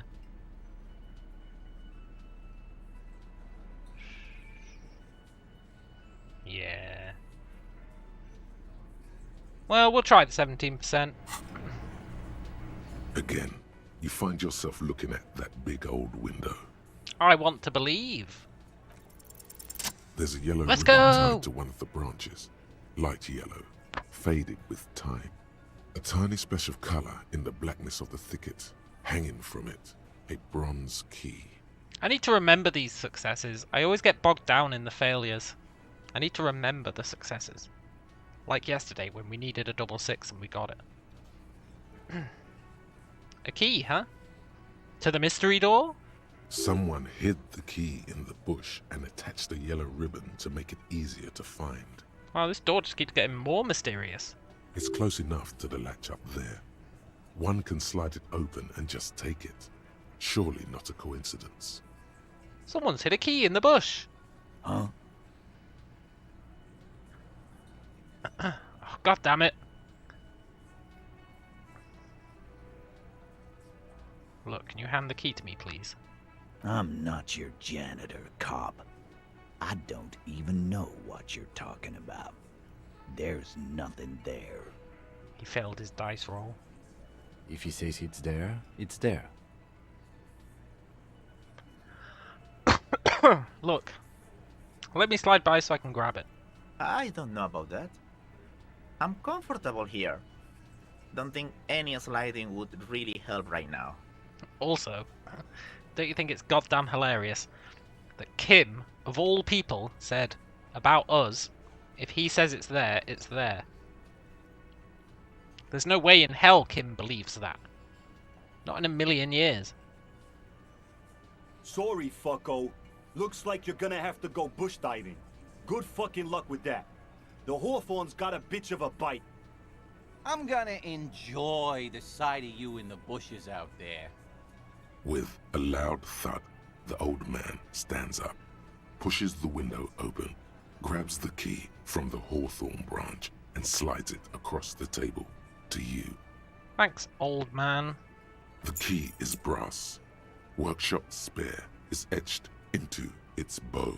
The old man closes the window and sits back down in silence. Come on, man. We were just having some fun. Where's the harm in... I'm tired of listening to your shit. Thanks, old man. Don't thank me. I don't give two shits about your key. That's okay. I don't give two shits about the thanks either. I just clicked it because it was there. There is a silence around this man's words. Unlike Titus, they're afraid of him. That's the type of respect he commands. Does anyone know why this key was right outside the Union window? Didn't even know it was there. Boys. No idea. Never even seen it. Someone must have hidden it there before this room became our place. Yeah, okay. I'm not going to wonder what door this opens. It's clearly the mystery door. Also, I thought he stopped working at 4 PM. You see a heavy steel door with a prominent dimple lock. It's painted blue. Let's go! The key fits the dimple lock. It takes a bit of effort to turn it after all these years, but then the lock clicks. Dust rises before you like mist. A tomb? Haunted by regal spirits from distant ages. Maybe. No. Smells like engine grease and cut wood. A workshop. Well, workshop, tomb, what's the difference really?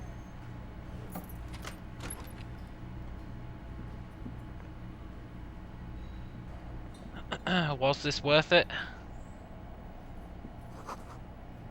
Franco-Nigerian. Horses and swords. A pinball machine. Another pinball machine. Note, the spare key is tied to the bush. Wow, that's a really useful note. Yoink! 4 quid! Paid itself already. Over there, in the corner. The pinball machine. Not just any pinball machine. This is the pinnacle of pinball. Cornelius Gordy and the Mountain Goats. It's lit. You can't wait to get your hands on it. Kim, are you seeing what I'm seeing? The pinball machine. Gordy's Goats. A classic. You've played it? A little. I bet he's like #1 in the world or something. Feels like a lot. Too much to play it again. Interfacing. Hang on. It might give me a red skill check here. I want to be prepared.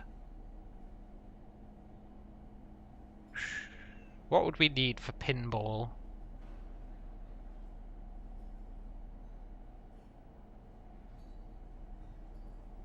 Reaction speed.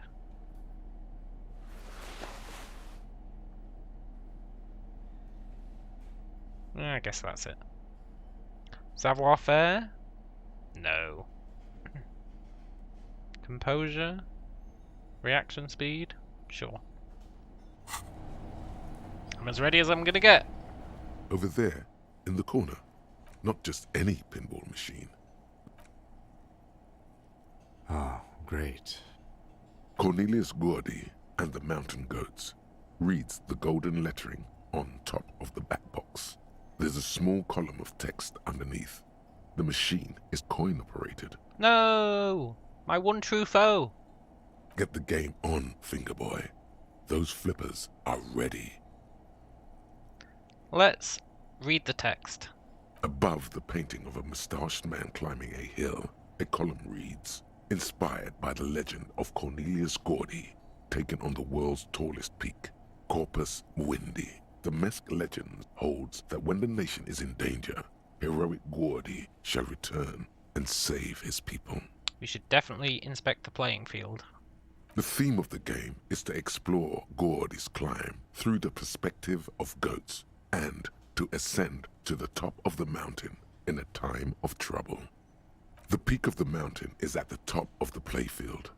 All the balls have small goat icons on them and represent the goats as they race up and down the mountain.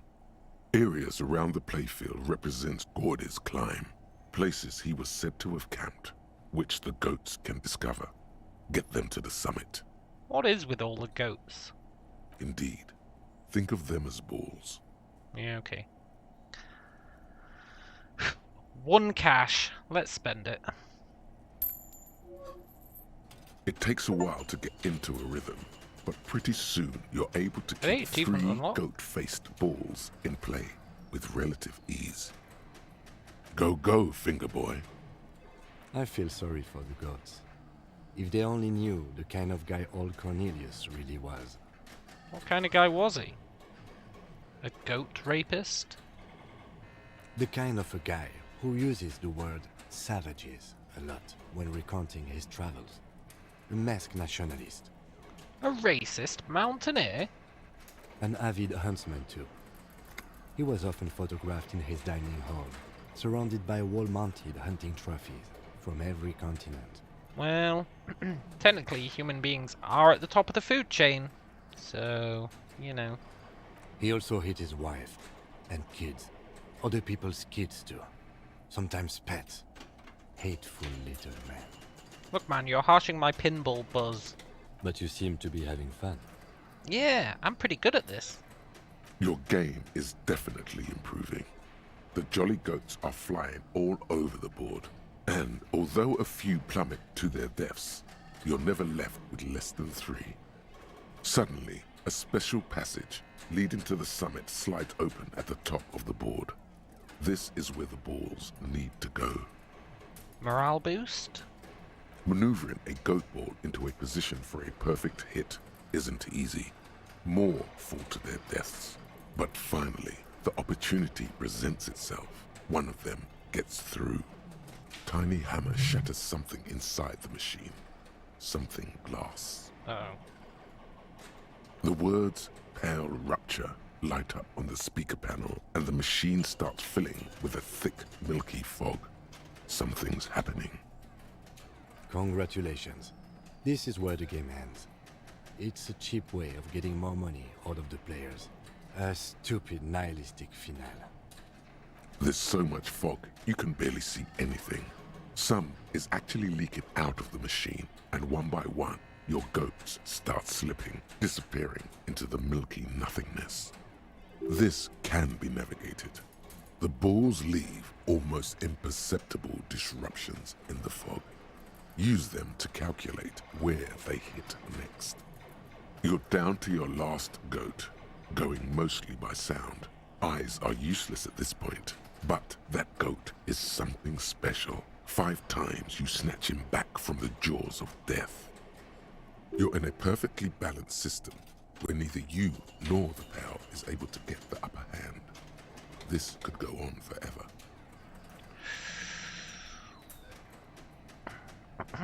Fellow nationalist, bad at ball games. Oh, I messed up the Bulls contest. No! That's coming back to haunt me. It can be done. Just watch. I am. I've seen it before. Played it too. You will eventually make a mistake and then it's all over. Well, yeah, obviously. But let's stay on the ball. 17%. I want to believe. Now, if you can't even see it. The last goat plummets into the fog with almost suicidal glee. There goes nothing, finger boy. Damn it. Zoltando says, I love Disco Elysium. Only game I find failures more entertaining than successes. Yeah. Except when you're not doing reloads, then it's really stressful. The machine is dead. Like, as in, if we die, I think we're just dead. I think I've decided that. All these mesmerizing machines, just waiting to be plugged back in and played. Let's run our finger across the dust. Feels like it might jump back to life any moment. The lights illuminating the white-robed woman. What's White Diora? Some kind of inane pinball theme. Probably related to Messina during the DeLorean age. The history themes are the worst. The lieutenant grimaces, looking at the machines. You died right at the start of the game from a heart attack from failing a check. Yeah. The old tie trick. We almost died to that.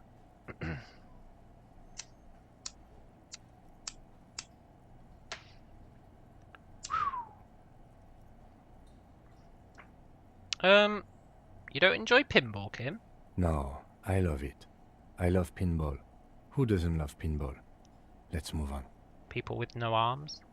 He doesn't. What about the other one? Wanna play? No. How about we fire up one of these bad boys and play some ball? You can't fire them up. They are broken. Only that one machine in the main hall works. The Royalist pinball. Not true. We've already played the other one. What a dumb name. Royalist pinball. If they weren't broken, he would kick one of these machines about now. Think, Kim Kitsuragi. Oh, is he like a pinball whiz? A pinball wizard? Let's try it. It's strange that he doesn't like pinball. Kim here is a Zeolite. His people are incredibly dexterous, and they all love pinball. Matter of fact. Yeah, but he doesn't identify as a Zeolite. But I guess we're saying it. Didn't you guys invent pinball? Us? Guys? You know, Sail guys. Seoul is an extremely protectionist isola, inaccessible to the rest of mankind, as it has been for over 1,000 years. I have no special knowledge of them, despite my heritage. But even I know that they don't play pinball. They have a rigid class society and a punitive justice system. We should continue with our exploration of this place. It doesn't matter. You're not all pinball aces, because I could swear I know you are. No, they are not. Let's move on. There's more to this place than pinball machines. Yeah, okay. Deal. This small elevator is dimly lit by a bulb that's been glowing for ages. The latticed cage is open, inviting you to step inside. I will. Just let me, remove our hat. And our shoes. I don't like negatives. Love how I can just keep doubling down. Yeah! This small elevator is dimly lit, smells of nougat and sweat. Your head brushes up against the ceiling. There is a control panel to your right, and just enough room for 2 people to fit in. Nice. The maintenance card under the control panel reads, Last maintenance, 10th July, 88. Let's look at the controls. There are large rectangular buttons, monter, descente, and an international call for emergency assistance. That third one appears to be broken. It says it was last used in 88. That was like 65 years ago. That it does. I say, let's brave it. What year is this game on? 50... No wait, I keep... It was more than 65 years ago, I think. The game is on 52, I think. 51 or 52. Maybe 51. I thought time had been reset when the revolution happened, but I think I was wrong about that. Let's be dumb. This elevator was last maintained in the future? No, it was maintained in 88 of the previous century. So it's not a message from the future? No, I think the bureaucrats just forgot about this backroom elevator after the revolution. Well, let's go upstairs.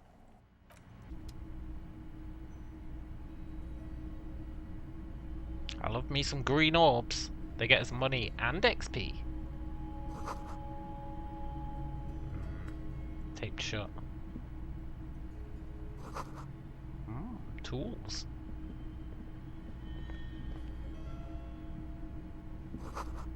Schematics for a pinball machine. Ooh. I'm gonna equip the torch just in case.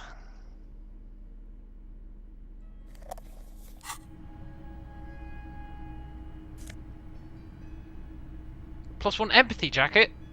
+1 hand-eye coordination jacket. +1 empathy. That's gonna help us with Kuno.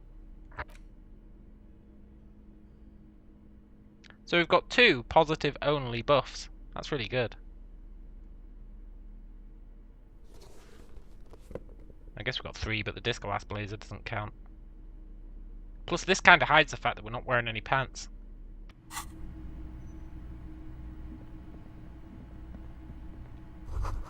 Pinball machine's been taken apart. So this is where they brought 40 pinball machines to fix them up. A long time ago. Everything is covered with dust now. The lieutenant looks around the dusty, crowded room, inspecting the tools on the shelf. Looks like they gave up on fixing the pinball machines. At some point, 20 years ago, 15 maybe, before pinball went out of vogue. This used to be a pinball workshop. Looks like it. I'm guessing Martinez North 22 used to be a pinball arcade before it became a hostel. There are machines left over. A creak. Some dust falls off a shelf. Downstairs in the hall, next to the main door. One of them even works. I've seen one of the artists bang away at it. Remember the dice maker? Then that means... Whirling in Rags was once the East Delta Pinball Arcade. This is all left over from that. They must have been hit by the curse. Ah, yes, as the novelty dice maker said. This has absolutely nothing to do with the case, I'm sure. but I do like a nice little connection. But then it went bankrupt. Your skin crawls from making the connection. Yeah, it is part of the doomed commercial area. If that's true, then our cafeteria manager is not going to like it. We should tell him what we found up here, omitting that suspicion. No, we should tell him it. He's an asshole. He does not appear to be the kind of man who likes his establishment to be part of a neighborhood ghost story about bankruptcy. So? Stupid superstition. But still, it would be interesting to see what the cafeteria manager thinks of this. Yeah. It's not a ghost story. It's a curse, and Gart ought to be made knowledgeable so he can perform counterspells. Yeah, that too. Hey, footprints. Has someone been here? Recently? You clearly see footprints in the downy carpet of dust covering the workshop floor. Jackpot. These, unlike everything else here, are new. Yeah, someone's been here. 3 weeks maximum from the dust coverage. It could easily have been 1 week too. You know, officer. This is good. He likes it. There's a little smile there, in the dark of the workshop. That's right, Kim. You didn't want to investigate this door. It was a stereo investigation after all. It has now converged with our main investigation, adding a new fact to consider. Yeah, what does it mean? It means someone snuck through what seems like a secret route, behind our rape victim's room, in the recent weeks. This may prove to be significant. I agree. However...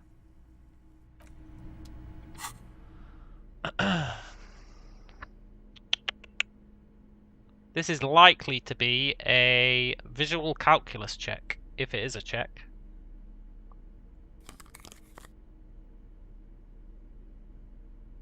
I don't think I have any other visual calculus stuff.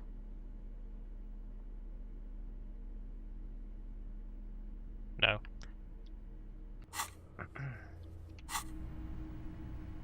You clearly see footprints. Jackpot. These, unlike everything else here, are new. Yeah, let's have a closer look.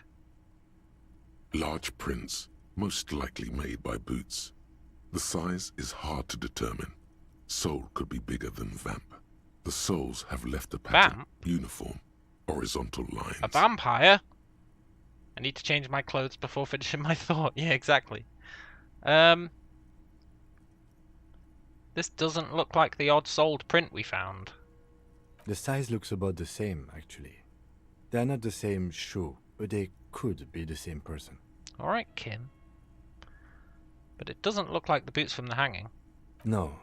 These little horizontal lines are different. They look custom-made to me. Or some kind of foreign print. Hard to say. Still a boot, though. Whoa, whoa, whoa. A foreign print? Oh, I don't know about that. Everything around you is quiet. The prints crisscross the workshop floor. Crisscross, huh? So they weren't just walking through. That means someone did know about the key.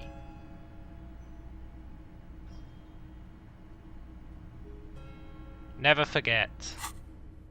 We are 22 fascists.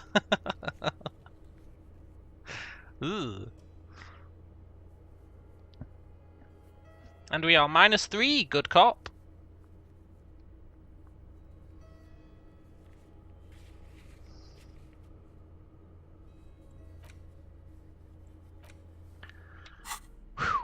Let's take these off again. They clearly weren't necessary. I like our logic shirt.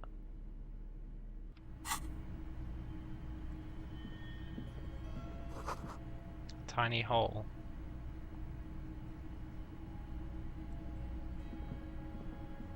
The door is small but heavy looking. It's barred from the inside. 216 cases solved. Yeah, I know, right? What's on the other side? Unless we've veered off into a folded M dimension, I'm expecting to step out on the roof. We could ask Class about this route. See how she reacts. Folded M dimension. A reference to the popular science fiction series, In System. Look who's in a good mood suddenly, and reads science fiction. Yes, it is quite likely that we will re-emerge on the M plane. Brace for psychokinetic impact. Or the roof. Let's unbar it.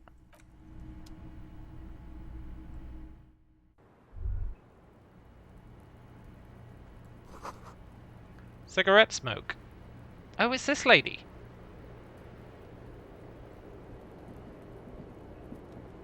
A handful of white wildflowers. Just as you look at the flowers, a gust of wind raises them from the roof, picking them up in the air. 72%! We're gonna fail this. We're gonna fail this. You know it, I know it, we're gonna fail this. You catch a single white flower between your fingers. The rest fly off into the wind. It's a Maybell. Nice. The young woman looks at the Maybell in your hand. Just a glance, then takes a drag of her cigarette. The lieutenant gives you an acknowledging little nod. Yeah, that's right, I can catch a flower.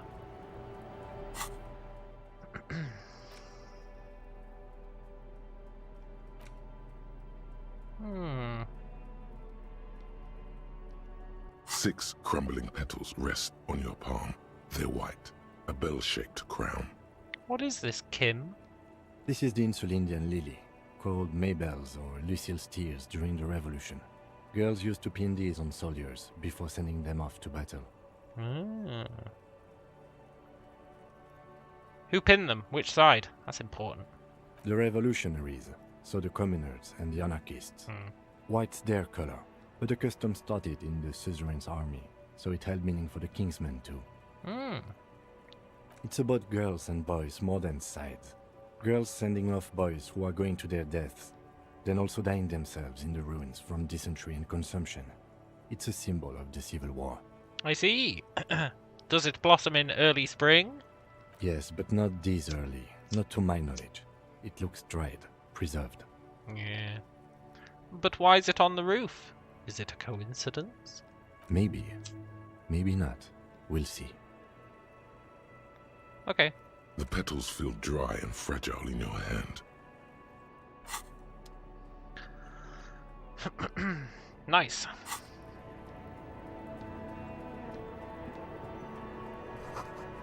Mom, this is the police. Sorry about the flashlight. Welcome to the roof. Her hair is still slick from the shower.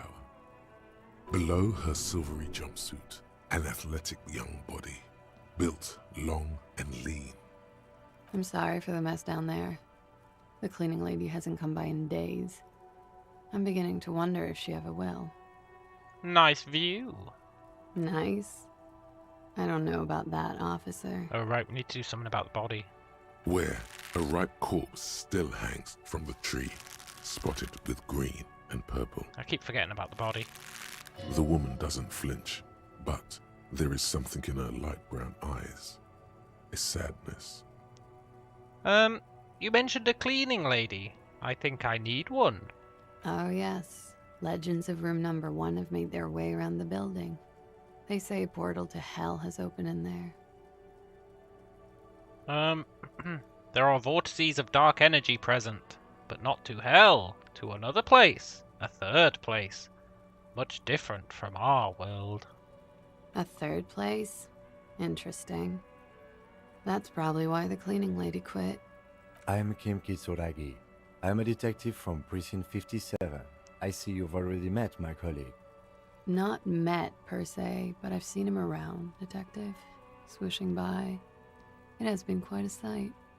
I am sure it has. In the time we spent together, I must have covered 30 kilometers. He has a track and field approach to police work. Isn't that odd? How can you run so much?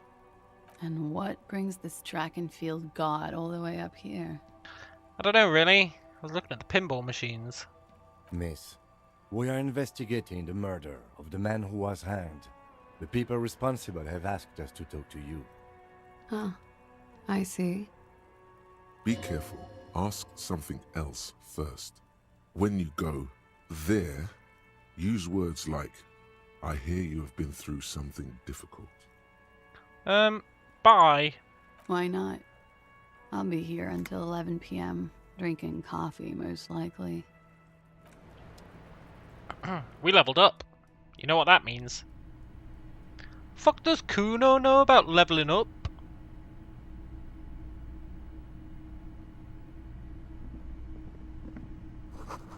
Bed has been hastily made.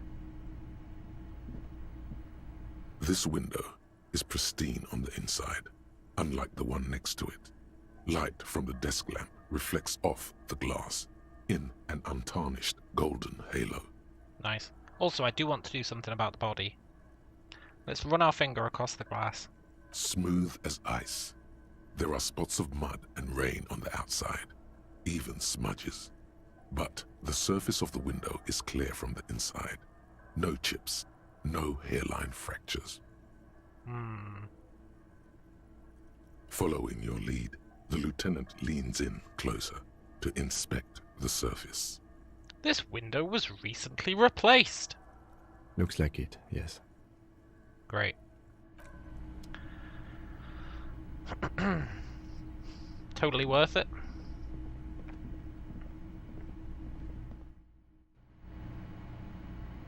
Yeah.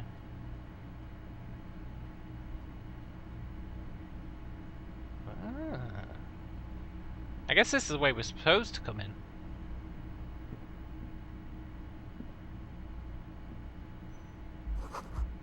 Hotel bill calculations. I know that feeling. Women's dirty clothes.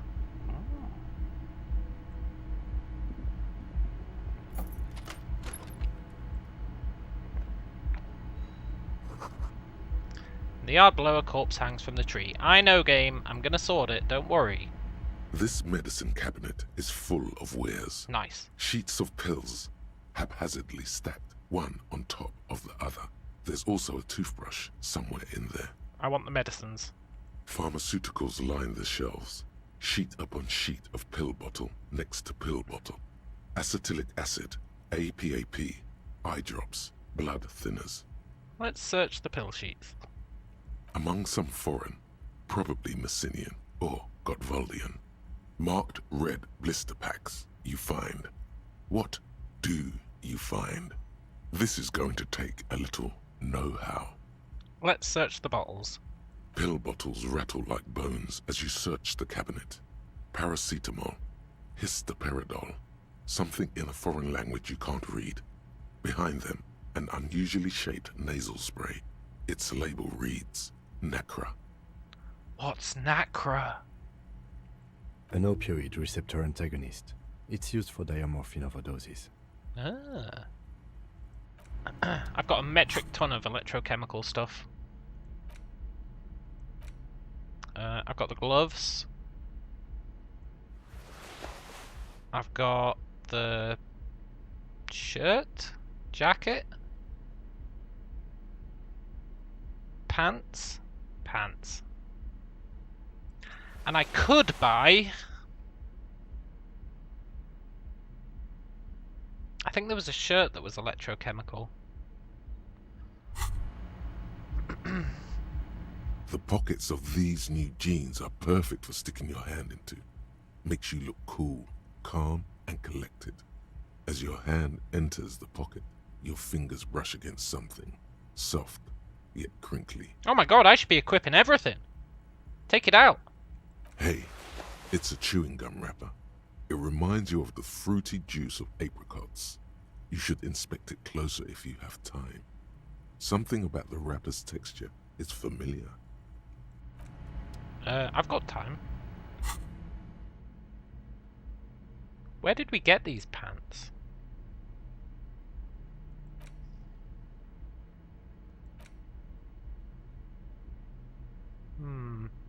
A crinkled chewing gum wrapper. The worn label reads, Tutti Frutti. It smells faintly of apricots, with a barely noticeable twinge of cinnamon. I'll hang on to it. You neatly fold the wrapper into a square before you put it back into your pocket. Carefully, lovingly even. Kinda weird, but okay.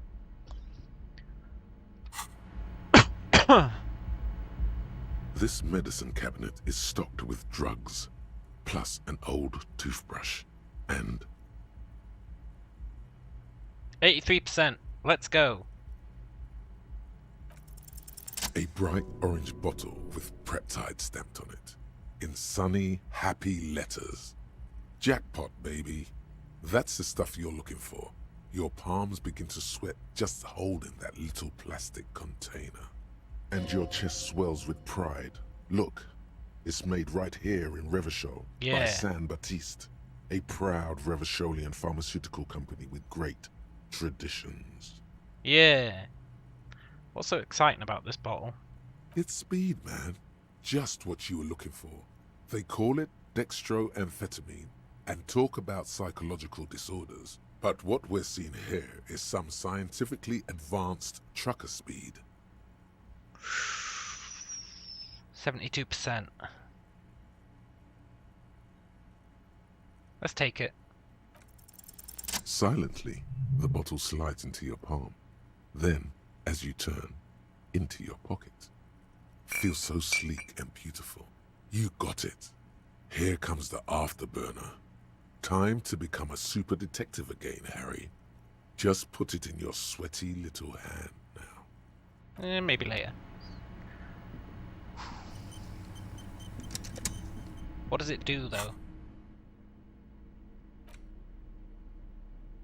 +1 motorics. Oh, that's nice.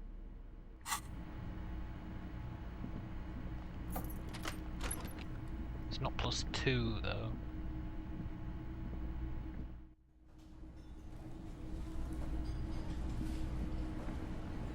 Hey, buddy. Can I help you? I saw another thing at the whirling. Another thing. Great. I love those. Is there a peephole in the wall? I don't remember a peephole.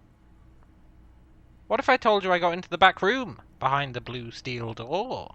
Oh, okay. Well, I did hear you make noise back there, so good for you. He's really holding himself back here. Aren't you going to ask me what's back there? Okay, what is back there? The black gaping maw at the end of time. There is no gaping maw. If you don't want to tell me, you don't have to. That's okay. Nah, just kidding. It's pinball machines. Ha! I knew it. I've always wondered where those machines by the door came from. And they told me there was some kind of pinball thing here too. I knew it. Were there any back there? In working order, I mean. Why? Do you want to play? No, I was just wondering if you found pinball machines there. If you're thinking of selling them, I want a cut. Those machines are whirling property. But if it makes you feel any better, I'm not planning to sell them. Damn it, that makes me feel worse. It wouldn't hurt to get a little life in here. Other than the hellish karaoke machine. That one's always causing trouble. Yeah, those numbers he's adding up must be making good sense to him right now. Sounds like he cares about the place. He's not going to be overjoyed to hear that it's part of the doomed commercial area. He should still know.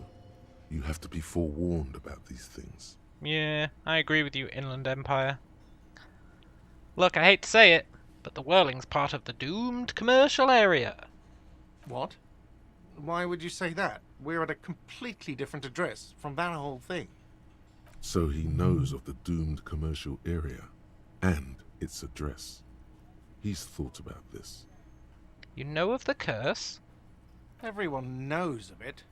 Well, it's listed on the intercom outside as one of the businesses in Building B. You should get your wiring fixed. I tried to call, and I couldn't reach you. I've been working here for a long time, and that intercom has never been used by the whirling. Well, not once. Isn't that already a sign of decline? It's a sign of the whirling in rags not being part of the doomed commercial area. If anything, we're revitalizing this neighborhood. Relax, Mr. Gart. I'm sure there is no doom. He simply wants to share his discoveries with you. Yeah, I mean, it used to be the East Delta Pinball Arcade. It's only a matter of time before the whirling fails too. Does this look like part of a doomed commercial area? This pre-revolutionary tilework, these high ceilings, the nice rooms, well, most of the rooms. For 14 years, man. That's how long I've worked here. I've kept this place up through hail and through sleet. Fuck me, if some doom ghost... He's done a fine job too. Though he's spoken of the place dismissively before, the hostel is actually very important to him. You really care about this place, huh? Yeah, it's slowly growing on me again. It's beautiful in its own way, especially for this neighborhood. I've been trying to keep it that way, even if it is part of the damn doomed commercial area. Aha! You admit it! Yes, your police skills have delivered. I'm sure you'll get a commendation, maybe even a promotion. Yeah! Who owns this place? Some real estate management company. They never come around here, just collect money from afar. Honestly, I think some money laundering might be involved. Yeah, probably. Who gave it the name? Well, it sure as hell wasn't the real estate company. It was you? You look surprised. What? It's a great name, I know. Cafeteria managers come up with great names too. It's from a song. Well, you didn't really come up with it then, did you? A song? Hail, Holy Queen, by the Ateniers. Hail, Holy Queen of the Sea. You're whirling in rags, you're vast and you're sad. Good pick. What about your other cafeterias? What about them? One is a basement dive frequented by chain-smoking communists. I can't tell you how sick I am of Kraz Mazov and Ignis Nielsen and all those old ghosts. He's hesitating, not sure if he should share this information with you. Encourage him. And the others? The other is a kebab cart. Wow. It's very successful in its way, but it's nothing like the whirling. You really oversold yourself, Gart, back at the start. Well, too bad it's all doomed. Whatever. Was there anything else? Because I need to think about how I'm going to get those pinballs in here. Well, look, man. Apparently there's a peephole in the wall. I haven't seen the peephole, but it is letting me say it, so... What wall? Upstairs in the secret back room, right next to Klash's bedroom. I'll have it fixed at once. Thank you for letting me know. I assure you, the whirling does not abide spying on its guests.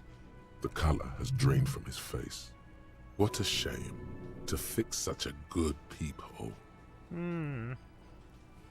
Are you sure you haven't been spying on your guests? Absolutely not. Fuck you for even implying it. It wasn't me. It wasn't my staff. The establishment will look at it and ascertain what it was. Sir, he was only asking a question. It's his job and mine. See that it's covered. Yeah. Yes, I absolutely will. Sorry, it's been a bit of a day. And now a hole in the wall. Although that being said, couldn't you keep the hole there? What if there are some hotties staying in the room? Absolutely not. That would be idiotic. I have no idea why you're even saying this right now. It's called entrapment. In your defense, neither do I. Yeah, whatever. You've been notified. Thank you. I'll patch it up personally. Was there something else about the establishment? I hope not. Nah, not really. Yes? Bye. Actually, should we pay for tonight?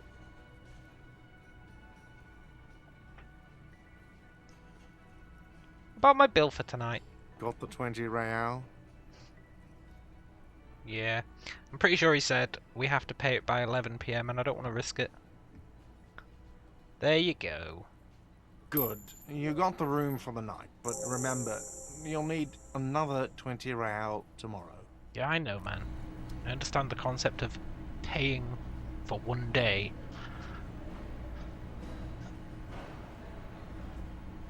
Where is the pinball machine in here? They keep talking about it, but I haven't seen it. Oh yeah, we did see it. Let's go do something about the body, eh?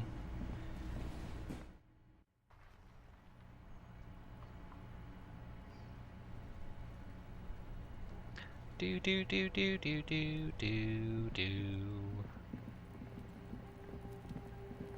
Oh yeah, Kuno.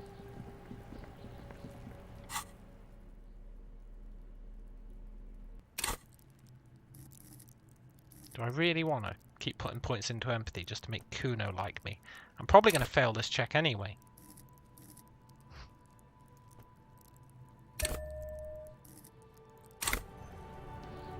What can I say? I've got to try. Which means we're doing our last drugs. Hopefully we can find some more. Damn it, I hate this glitch. I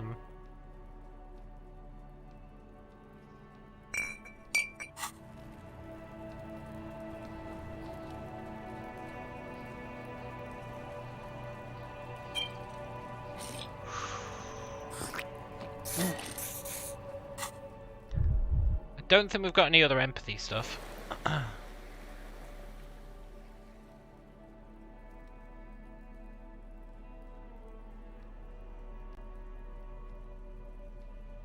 No. Still, our empathy's up to 8.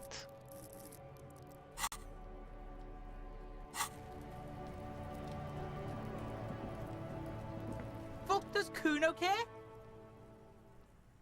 Okay, 83%. Please. Please. I don't think I'm ever going to get it this high again. Not in a million years am I going to get it this high again. I don't think I can get it this high again. We're out of drugs. We've almost maxed out empathy. 83%. We're going to fail. And I'm going to be really depressed.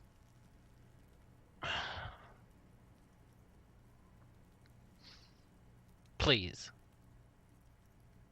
I want to buy speed off him. And I want to buy those pants. It's not Kuno. It's Kuno S. How is it Kuno S? Kuno S is by far the worst of the two. Kuno has no problem being near you, but the other hides behind the fence, afraid for her life, like she's done something very bad. She came up with that psychopathic scheme of screaming for help before. True. Kuno just wanted to talk to you about his name. Kuno S was the one who wound him up and directed him. True. Also, Kuno hasn't stopped talking to you, even enjoys it from time to time. When you talk to the other one, it's like talking to a cornered animal. She only hisses and says murder was the case that they gave her. True. All in all, Kuno respects madness. You cannot hope to outdo her on that front. You must win yourself a few minutes with him alone. Kuno. Fuck you whispering about? He's whispering too. He's going with it. But watch what happens. Fuck you whispering about? She puts extra stress onto that word, expecting it will make you uncomfortable. If Kuno wants to whisper, he's gonna fucking whisper, okay? Let's whisper, pig. This is it. You've got him. But be careful. You can still fuck this up. Don't make Kuno look bad in this.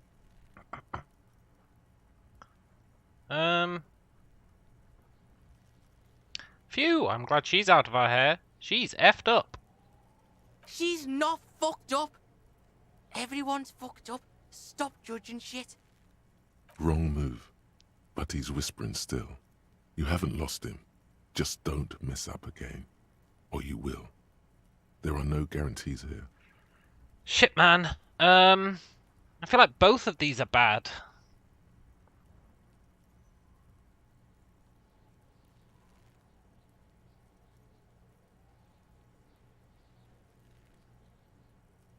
What's up with her? She's terrifying. That's not saying I think Kuno finds her terrifying? Hang on. Don't make Kuno look bad. Yeah, she's trying to control you, makes him look bad. She's terrifying. I don't want to mess this up. Crazy? You don't know the half of it. Yes. She's not crazy. She's insane. Dangerous. She's smoked a man. She's done people in. Probably even pigs. Stop talking to him! Kuno, I'm fucking warning you! You're gonna get us into shit! She understands what you're trying to do. Yo, see? Did Kuno not tell ya? Kuno told ya. Kuno talks to whoever he wants. Talk, pig. Kuno's got it under control. You did it. They're separated. He's even turned his back to her, so she can't read his lips. Yes. What do you mean she smoked someone? Kuno means she killed someone. That's right. She's a killer. Like, actually a killer. His little green eyes are fixed on yours. You serious? Killing is serious shit. Kuno's always serious about the 488. She's probably killed a pig too. I mean, I'm pretty sure she has. No, she hasn't. I knew you pigs were too naive for this shit. Good thing Kuno's got her under control. Kuno keeps her calm. A cop would be too large for her to overpower, but a determined child of her size can still kill the vulnerable, the elderly, the homeless, or other children. The creature peers at you both from over the fence. There is something searching in her eyes. Do you think she's killed other children? Kuno falls silent. He does not look at you when he replies. Kuno, that's it. That's what Kuno is starting to think, yeah. What's the language she uses? Fuck knows. She says it's the song of her people or some shit. Crazy people. The fucking Nakis. I don't know. Some things are too awful to dwell on. The Nakis and Runkaris might be some kind of defense mechanism. I'm worried I'm gonna freak him out. I finally passed this skill check. I don't want to F this up.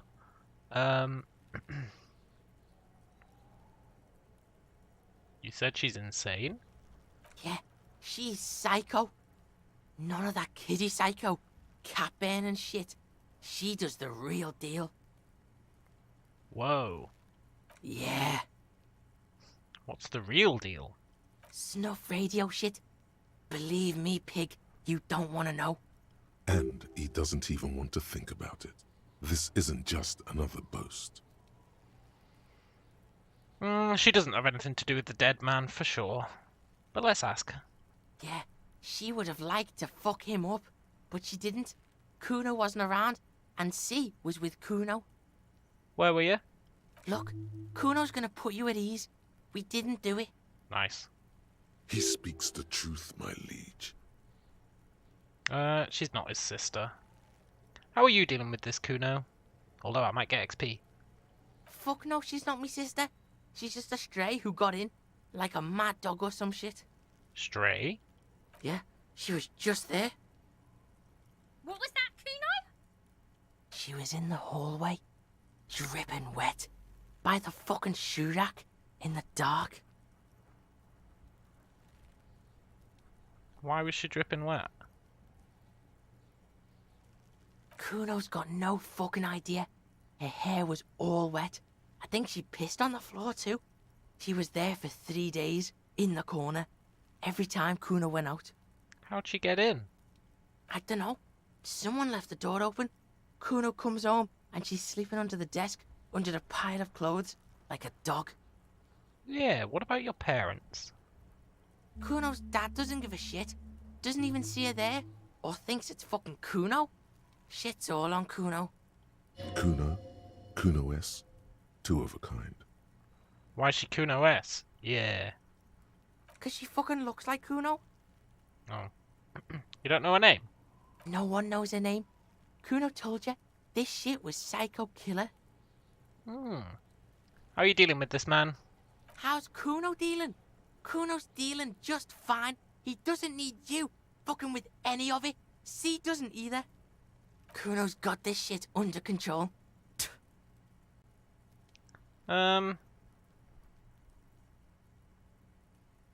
Look, I'm here for you, man. Listen. C is Kuno's go-to. Kuno's protecting her. You fuck with C, you fuck with Kuno. Damn it. You threaten her. You threaten to take her away. This is what it all comes down to. He needs you to take him seriously now. I'm going to kill you. I'll run when you put the cuffs on her, sneak up on you later, and fuck you up. You understand? Yeah, I can respect that. Alright, now we can do business. Business? Now we're talking. Yeah? What do you want? Kuno can hook you up with... Oh, don't hook him up with shit, Kuno. See? Relax. He respects the Kuno. Kuno made him respect the Kuno. You respect the Kuno, you get all kinds of shit. Remember when you tried to get Kuno to hook you up? We can get on that now. If you run a little errand for the Kuno, me and you, Kuno's gonna hook you up with illegal narcotics. Look, Kuno, that's cool and all, but keep it down. Kim is still here. See, it's tension and release with Kuno. Now we releasing. The pan buying shit, that's on now too. 90% discount for Kuno's pig. Kuno can flex. Let's go. And shit, you can even fuck back in Kuno's kingdom. Kuno saw you sniff around that fucking pile of Etonite. It's a secret door, okay? Just pull it off and fuck back in there.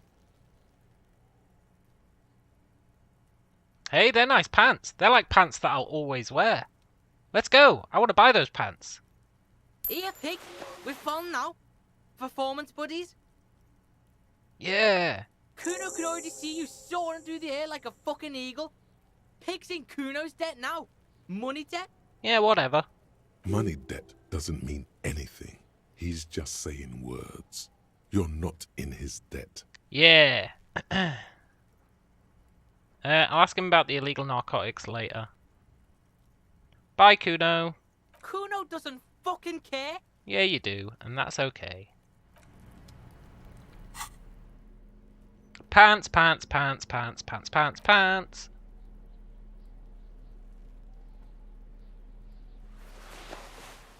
Awesome.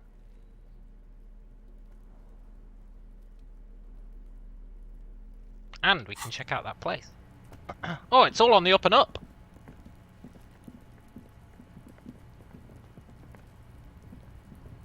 The pile of Etonite looks stranger now that Kuno told you about his pad.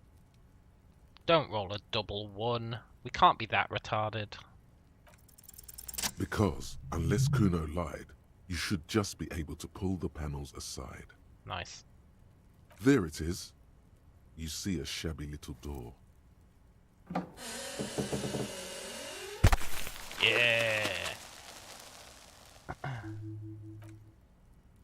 So this is the shack Kuno mentioned. Let's take a look inside there. Yeah, I wonder how I get to these orbs. Maybe through the shack? A silver plate with traces of bone yellow powder. Amphetamine. Sweet amphetamine. Maybe this Kuno kid knows where to find more. The lieutenant isn't studying the powder in the mirror. He's studying you. There's a good vague way to ask where he stands on drug use. Professionally, I mean. A good vague way. None of these are vague. I guess someone's taken narcotics here. Perhaps the police should interfere as vague as we're gonna get. Perhaps not. This is below our pay grade, detective. However, see that ladder there? It's probably another way into the industrial harbor, no? A secret path the local kids use. That's speculative at best. I wouldn't have thought that.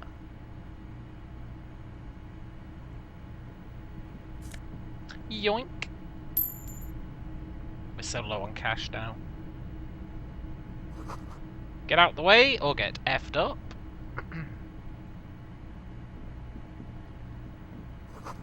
An empty tube of magnesalam. No, I need magnesalam. Well, I guess I don't. But I want more. A pig's head. Nice. Ah! Ha ha ha! Ha ha ha! The box! The orbs! It's all coming together! It's always gonna collapse. Yeah.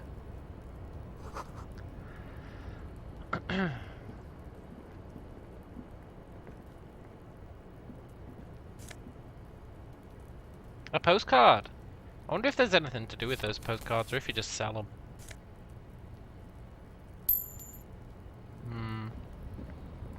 I'll keep them, they don't sell for much. Like, at all. No Safed. We actually need that.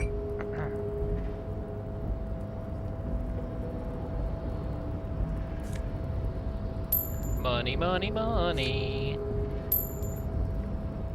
Wonder how you get down from here. If it's a secret way into the harbour. I feel like you can't actually get into the harbour from here. But that's fine. Fuck, does Kuno care about the harbour?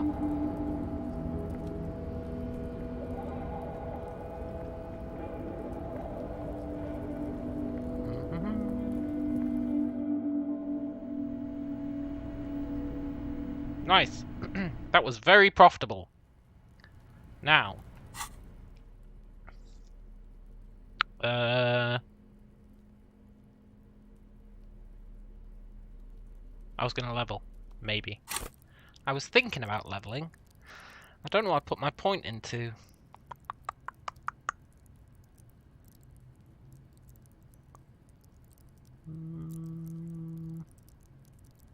Maybe Inland Empire. It's not as high as it looks. We've got to take 2 off these numbers on Psyche.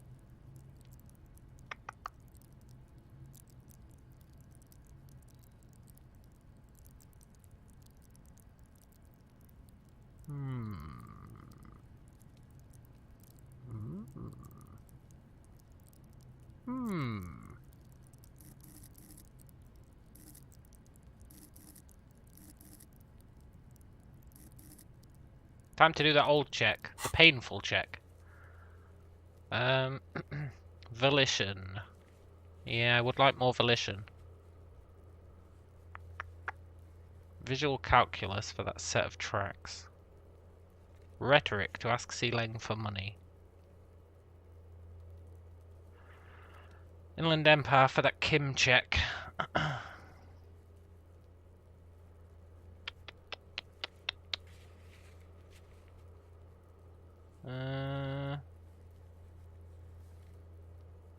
Interfacing for that locked door.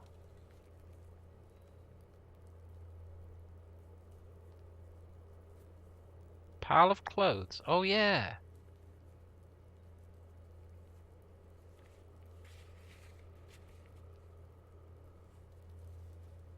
Interfacing for the locked door.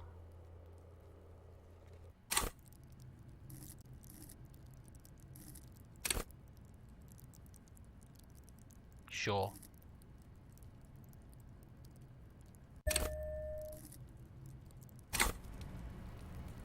Let's go try the locked door, and then I swear we're gonna get that body down. I swear. What's up, Kuno S? I'll die before I squeal, pig. The smell is so bad I threw up. Stay away from me, pig. You don't want to see what happens when you corner me. Yeah. Can I snitch on I'll Kuno? die before I squeal, pig.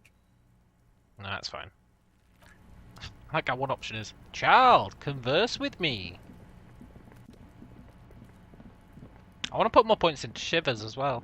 Remember when we walked outside in the middle of the night and it gave us all those really cool shivers things?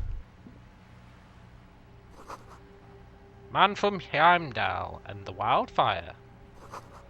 Erotica without actual erotica.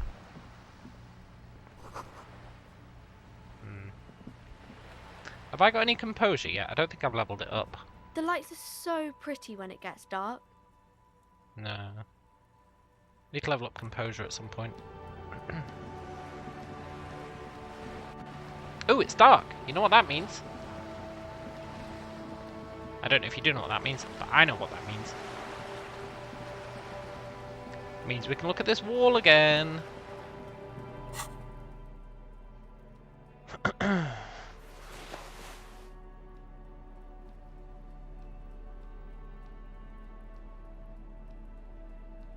I don't think I have any other composure stuff. Not composure. Yeah. Just an ordinary wall. Nothing to see here. 72%? Why am I looking at this wall? Because you see it. Yes. Finally. This wall is sublime. Look at it. The shadows. The colors. Let the conceptual joy flow into your pupils and blossom into thoughts in your brain. All the other walls on all the other houses must make a pilgrimage in adoration of this, the uncontested pinnacle of wallcraft, color peeled from the very face of God. Yeah, more. Oh, Wallfather. I must paint this wall. Add more beauty to it. Huh? He sounds tired of it all. Cindy the Skull has all the necessary materials. Talk to her. Look, I know you're tired, Kim, but take another look at this wall. Draw nourishment from the beauty. Sure. I have to talk to Cindy. If you must. I must. But first, this kind of takes us to Cindy anyway. Oh, no, it's not late enough yet. After 9, I think it was, we need to go and talk to the smoking guy.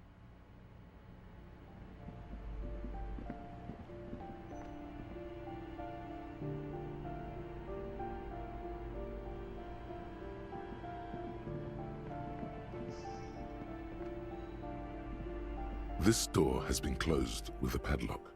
A chalk-drawn number on the boards. Did I have any interfacing stuff? I don't think I did.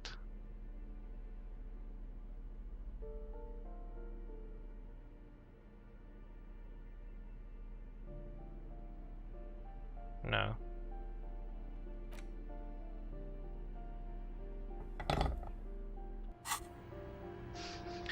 Right, I want to believe. This door has been closed with a padlock. A chalk-drawn number on the board says, number 11. 83%. I'm really tired of failing to cut a simple padlock. The shackle snaps like a twig. Yes. And the lock falls to the floor with a little thud. It should be possible to enter now. After you, detective. Master Investigator, you just can't keep yourself away from locked and hidden places, can you? It's my duty as a cop to investigate every square inch of this world. True. Attaboy, the world's secrets were made for you. They wait patiently for you to uncover them. The Jamrock Shuffle. -1 esprit de corps. I should probably get some thoughts at some point.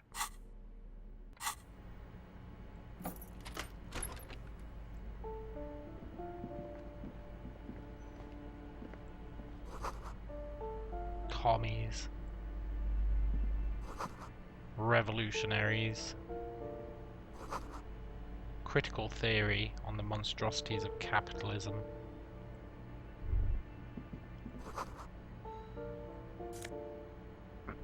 a bullet and a conceptualization shirt. I've already got a conceptualization shirt, but that's fine. A plaster cast bust depicts a middle-aged man with impressive sideburns. The name on the plinth reads Kraz Marzov. He was a sexual deviant. A zoophile, probably. The lieutenant raises a brow. That's right. Filthy. Thank you for sharing this wonderful opinion on human sexuality. There aren't many communists around, not after the revolution. Some youth still keep the ideology going, it seems. But why does he have a bust? The White Star, the photos on the wall. I think we have broken into the apartment of a young communard. How fitting. Yeah, I guess that is fitting. Let's go. I don't think she's gonna have anything for us. Give me a moment. No. That's cool. Let's go get those paints off Cindy. If she'll give us them, which she probably won't. Hello again, officers. Have you come to admire my mural? Ooh, maybe you can tell us something about the murder victim's missing armor. I don't know why, but maybe. What do I care about some fucking tin eggshells? Isn't armor art? Art for the body. Ugh, alright. Sad piggy. I'll give you this one. I saw a little girl in the fishing village running around with military-grade handwear. Look cute as hell. Nice. If you haven't been there, the village is a shithole down the coast from the main plaza. Have a good time! And there's a girl wearing the gloves. No. That's all the snitching Cindy the Skull does for today. Actually, I don't even know why I told you what I just told you. Because you're kind at heart, Cindy. Now give me your paints. I have a weakness for animals. It's the animal thing again. Damn it. Or a weakness for police officers, miss. Thank you either way.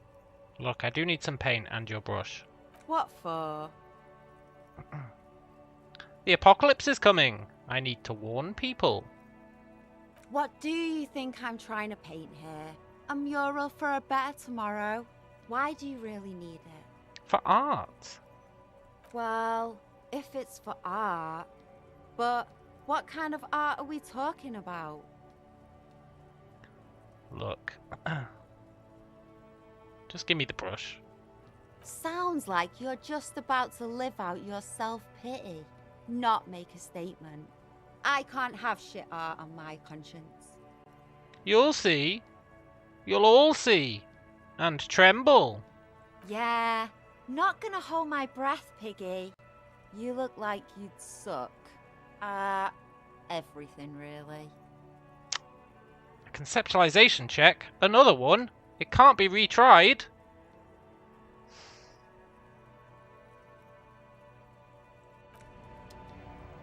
Hello again, officers. Have you come to admire my mural? No.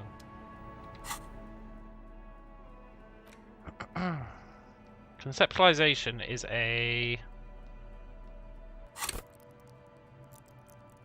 intellect one. I've already got it at 8.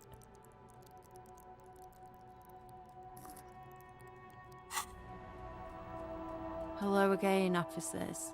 Have you come to admire my mural? 9 would get it up to 42. We might find some clothes. I'm gonna save that check for later. Let's go deal with the body.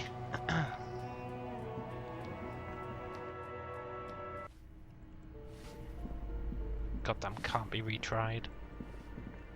I hate those checks.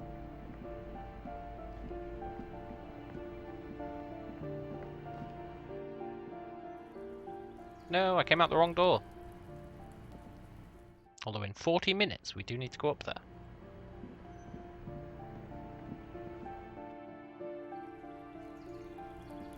Right, body time. Well, kid.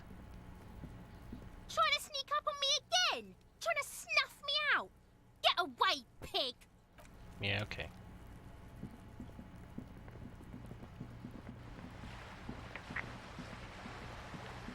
Dee dee dee dee.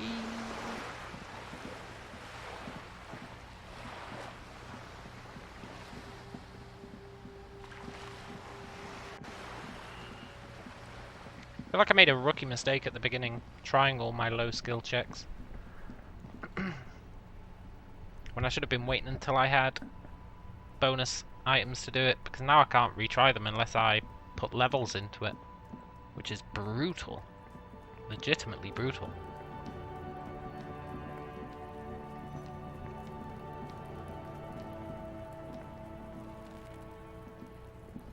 The man before you is naked, but for a pair of underpants and white boots.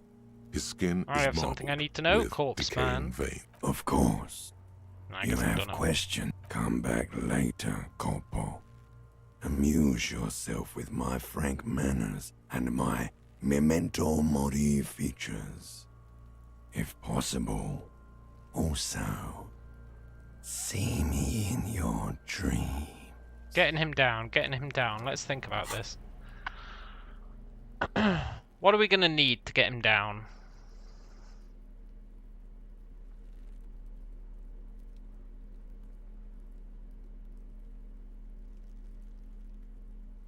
I don't think we're going to need conceptualization. So we can change our shirt. We might need a physical instrument.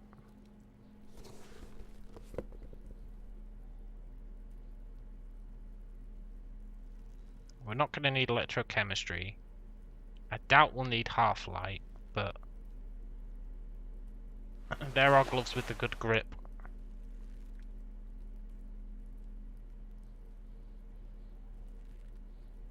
We might need composure. We're not going to need savoir-faire.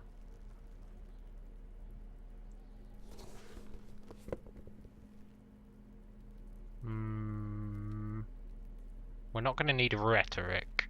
We might need reaction speed. I doubt it, but I don't think we'll need rhetoric. In terms of a jacket, empathy, hand-eye versus suggestion, no. Esprit de corps, shivers. Might need shivers.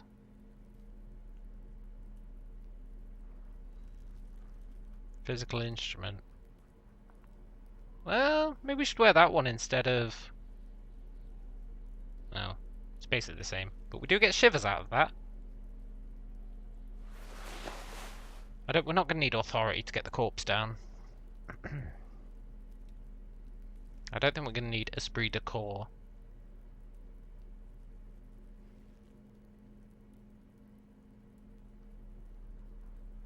What pants are we wearing? Savoir-faire, physical instrument, yeah.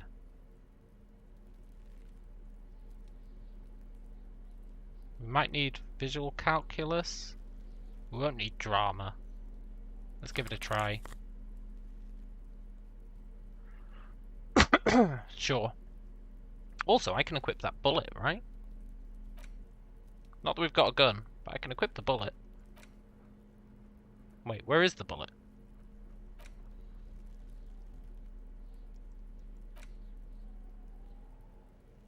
Where's my bullet? Oh, you've got one bullet. You don't need to equip it. Okay. Nice! Right. I prepped as much as we can. Except for maybe...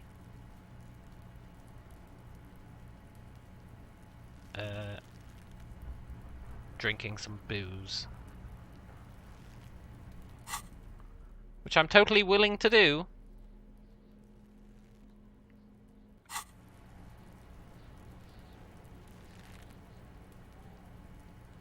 If it lets me.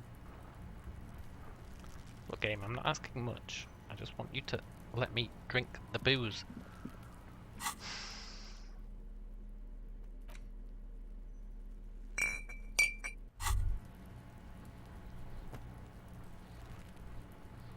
Nope.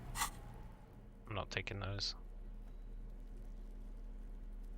Well, maybe I can... Now that you've acquired some stimulants, it's time for a little pick-me-up. Time to detect. Will it make me into a super cop? It'll make you into more than that. A mega cop. This is your modus operandi. This is how you've done it for years. Let's go.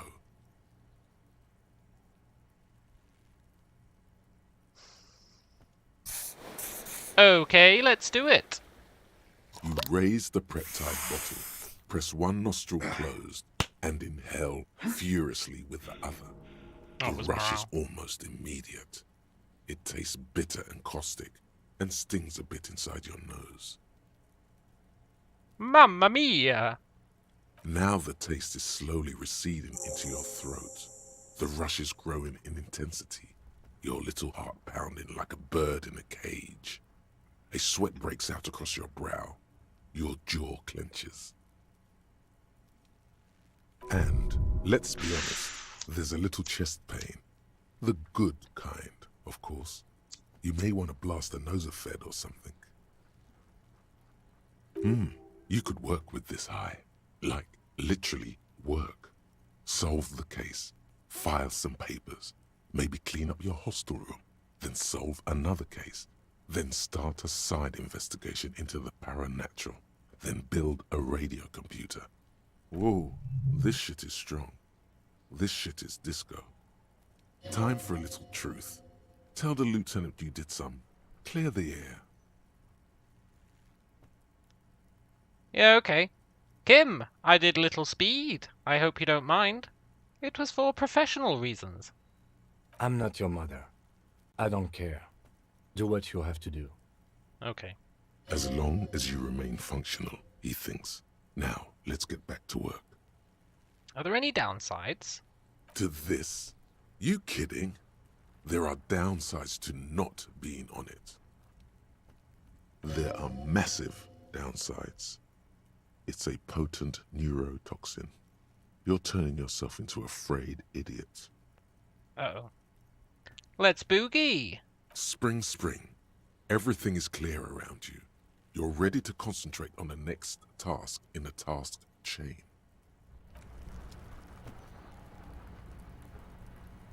Please let me drink some booze. Maybe if I put it in my main hand.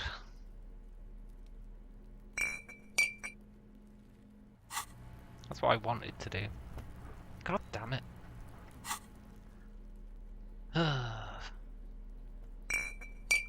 Full version, huh?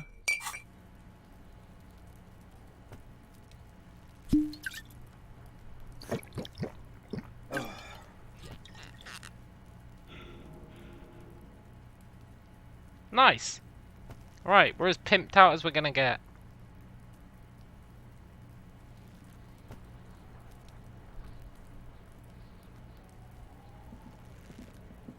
The man before you is naked, but for a pair of underpants and We need white to talk boots. about getting him down. Yes, we do.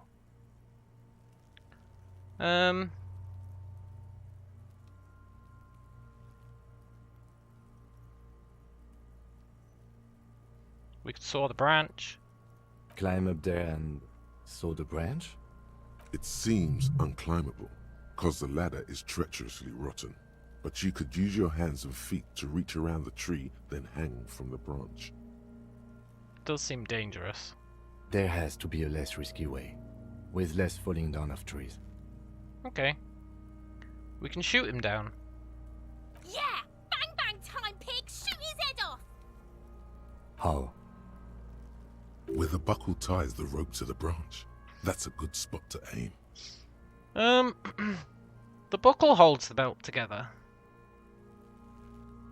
Where? Ah, yes, I see. If the shot hits that, there might be a chance to release the belt. I feel like we could do the same thing with stones, but... Yeah, now we're talking. Entertain a Kuno with some shit. They'll miss! The pigs will miss Kuno! Yeah. The lieutenant is undecided. On one hand, he wants to shoot some gun.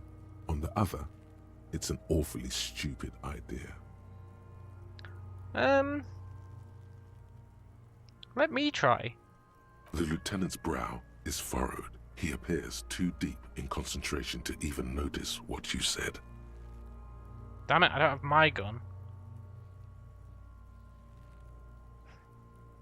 Look, take the shot. What's the worst that could happen? I'll blow his head off. Take it! Take the shot!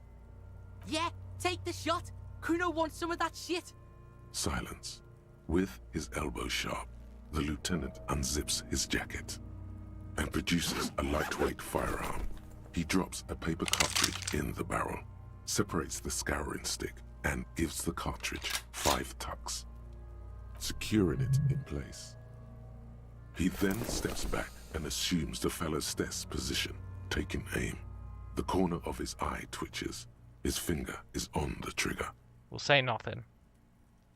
He's gonna fucking The kid's voice is drowned in a shrill blast that echoes off the walls of the surrounding tenements. A cloud of smoke slowly parts in the air as the lieutenant steps back and says to himself, God damn it.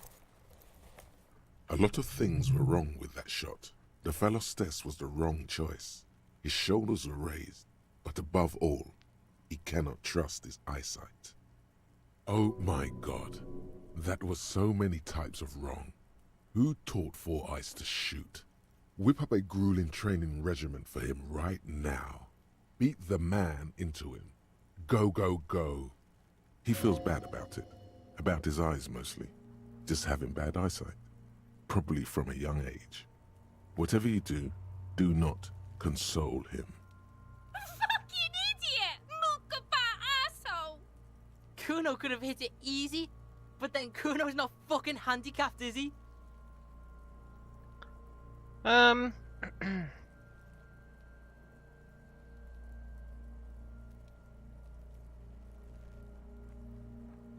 What the hell is wrong with you, Sally? You need to square your shoulders. I think you have your sports mixed up there, officer. Squaring my shoulders has nothing to do with this. Yeah, it does. Bitches fighting. Try again? No, we are lucky as it is. We didn't break anything, and the victim remains uncompromised. Any more mistakes could put us in an unfortunate position with the locals. We have eyes on us. I didn't do us any favors with that. Okay. What now? I have to say, it's beginning to look unlikely we can get him down without assistance. You know, you don't feel like too bad of a shot yourself. Yeah. Take his gun and show him how to use it. Look, I should try. It's bad as it is. Us shooting firearms like punks. Go ahead, I'm not stopping you. Just don't lose it. They only have one gun! This is the sorriest pair of pigs Kuno's ever seen. I know. We really are. Yeah, take it, you fucking banana boyka! Take it and shoot yourself in the mouth! Let's feel the weight first. The cold piece of bakelite and gunmetal is surprisingly light. Your fingers fit right through the guard, instinctively resting on the trigger. You've held this, an A9 Armistice, before. At some point, it probably used to be your choice of firearm. It still feels comfortable, like you never laid it down. The fuck are you waiting for, Kuno? Tell him to shoot himself in the mouth! Kuno is silent. Aggression gathers in the air. The trigger feels delicate and ready to break under your finger. Yeah, let's do this. The buckle comes into focus in your sights. You stand with your feet planted firmly in the ground and your left hand supporting your gun arm. Why don't you just shoot yourself in your mouth? At least you won't miss. This isn't mere boundary pushing. There is a true suicidal rage in the kid as she's provoking you. 58%. Close our eye first. Your field of view narrows. The branch slowly moves, becoming entirely two-dimensional. The metal buckle glimmers, catching the evening light as the corpse slowly rotates. Maybe I shouldn't have closed our left eye first. The slow movement of the branch in the wind and your shoulders directing the gun sink up. dancing hypnotically. Look, he's crying. You gonna cry now, fucking faggoty? I'm not gonna say shut up, she'll just do more. 72%. Let's go. I want to believe. If the game's gonna F me, it'll F me now. Yes! We're better than Kim. We're better than The Kim. buckle explodes into tiny pieces, coming loose with a whir. With your hand numb from the recoil, you look at the body slump down. For a moment, the man appears to kneel in front of you, looking straight at you, helpless, trapped within itself. Who killed you, man? Communism. Yeah, sounds about right. It takes a millisecond for the association to flash within your cortex. You have no idea where it's coming from, only that it's right. Then the rigor in his muscles gives up, and he smashes sideways into the spring mud, letting out a horrid stench. Who's laughing now, you little shit? Fuck you, Kurpale! You've been policed. Ace is high. The Ace is High, a custom invented by the aerostatic brigades during the revolution, is used to celebrate success in Revachol, especially in sports. The gesture has spread across the world, despite the defeat of the revolutionaries themselves. You could add an Ace's Low to it, if you like, by turning your back after the high and waiting for another. Yeah, sure. I'm not going to leave him hanging. Although he doesn't deserve the credit. He didn't even want us to shoot.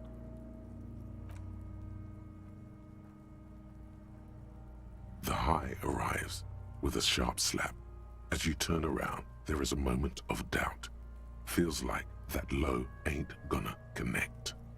Chill. It's gonna connect. But then it does, and with furious precision. The lieutenant is not one to leave an Ace's Low hanging. Yeah! I knew these guys were f***ed. Yeah, we are. Got a problem with it?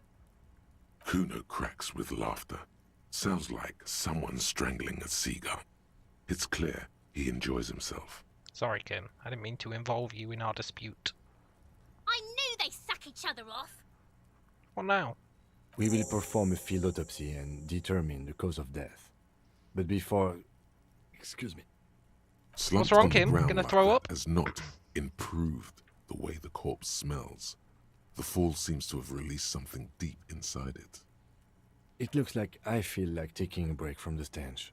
I'm sorry to interrupt the jubilations here. Just a little breather before we do the autopsy. The field autopsy?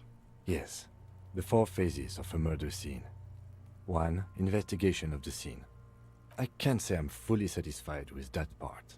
We should search for prints, maybe. I've done that, man. 2. Initial examination of the victim. We were exhaustive in our efforts there. Good job. 3. Field autopsy. This will not be pleasant or easy, and it will have to be performed on the scene. I really resent him saying, I'm not fully satisfied, we should search for prints. We did search for prints many times until we finally got it. F you, Kim. The fuck are they on about? Cops are gonna cut his shit up next. 4 and final, transport of the coroner's case to the district morgue. I'll do that. God, this stinks. Yeah, okay. Good. Yeah, you can have your gun back. I would suggest we interview Everhart and Joyce, the leader of the union and the Wild Pines rep, but we've already done that, so it's up to you, detective. Take us where we need to be. He trusts you have plenty of things in a task chain lined up. Yeah, we need to be here. The rotting man lies on his side with his eyes looking I want straight those through boots. you. The belt is still around his neck.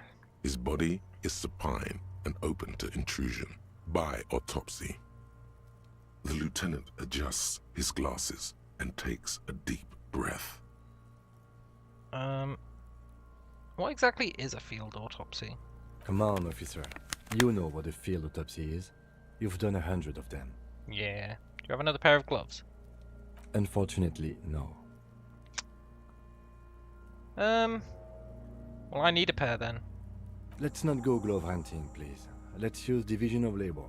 I perform the anatomical side, while you take notes. Yeah, okay. I'd probably F it up. We just fill this in, right? That's right. You knew it because you inspected your ledger. The lieutenant is relieved you know the protocol. Tell me something, dead man. Shoot, Looney Rooney. What killed you? Was it love or communism? Or both? Huh? You said love killed you, but when you fell down, you said it was communism. You're misquoting me, Rooney. I said communism killed me. Love did me in. Oh, okay. Come back later, Corpo. Amuse yourself with my frank manners and my memento mori features. The dead man stares in silence as you crack open the ledger. The bright red paper is covered in boxes and lists, describing the condition of his skin and organs in 3 parts. Above those, an 11-field info form needs filling out first. It begins with 1 assistant. That's you. The gloaming.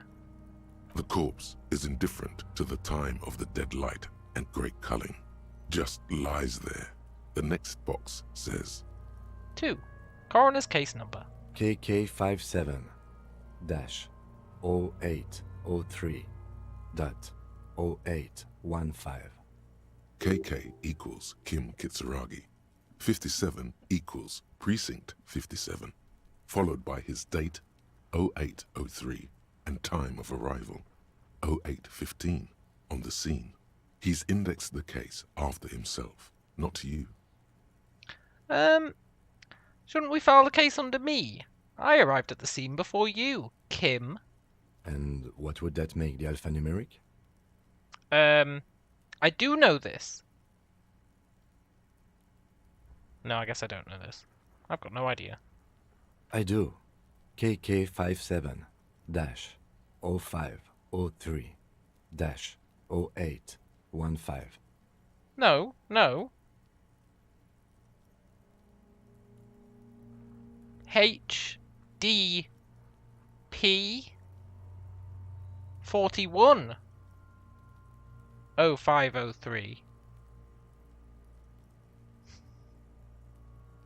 I don't like you trying to get your name in there, Kim. But okay. Next. Name. We've heard the nom de guerre. Lely. It's better than nothing. Write it down. Sure. What's next? Date of birth? Yeah, date of birth. NA. Sure. Age? Roughly 50. Try 40. The damage is so extensive, it's better to err on the young side. I'm gonna write roughly 42. He nods. Race? Mondial. Subgroup Occidental. As per your observation. That's right. Write it down. The pudgy mess looks neither mondial nor occidental. It doesn't even look human. The next line says, Sex. Fucky! Male. Pigs can have sex? Let's write pig's gonna have sex. I'm on team Kuno. Naively, the lieutenant does not double-check your notes. El bigo mistako, Lieutenant! Totally. Date of death. We're still going with March 4th. 51.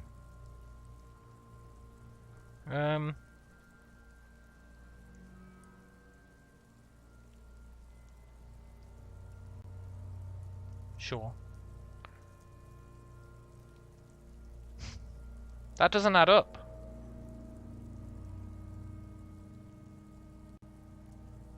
Oh 0503 is allegedly when we arrived, right? We'd been here for 3 days when Kim arrived. So we arrived the day after. But that's not true, because they said they didn't call the police for 3 days. None of this adds up. And also, why did it take Kim 4 days to get here? 3 days to get here. He got here 3 days after us. Why? We never figured that out. Yeah, whatever. Maybe we were here coincidentally, prior to the call. Maybe we murdered him. Let's write 0403. What else? 9. Body identified by is non-applicable. 10. Case number is the same as the coroner's case. KK 57 0503 0815 listens motionless, with the cargo belt still around his neck. Only one box remains. Evidence of treatment. None. At least not after the initial examination. What is treatment? Interfering with the body's position or wounds post-mortem. I don't know. He was carried over. They'd have to have incapacitated and carried him over. This man was more than a match for untrained dog walkers. Your central nervous system recognizes this gesture. It's the stations of the breath. Ecclesiastic, religious in nature, a holdout from pre-DeLorean burial rites. It takes him 2 seconds to perform. Then, somewhere in Jamrock North, a small wood shed behind Rosencrantz Row, Lieutenant Nick Feuerbat puts his hand to the chest of a small corpse, no larger than a monkey. It's raining outside, light drizzle. There is darkness in the shed. Elsewhere yet, an obese female sits in a wicker chair, her silhouette bull-like against the window. Outside, Grand Coudon. The day is turning dim for Sergeant Mac Dawson. Hand extended, he approaches, to make sure she is dead more than anything else. The building is tall, 7 stories wind-wrapped in solitude. Most of the apartments are unoccupied. This was a suicide, the other an accident, the small one. And so, all across Jamrock, Coal City, GRIH, 42 deceased persons found today, 42 stations of breath. RIP. We should start the post-mortem. Yeah, let's do it. Turn the page. The corpse cannot feel Kim's hand on his chest. It no longer meaningfully interacts with its surroundings. A thicket of boxes and lists on red copier paper tries to answer why. External examination. Clothes. The deceased wears armored boots and white briefs. The make of the briefs is Babrodine, I think. Let's see. I'm not sure that's relevant, Kim. See, it's happening. Babrodine, yes. Inexpensive.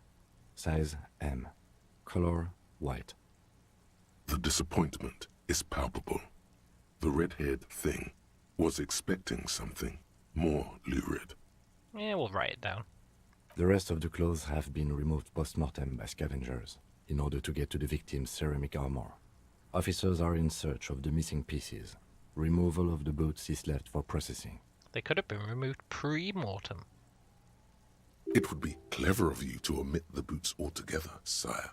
If you are to keep them for yourself, as you ought to, you have deserved them more than anyone else. Yeah, when am I gonna get them? Patience. After the autopsy, before the body is taken away, there will be a window of opportunity. After the lieutenant has gone to sleep. I hope this has helped you, my liege. It has. Omit the boots. The boot has a serial number. It's E50.100.100. The lines between the plates are in the shape of the alphanumerical. The number is purposefully concealed by the design. I feel like I shouldn't write this down. Kind of weird to put a serial number down whilst omitting the boots, but okay. Tattoos. The upper torso is covered in a single, continuous tattoo, resembling a national pattern. It reaches from the right shoulder to the heart. The ink is blue and white. The assistant has a color photograph of the markings to be added to the case files as document A1. The photo is taken on the scene using a Trigat Mini. Sure. The deceased has a cargo lashing belt around his neck, tied with a hangman's knot. Color yellow. Length 3 meters. There is a buckle on the other end. Was a buckle. We obliterated it. Well nourished, athletically built, measuring 1.8 meters. Generally consistent with age 42. Preservation is good. Ambient temperature below freezing. The spine is bent more than the lieutenant compensated for. This buster's actual height is about 1.85. And no, you could not take him straight on. I'm gonna write 1.85 meters, Lieutenant. Of course, I undercompensated. Yeah. Body hair is light brown. Distribution is consistent with age. The deceased had male pattern baldness. Hair is combed back, short. Why would I touch the corpse's hair before moving on? But you know what? I will. His hair feels wet, soaked with rain, cold to touch. Not that different from a living person after a swim. I'll stroke his hair. Gently. The stench is suffocating. Strands of dark brown hair start sticking to your hand, like thread off a ragdoll's head. Why did I do that? There's brilliantine in there. He's combed his hair back with oil. Keep petting him. I'll write it down, adding the brilliantine. Lividity is consistent with hanging. The head is congested. Contusions are present on the head, chest, and thighs. Consistent with stones thrown post-mortem. Low velocity. Fucking low velocity? You think Kuno doesn't know what you're talking about? Velocity was fucking max. Talking shit about Kuno's velocity. In addition, there are bite marks on the face, scalp, and chest. Consistent with predation. I'll write it down, but amend for high velocity. I'm on Team Kuno. Ligature mark. Steel wiring. There's too much of it. We need to remove the belt so we can get to the ligature mark. You got just the right tool for that. The chain cutters. Yeah, I'm prepared. The hanged man lets out a joyous little bubble of rot from his nose. Good thing we got these chain cutters. Always good to think ahead. Now, we need to cut the belt to see the ligature mark below. Carefully, with as much precision as you can. Look, Kim, I'm just the assistant. Surely you should be doing this. See, my pig is gonna fuck his head off. No, he ain't. Your pig's a boring fuck. Let's look for a good spot to cut. The belt is equally tight around the whole circumference of his neck, swelling over the edges like white bread rising from the east. The knot is the weak spot. The chain cutters fit in there, steady now, like a flower arranger. 2 cuts and it should come loose. Okay. I do want to say, yes, I'm Kuno's pig. I agree. But it might lose us our sweet 97%. But that's a risk I'm willing to take. Yes, I'm Kuno's pig. I agree. You are? This pig is Kuno's. Oh, that would have got us even higher. Okay, just don't roll a double 1. After some deliberation, you sink the cutters into the knot tying the belt together. You squeeze the rubber handles together, sweat forming on your brow. Although it would have been pretty great to cut his head off. Snap. The knot is slashed. Another cut and the belt falls apart like a flower bouquet, revealing the dead man's neck and the dark red ligature mark around it. The rope rises to a point, leaving a gap in the ligature mark. The suspension point is in the back of the neck. As it ought to. This is where its grip on the curdled meat is gentlest, pulling up. Hemorrhaging is observed on the skin, above and below the ligature mark. The mark is well pronounced, consistent with a drop from 1 or 1.5 meters. Chest is intact, normal contour. Abdomen is protuberant, pelvis intact, genitalia... No! see. I fucking knew it! This is clearly what they've been waiting for, ever since the autopsy began. The lieutenant is trying to make it as boring as possible. Genitalia is male and unremarkable. No evidence of injury. We're going to inspect the genitals. The dead man's penis is average-sized, congested from the downward collection of blood. The testicles are uneven in length, hanging underneath. The genitalia is greenish. Marbling is present around the crotch. Let's write it down. Back is symmetrical and intact. Upper and lower extremities are intact, but asymmetrical. There are combat injuries on the right hand, thigh, and hip. Bullets have bitten little pieces out of him. It must have been excruciating, especially the hip. Before you is a temple of pain that knew little tenderness in life. In addition, I see smaller, residual scars, too numerous to count, covering about 30% of his skin. From wounds sustained over 2, maybe more decades, dispersal and accumulation indicates long and active combat duty. Last item, hands. We'll pick up the hand. His flesh is cold, icy. Pleased to meet you. Where are you from and what's your name? My name is... I'm only fucking with you. I know where you're from. From Cappadocia. And your name is Il Corbo. What can I do you for, Il Corbo de Cappadocia? Are you a temple of pain and a stranger to tenderness?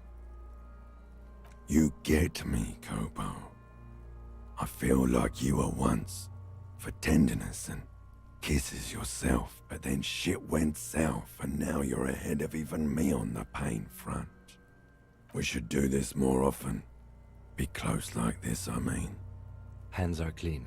No sign of injury from struggling. Were we expecting any? I was. Maybe I'm just not seeing them. Honestly, this stench is making it hard for me to think at the moment. Working so close to the fumes coming from the corpse must be hard. You realize suddenly that the lieutenant has been barely keeping it together these past 2 items. Ooh. That's all for the external. Well done. What next? Oh, you're gonna love this, Kim. Internal examination. Central nervous system. I have nothing. Do you have anything on this man's central nervous system? Of course, there is a moral to be drawn from it. A moral to this story. If I may add the moral of the story... What would that be? The dead man looks, too, with barely contained excitement to hear the moral of his story. The brain is very vulnerable to compromises in its blood supply. Yeah. I think that may well be the moral of every story, officer. Yeah, I'll write non-applicable, I guess. Good. Musculoskeletal. Purge fluid is coming from the mouth. Not injury-related. Eyes and tongue protuberant. Hyoid bone. Let's see.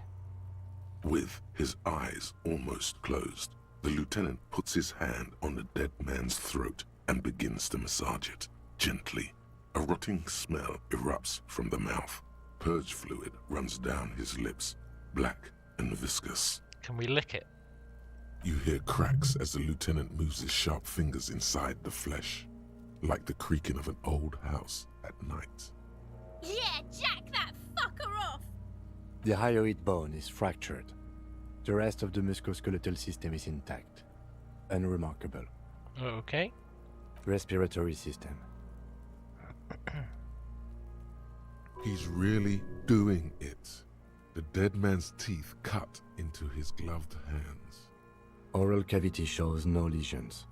The victim has received dental implants, possibly after a combat wound. Mouth swollen. Hemorrhaging present in mucosa of the lips and mouth. Let's look inside his mouth. No scream. No sigh of relief rises from the darkness inside. It's humid there. Sickly sweet air, unlike anything living. You feel like you're about to throw up again, straight in that mouth of his. Uh-oh. No, you don't. You can keep it in. You can keep anything in. Good job, pain threshold. Let's look deeper inside. You manage to suppress the contractions trying to enter your stomach. All it takes is concentration. Through it, you see nothing but darkness. More meat and darkness. There are ancient mysteries down there, Kobo. Ask me later. Hemorrhaging present in mucus. Yeah, totally. Hepatobiliary, Na. What? What the hell is hepatobiliary? Ah, are you a hepatobiliary expert? I don't think so. I don't really know what it is. Maybe I am. Neither am I. That's it. That's it. Yeah, okay. What the hell is hepatobiliary? Same for toxicology and serology, Na. Both? Unless you have untapped reservoirs of knowledge there? Yeah, the completionist in me does wonder if there's something we could do. Like a toxicology screening?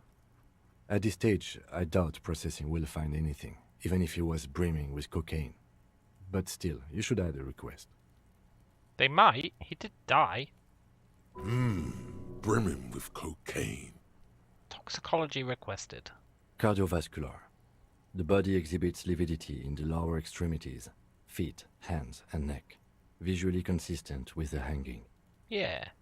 Gastrointestinal. This will do. Digested semi-solid food in stomach. Voila. Let's write it down and keep the voila. What's next on the list? Description of injuries. Let's see.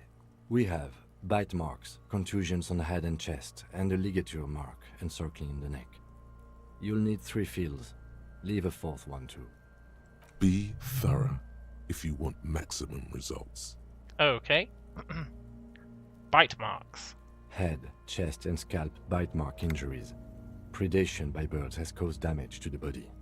Odontologist does not need to be consulted. It's a bit presumptuous, Kim, honestly. And your opinion, officer?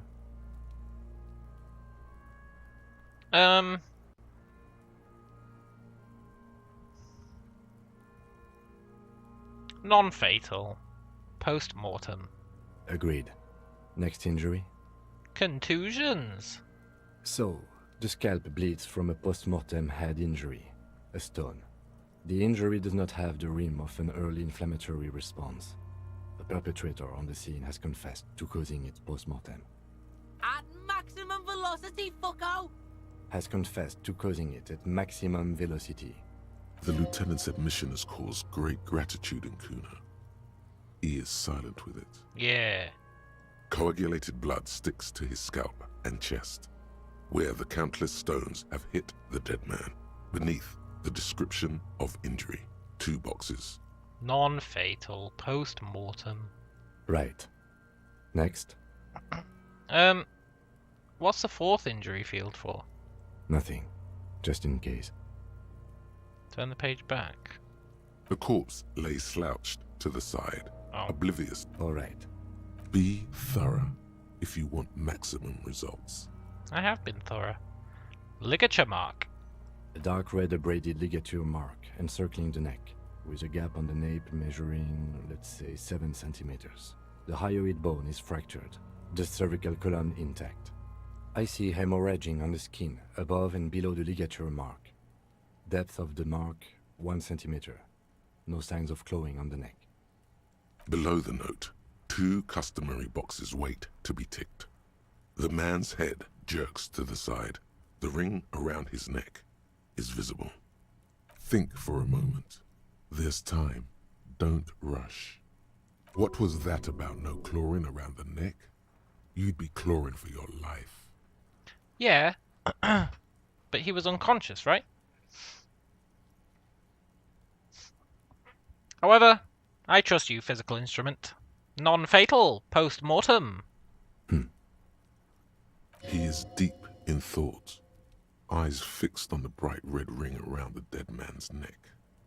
Why do you say that?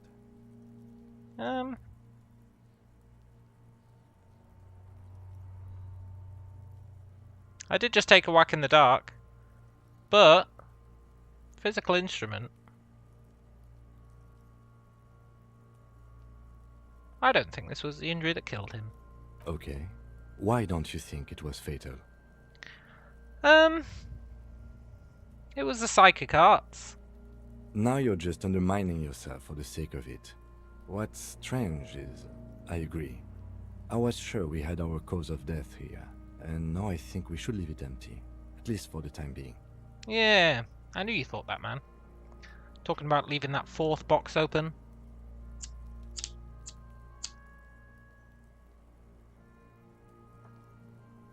Let's wrap this up. I pronounce this field autopsy over. How did it go? It was an irregular field autopsy. We did not establish cause of death, which is supposed to be the goal of an autopsy. But, personally, I do not see this as a parameter for success. We also requested a toxicological screening. That was thorough. The results should arrive in a couple of weeks, if we are lucky. I will not hold my breath. Then, given the state of decay here, I consider establishing the victim's ethnicity a minor success. Yeah. What else? We were thorough with the list of injuries too. We described them all in detail. What is there to say? Given the circumstances, it was a professional field autopsy. Yeah, apart from when I started stroking his hair. Oh yeah, well done, Master Detective. Maybe a drink is in order? Perhaps a drink is in order. Later, I mean. Now, you see, that worries me. You will die if you drink. You know that, don't you? You are proving a useful detective. The organization would miss you. Yeah, okay. What now? I need a copy of that autopsy form. Then I will drive him to Faubourg. For processing. He's thinking, did I miss something? You tilt your head, also looking at the corpse. I'm sure we didn't get everything. There's always something. 28%. I can retry it.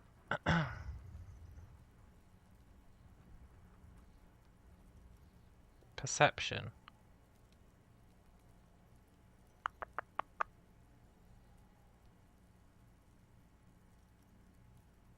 Let's search it thoroughly. You run your hands over the victim's cold body, his limbs, his torso with its swollen organs. Maybe you should be more thorough. Shit. Look in his pants again. The genitals in his breeches continue to be unnoteworthy. You see the penis of a dead man. If you've seen it once, you've already got the picture. Can't get enough of that dick. Do you think we missed something? You can't shake the feeling that there are more secrets concealed in the flesh before you. Yes. There's something we're not seeing. Okay, well, we are in livor mortis here. He is disintegrating. We need to refrigerate the body if we want to conduct another examination, and we need to do it fast. Where do we find a fridge? I know where there's a fridge.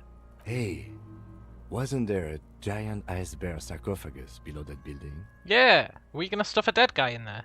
That's a great idea. Why, yes there was. It was massive.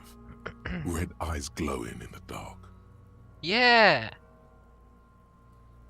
Yes. Now, I've rarely been disappointed by the size of a giant ice bear fridge, but I think we should still take a look at it first. Make sure it's big enough before we carry him over. Sure. Let's move. With every hour, whatever we are looking for in the deceased will become harder to find. Yeah, okay, man. Let's do it. Yeah, you can't throw stones anymore, Kuno. Well, I guess you could.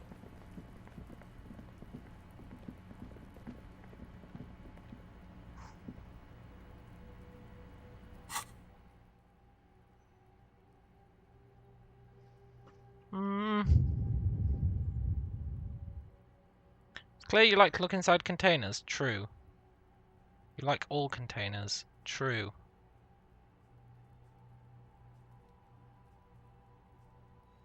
I think I'm gonna get the Jamrock Shuffle.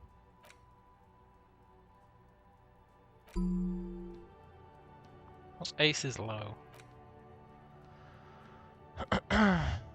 +2 empathy towards Kim. Empathy? That's not even a thing. Oh no, it is. Empathy is a thing. I don't know why I said that.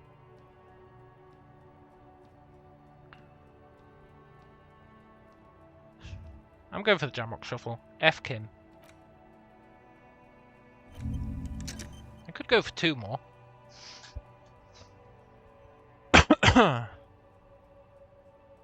I could finish off Rivacholian nationhood. It's only got 11 minutes left.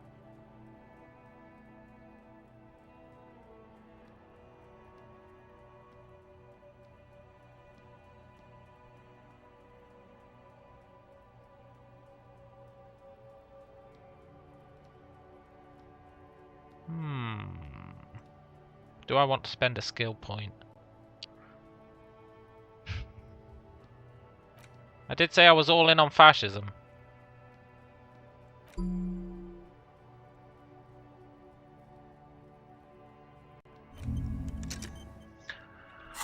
Whew.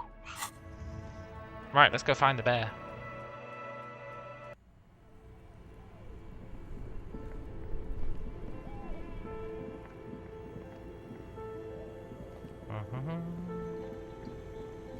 The bear's eyes are still glowing red, watching over all the ice cream wrappers hidden inside its belly.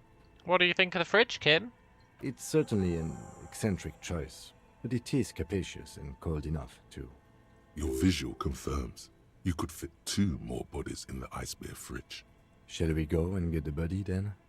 I'll take the head, you take the feet. The stairs won't be easy, but we'll manage. The 2 of you. Easily. Yeah, let's do it. The body is heavier than you expected and stinkier. It takes half an hour to get it down to the basement, then 10 more minutes to stuff it into the fridge. The lieutenant takes a step back to admire your handiwork. Nice. Beautiful. A dead body in an ice bear fridge. This is some of the best police work I've ever done. Yeah. You have created an ice bear sarcophagus. You've definitely earned a drink after this. Perhaps even some pagan rites. We need to celebrate by performing pagan rites. Let's bring out the mead and set it on fire. I knew you would say that. I knew this would lead to drinking. No, no more. This is paganistic enough, and it does not leave this room. Look, this isn't police work, it's art. We're artists, and this was our vision. If I were an artist, this would certainly not be my vision. I would be much, much more conservative in my work. I know, Kim. He's right. His work would be much more formal. At least we've stopped the body from decomposing further. Now you can conduct another inspection, under controlled circumstances. And steal his boots. That's the main thing. We stopped you from taking the body away. Inside the icy realm of the ice bear fridge, the corpse stands slumped, waiting. Tell me something, dead man. Shoot, Looney Rooney. At the autopsy, you said you have ancient mysteries. Yeah, that's right. Oh yes, Kobo mi Lobo. In the gift horse's mouth. Tracts and wakes and waterways. Ancient materials buried. But to where? Just a small gulp away, my beloved Kobo. A small gulp away. What does that mean? Well, how'd you like it in the fridge? I like it a lot, brother. This really is your finest hour. You're a genius. A regular Corpelangelo. Yeah. Come back later, Corpo. Amuse yourself with my frank manners and my memento mori features. If possible, also, see me in your dreams. so close to a level up. I think I will put it in perception. I don't like missing things. Also, this thought finished, right?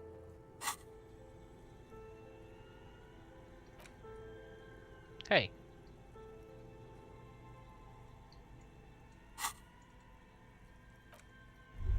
Yeah. Revacholian nationhood. The Revacholian state will be a serene place.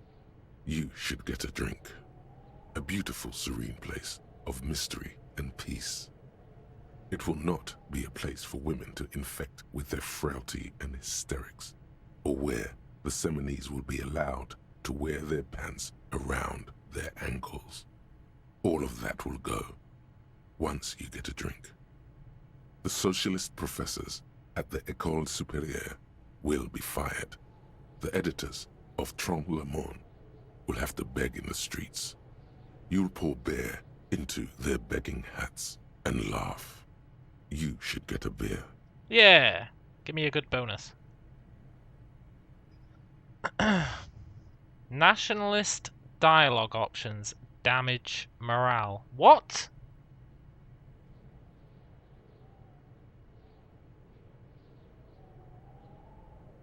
Why?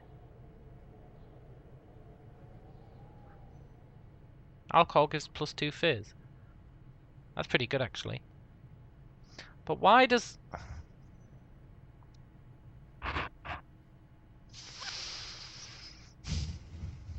So what? Every time I want to be a fascist, I lose morale? That's terrible, man. That's actually terrible.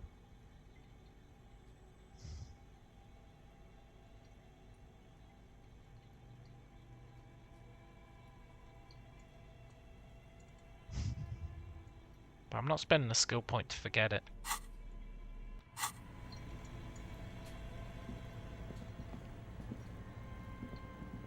Ah, that really does blow, though.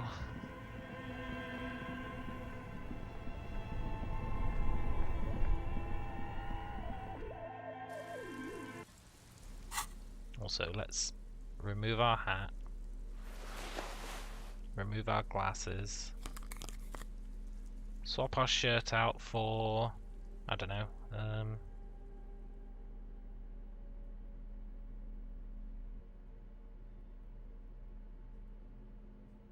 The Logic shirt. I think I'm happy with the rest of it. Take our shoes off. Yeah, +2 physique. That's pretty good.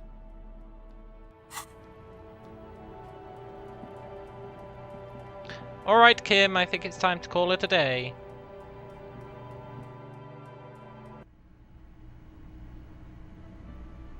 Cool, they're still there.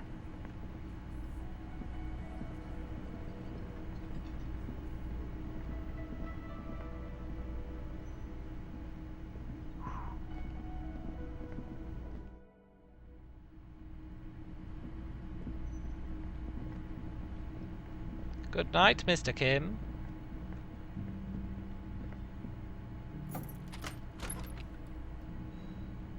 See you in the morning.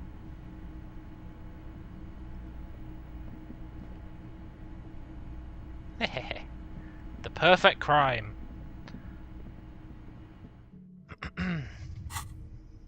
Let's go get those boots. And we can talk to Kuno about the drugs. Oh, it's all popping off now.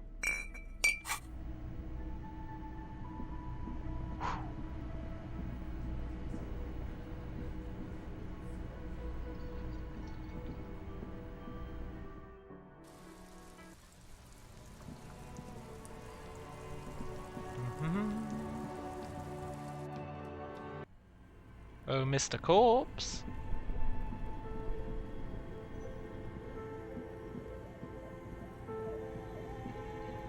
The bear's eyes are still glowing red. It's guarding over the freezing corpse hidden inside its belly. Let's take the boots. The body is reluctant to let go of the boots, as though it were its last bit of dignity. You're going to need to summon all your strength for this undertaking. Whatever you're planning to do, you need to do it before you catch pneumonia in the cold draft coming from deep inside the fridge. Pull on the right boot. It's not completely useless. You're able to reveal a little more of the putrid polymer sock beneath the boot. Pull on the left boot. It feels like the leg is going to come off along with the boot, but you're able to get the boot to move a centimeter or two. Just relax. This is easy. This is happening. See?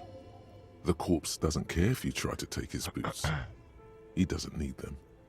He's probably glad to get rid of them. Yeah, adjust his seating position.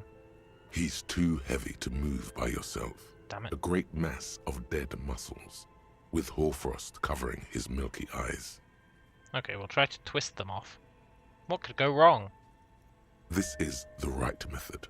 It takes some time, but eventually the boots come off, with nasty slices of polymer sock stuck to even bigger pieces of skin and rotting flesh. Damn it.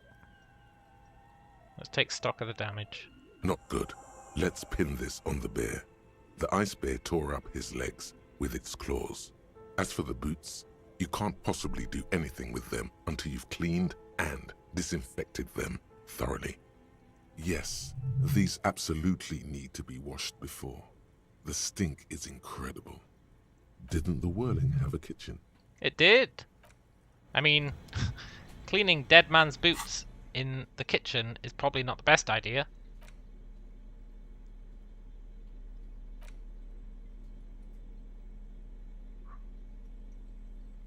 Don't smell these boots. Don't even think about them. Don't tell me what to do, game.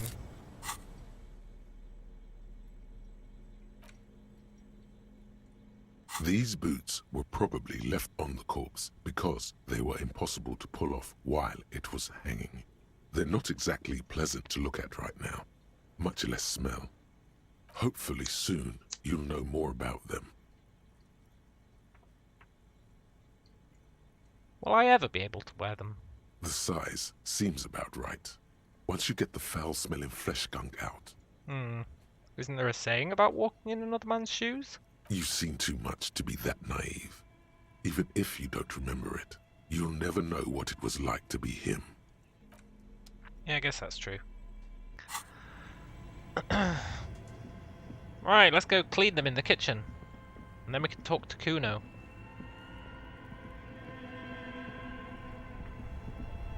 I mean, I feel like Kim's gonna know we stole them. Like, we're the only one who knows that body is in the fridge. He'd have to be pretty damn dumb not to figure that one out.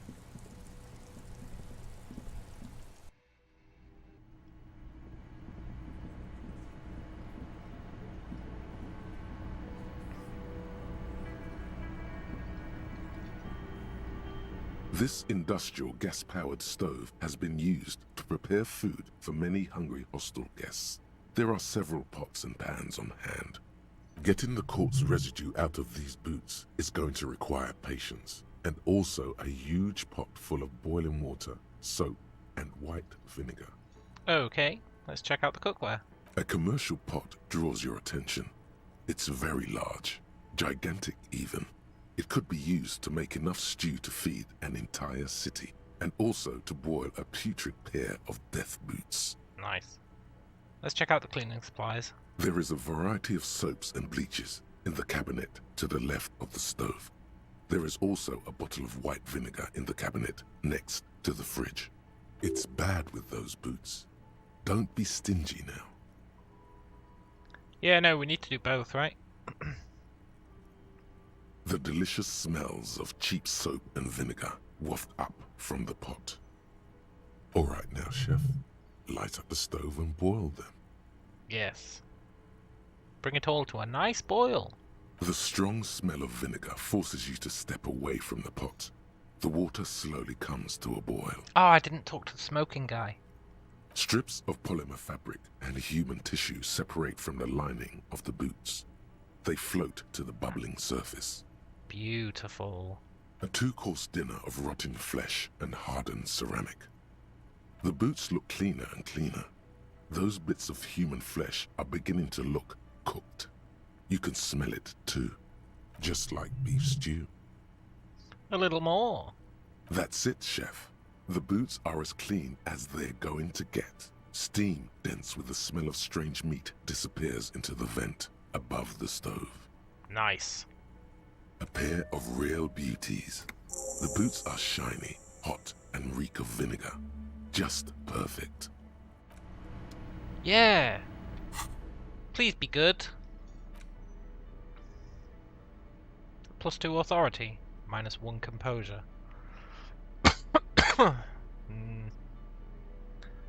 Well, it's good to have a +2 authority thing kicking about. Could have used those for Titus, but whatever. And I want to level up maybe perception. Yeah, I do want to do perception actually.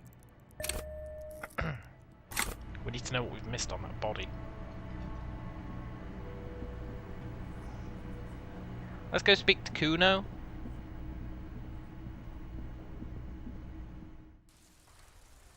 Maybe he'll have some cool stuff to say.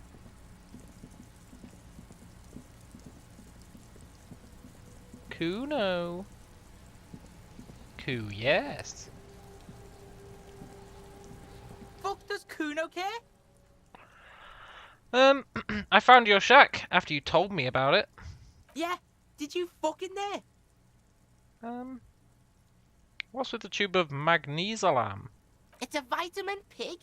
Don't you know anything? You could use some.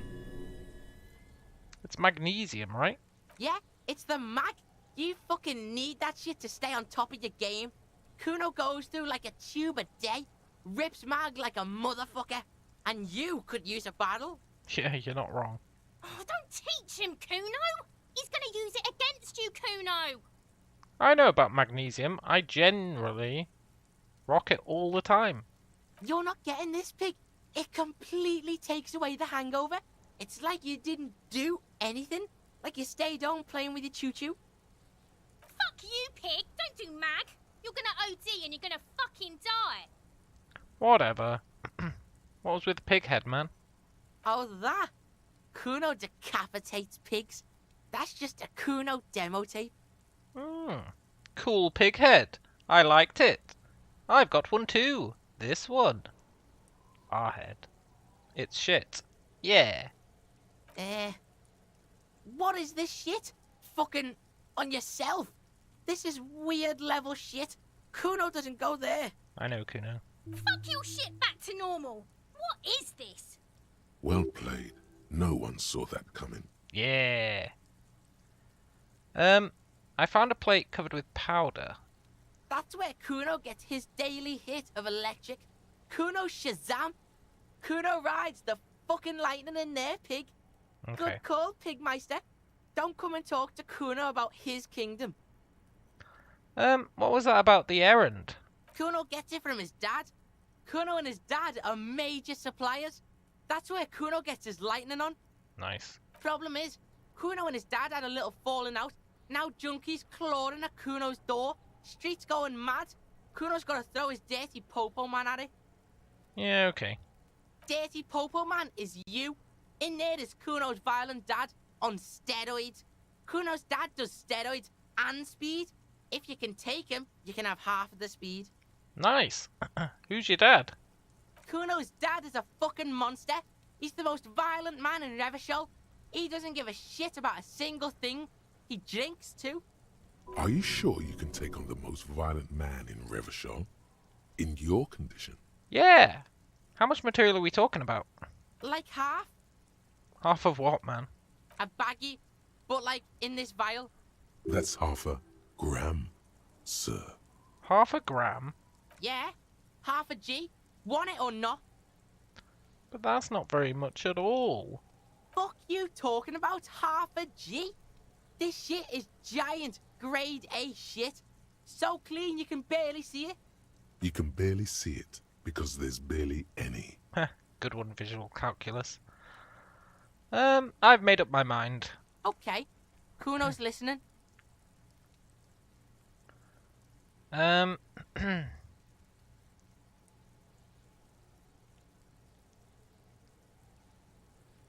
going in there all guns blazing to get the speed, because I need it. Alright, pig. You can plug him, but you can't stop him. It'll only buy you time. I can't even plug him, I don't have a gun. Just get in the apartment building. Kuno knows you already fucked your way in. Kuno knows everything. Go to room 12, first floor, and kick down the door. Police violence style. Kuno style. And then it's action time. You're locked in the room with violent fuckheads.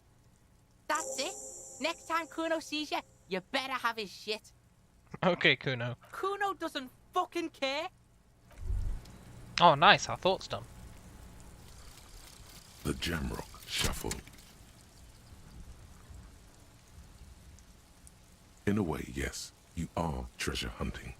Most officers from Precinct 41 do what is called the Jamrock Shuffle, cracking open containers. Most of them are from Jamrock or Coal City, the poorest parts of Revachol, that also overlap with the network of royal catacombs called Le Royaume, just beneath the streets. As children, you would all go underground, hoping to find treasure, and come back with a rat's tail or a used needle. That playful curiosity must still be in you. Who knows, maybe one day the Orbe de Montagne, the Holy Scepter, and the Cocaine Skull will all be yours. Yeah. Find better loot in containers. Let's go! I wish I'd got that earlier.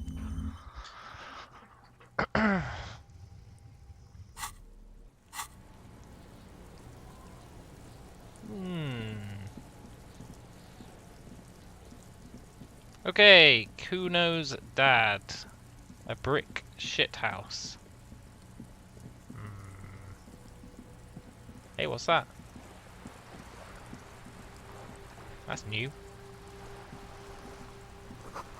There's something down there. Oh, is it perception? Look, if there's something... Musty smell of a potato cellar. In spring. Potatoes?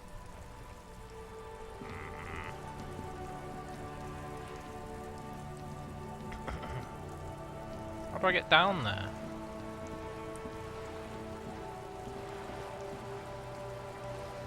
Maybe it's talking about the basement of that place.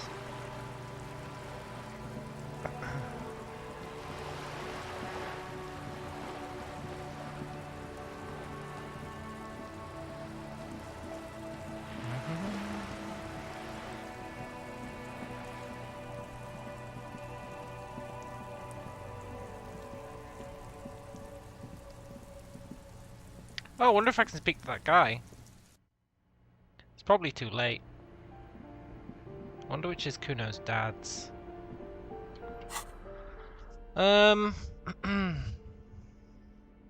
Physical. Let's put on our white tank top. Actually, we want threatening, right? We've got those threatening gloves. And what was the other threatening thing we've got?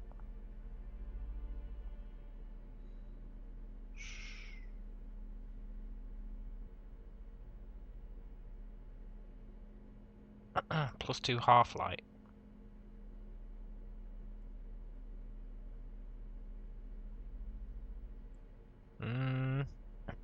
Savoir-faire.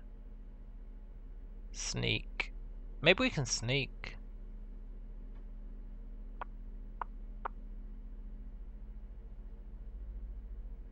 We've got physical. We've got threatening. We've got sneak. Is there anything else we want? Reaction speed?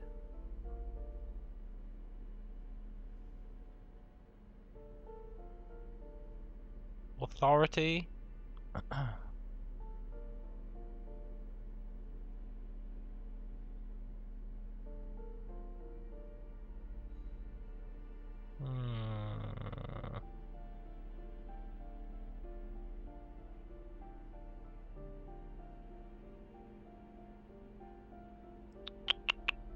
Let's take the reaction speed.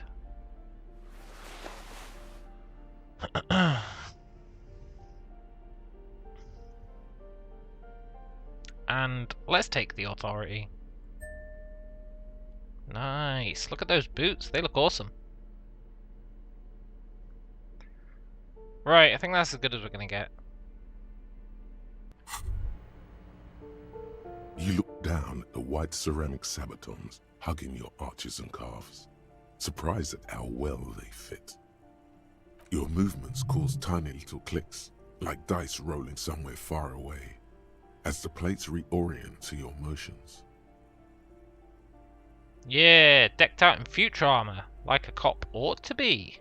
The hardened vitreous enamel, at once sleek and light, adds a glow to your cheeks and a spring to your step.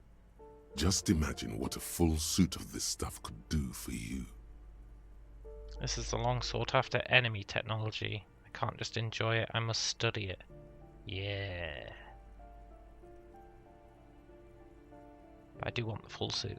It may be a while before you have all the pieces. In the meantime, you should analyze the armor, figure out its vulnerabilities. Vulnerabilities? Remember, this is a highly specialized kinetic redistributor meant to stop bullets. Wear it, observe its properties, see if there's a weakness in the design. For the day you have to fight someone covered in the same material. Yeah. Not a bad idea, but honestly, I'm kind of sick of spending skill points on these things, especially since I just got my nationalist dialogue options giving me -1 morale, which I'm super not stoked about.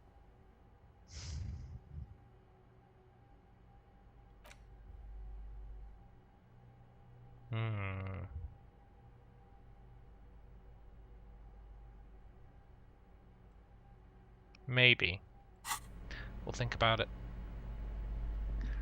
Right. Oh. These shoes come in 3 different sizes. What, these ones? A shabby door hangs oddly on its hinges, secured to the doorframe with a safety chain. An unpaid energy bill is attached, threatening to cut off the electricity. It's addressed to Mr. Uno Doroita. Uno? Kuno? Uno? Balluno?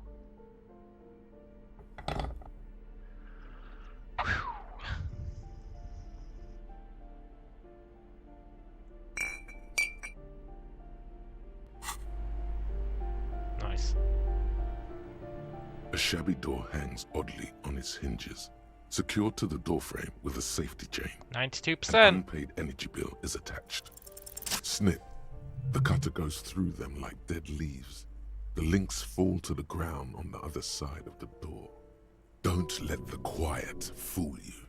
The beast is in there somewhere, ready to rip you to shreds with a broken bottle. You can just go in now.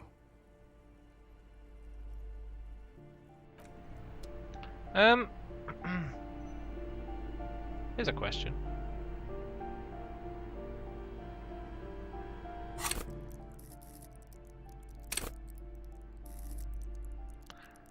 Why is my physique base 4?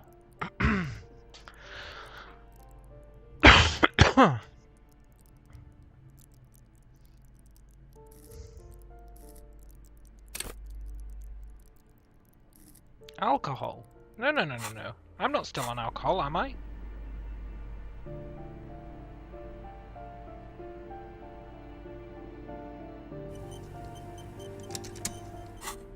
I've got it equipped, but I'm not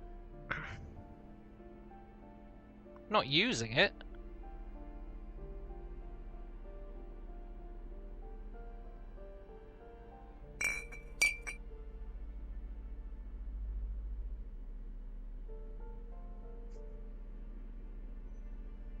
Why is my morale at 4?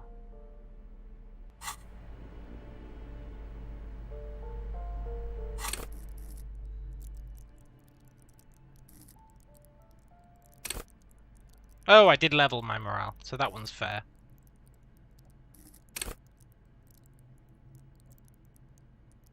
think that might be a glitch, you know? Unless it's supposed to permanently give you +1.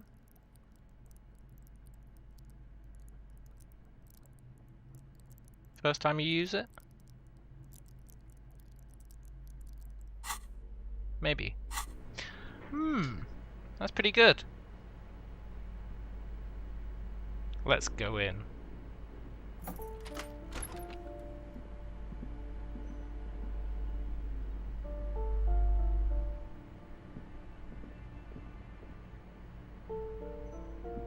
Wait. Yoink.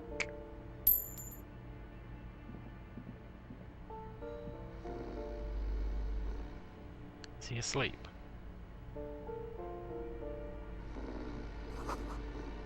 Kuno de Reuter. A phone book lies open on the table, covering a stack of utility bills.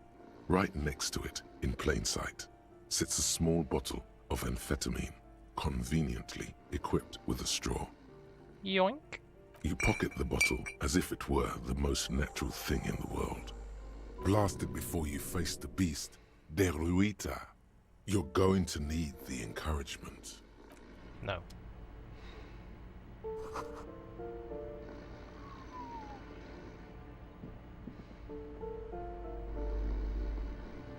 Can I?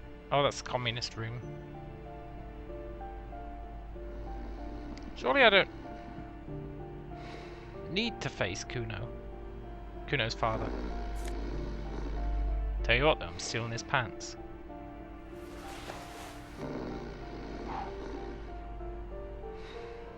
Surely I don't need to do this, but I can do it.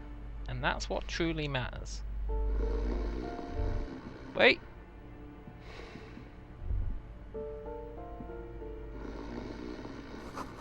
The air stinks with something sour.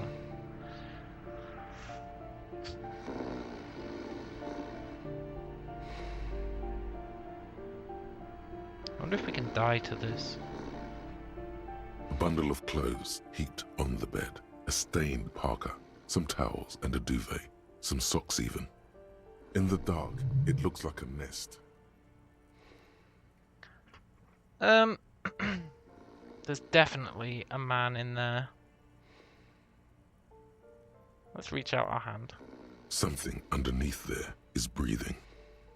It doesn't give a shit that you're a cop. Stop your hand now, or you're gonna die.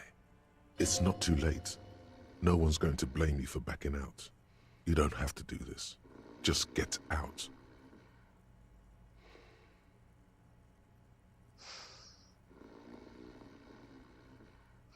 But I don't want to die.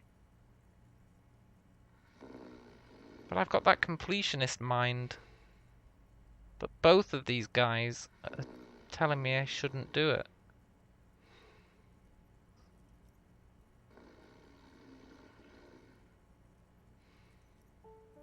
I'm out.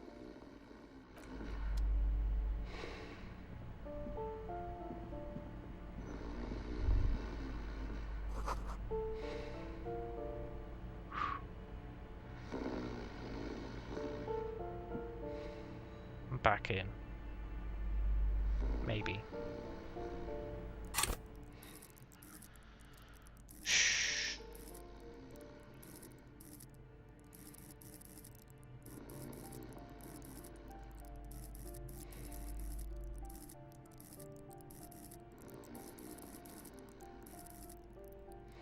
I think we'll be alright. I'm going back in. Bundle of clothes heaped in the dark.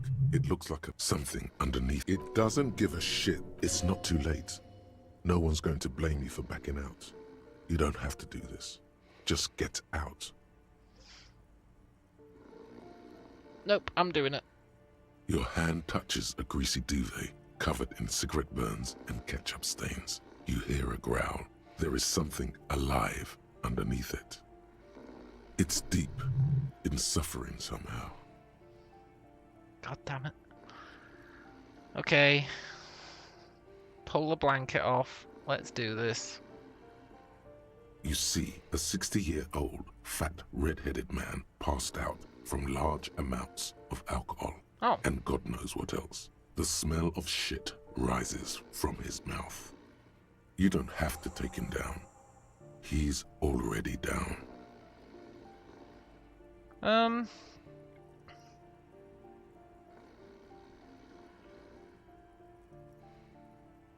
I don't know if I should whisper, I took your amphetamine, old man, but let's do it.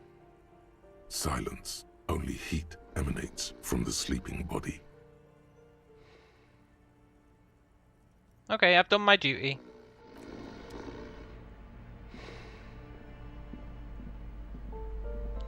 Whew. God, all that craziness for nothing. That was alright.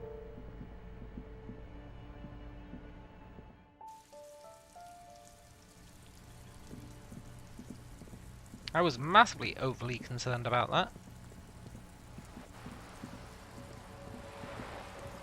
Maybe if I'd gone there in the day it would have been different.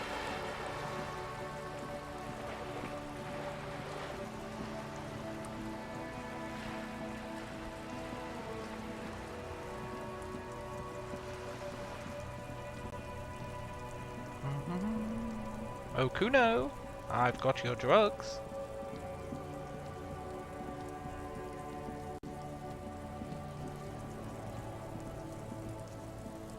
Does Kuno care? I took care of the drug situation. Alright, so you got Kuno's kilo. Here is how we do it.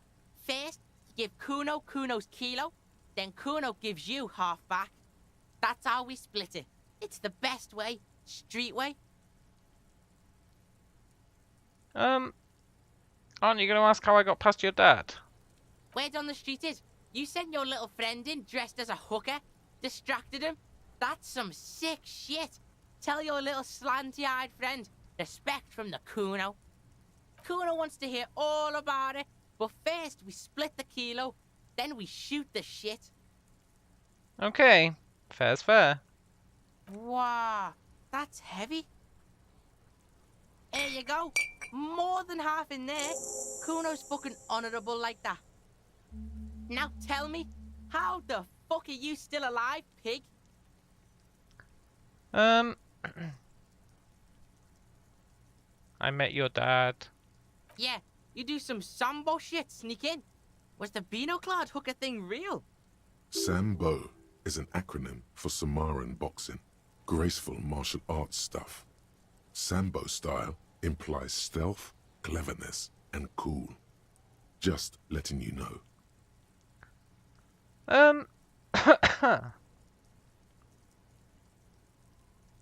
It was what you said. Kim dressed up as a hooker, distracted him. Fuck out of here. Kuno made that shit up to demean you pigs. But is that why your hooker friend isn't here? Too ashamed to face the cunt? Look, Kuno's not judging. Kuno gets it. Tactical approach and shit. Hooker style. Covert ops. Combat trauma shit. Whatever it takes, right? Yeah. That room was so small. To be stuck in there with him. Not an easy fight for a kid. Look. He was sleeping under some clothes, man. What? Fuck right. Kuno's dad was sleeping like a bum. Kuno told ya. Kuno's dad doesn't give a shit about anything. Fucking breaking and entering shit. That's nothing to Kuno's dad. You got lucky, pig. Kuno knew this. Kuno's fucking violent fiend dad's been drinking hard lately. Kuno knew you have a way in. Narrow window. Kuno window.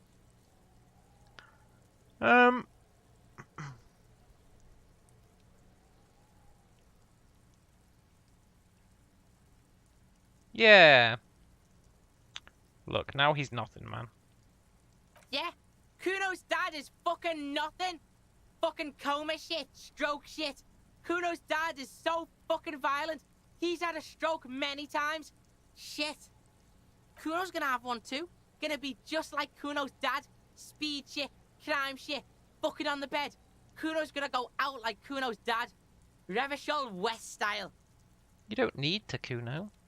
Stop saying all this sad shit, Kuno. There's a touch of grief in there. fuck are you talking, sad? Kuno's got hard shit, death shit, nothing shit. Look, you don't have to do that, Kuno. Get your fucking nun ass out of here before Kuno fucks it dead. You think 'cause you brought Kuno 1 gram of speed, you're friends now? Yeah, kind of. Turn into... Kuno ain't turning into shit. Kuno is that shit. Kuno won! Oh, you won, Kuno! Yeah, sure. Look, there was a textbook with your name on it. School Kuno. Yeah, so fucking what? It says Kuno, not Kuno. Kuno de Reuter. Fuck are you talking to Kuno about that kiddie shit? I like it. Kuno de Reuter. He's trying to fuck you again. Fuck out of here. Kuno knows it's fucking lame. That's why Kuno changed it. Kuno can change his name into anything. Gonna change my name into... Don't change your name into that, Kuno. There were a lot of unpaid utility bills. Fuck right there were. Fucking 3 years or some shit. Those are rookie numbers. I didn't pay my electricity bill for 5 years. And then I got a bill for 9 grand. And you know what? In 2 weeks I'll have paid it off. Happy days.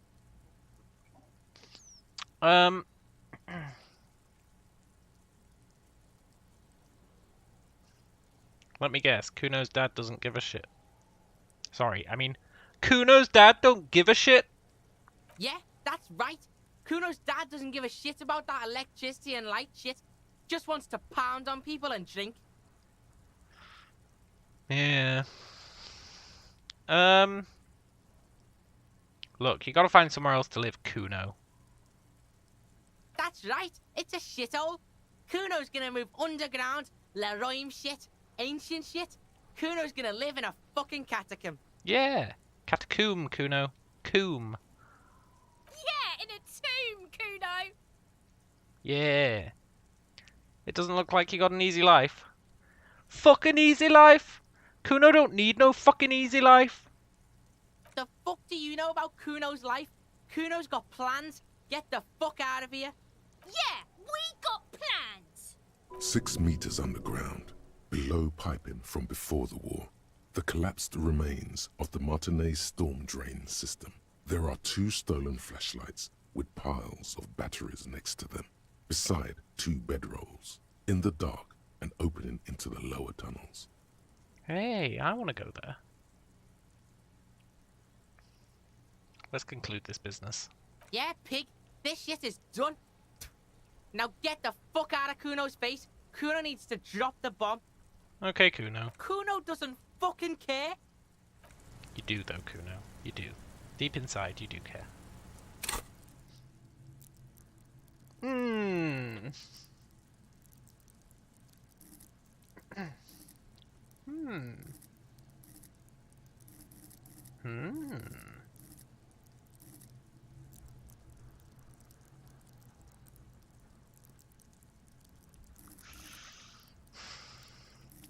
I want to level up perception to the max, but I don't want to do it yet.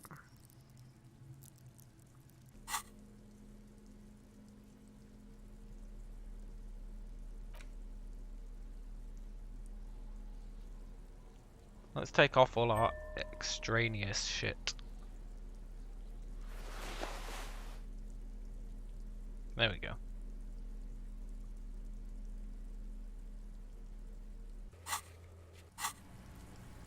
Wait, what? Ask another about the tattoo's possible meaning. But who? Who else would know?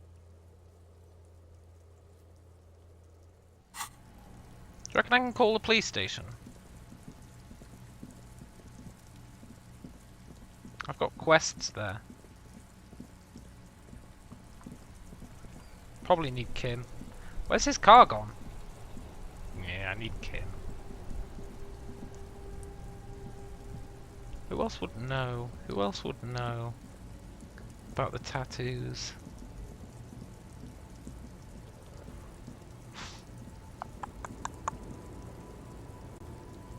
I really feel like the Pale driver.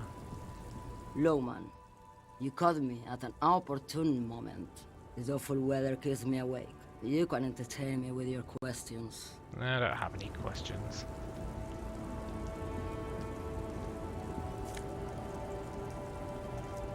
Oh my god, she is hauling speed! What the hell?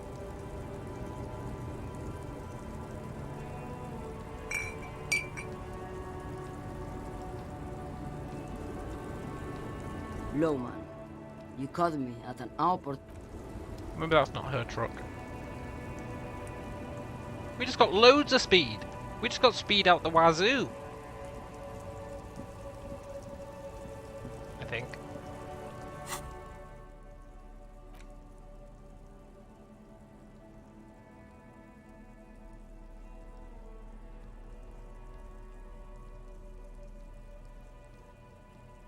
Nine uses. Oh my god.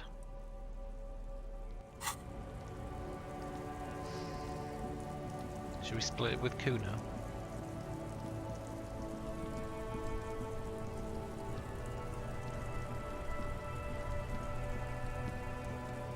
Who else would know about the marks?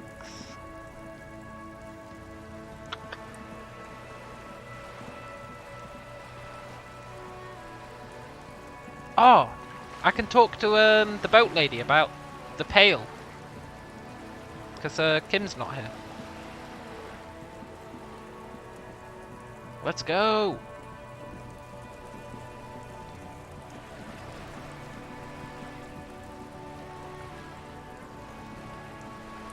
You're back. Good. What can I help you with? Not an umbrella, I hope. I don't need one myself, you see. All around you, rain keeps falling down. On the wooden boards she's standing on, and on the water around you. I could use a coat like that. Sadly, I need this one myself. It's hydrophobic, repels water, almost magically. The company makes them for offshore platform personnel. Very sturdy. What I can do for you is answer some questions. Nothing like talking to pass a rainy day. The Pale, the Pale. More lessons in basic reality? My favorite part of the day. Go ahead, ask me anything. What's the Pale? Are you sure you're sure? Your colleague seemed adamant. Yeah, I'm sure. We're gonna go to bed soon, so I don't care if we lose some stats. Okay. The Pale is the most dominant geological feature of the world, Detective. The separative tissue between the islas.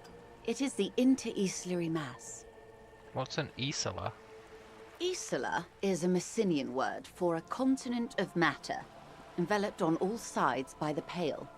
Also, isolation, or landmass. We used to believe there was only one.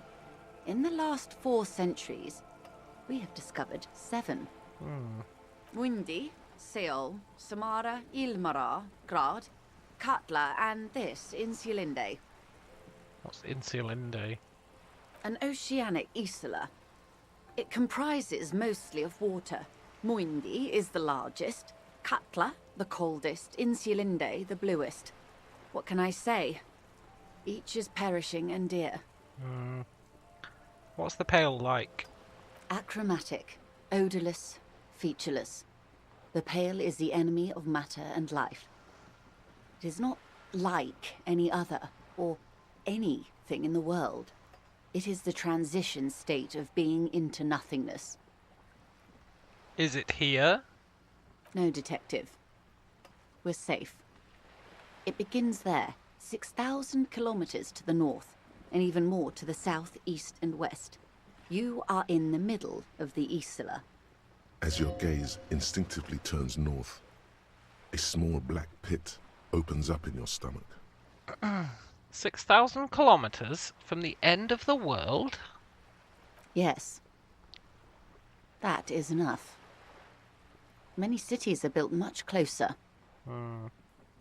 What about north? An uproar of matter, darling. Rising into the pale. Rolling. Evaporating even. A great vision. The area of transition between the world and the pale is called porch collapse. Imagine a grey coronal mist, cold vapor marked by spores of an opportunistic microorganism, a mold that's adapted to grow at the edge of the unrest. It's the most disco thing you will ever see. That does sound incredibly cool. You hear your pulse rise. The air feels caustic and cold suddenly. What are its physical qualities? It's difficult to describe, or even measure. Something whose fundamental property is the suspension of properties. Physical, epistemological, linguistic. The further into pale you travel, the steeper the degree of suspension, right down to the mathematical. Numbers stop working. No one has yet passed the number barrier. It may be impossible. Yeah, how do you get from Isola to Isola? Oh, it is so difficult for us. A squall of birds. Hardware operating in the harbor. Firm. Self-evident. It is possible to force dimensions on the pale. In modern times, we can even compress its latitude, bouncing radio waves from one end to the other, shortening the path. But it is still hard for humans to navigate the pale without getting lost, or having our minds damaged. Maybe we were in the pale. The pale can damage the mind. Extensively. But how? Some say the damage stems from extreme sensory deprivation. Others argue that pale somehow consists of past information that's degrading, that it's rarefied past, not rarefied matter. They call it the blend over of the self. The pale does not only suspend the laws of physics, but also the laws of psychology, maybe history even. The human mind becomes over-radiated by past. Oh, that's what's happened to the Pale Rider! She said she lives in the past, right? Who says and who argues? Yeah, who says that? The logical positivists say, the dialectical materialists argue. What does it feel like? It feels terrible. Absolutely terrible. International standards strictly limit civilian travelers to 6 days of pale exposure per year. It's more for her. Way more. You are not a civilian passenger? No, nameless detective of the Citizens Militia. Hey, I have a name. I am a member of the Entropanetic Business Class. I'm cleared and trained for 22 days of pale transit annually. Someone else you've met may have been exposed as well. Yeah. The strange grey-haired woman in her lorry. The lorry drivers passed the pale? Yes. Carried in the hulls of airships. It's a horrific job. Automation will abolish it soon. You should ask the pale driver about this. See what she says. Ken, no shit reaction speed. That poor woman must have stories to tell, like you wouldn't imagine. Yeah, no shit, Inland Empire. Are you over-radiated? Up to my gills, officer. What is entropanetic? Entropanetics is the scientific study of the pale, or a recent iteration of it by way of Grad. The study of the pale reaches back 6,000 years. The Pericarnassians called it the Western Plain. The, Boyadellos. The Boyadellos! It's all coming together. The Boyadellos were about life on the Western Plain. At first it sounded like a cowboy thing, but I guess it's not. They had not traveled the entire circumference of the Pericarnassian Super Isola. It was not merely in the west, it was everywhere, even then, surrounding them. Did they cross it? They did. There are signs of pre-modern crossings. Successful navigation of the Pale relies not just on technical know-how, but intensive psychological preparation. Some of these tactics have been known for thousands of years. What have entrepreneurs changed? Nothing. We remain powerless before the Pale. The only real advance in Pale transit is the speed with which an aerostatic craft can pierce it. Less exposure leads to less effects later. Yeah, that makes sense. What's an aerostatic craft? Hybrid airships, Detective.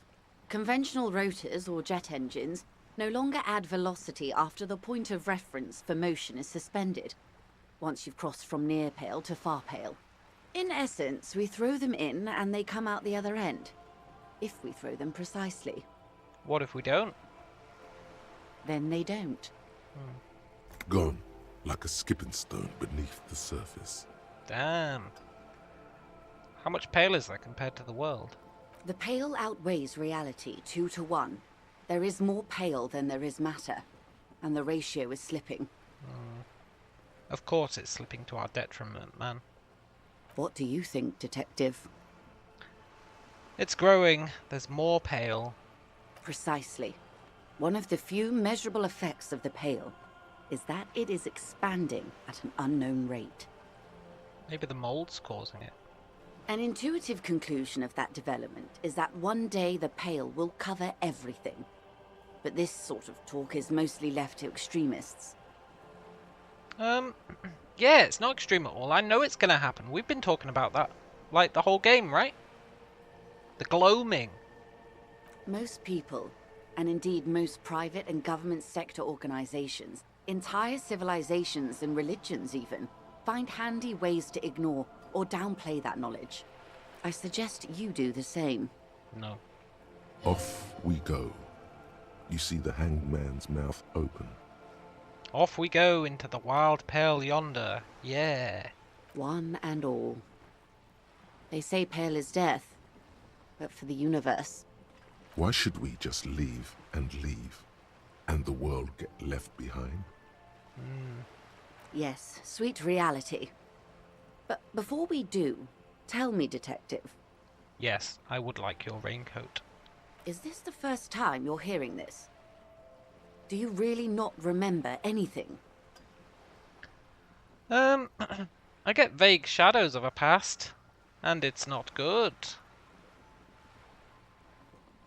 I'm getting a sense of who I am, but I didn't know this. Yeah. Beyond curious. Tell me, what do you think of the Pale?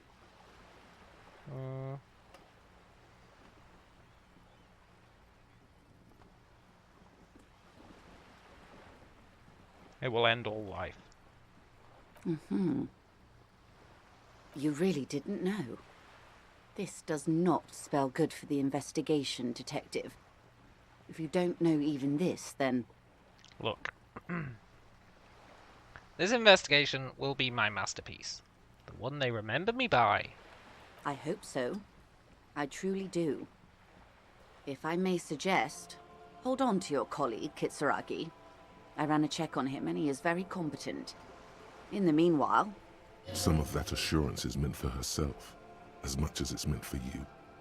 She must have a lot on the line here. You have me.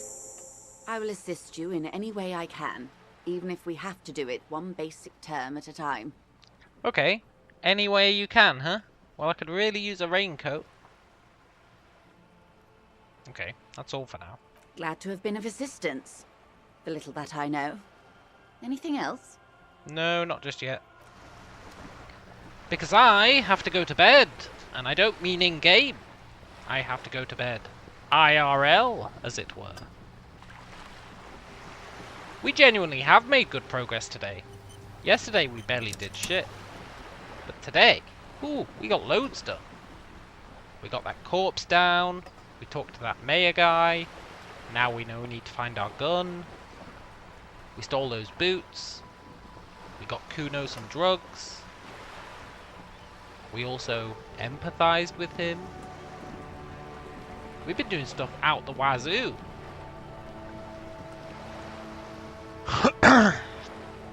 Tomorrow, we've got even more stuff to do.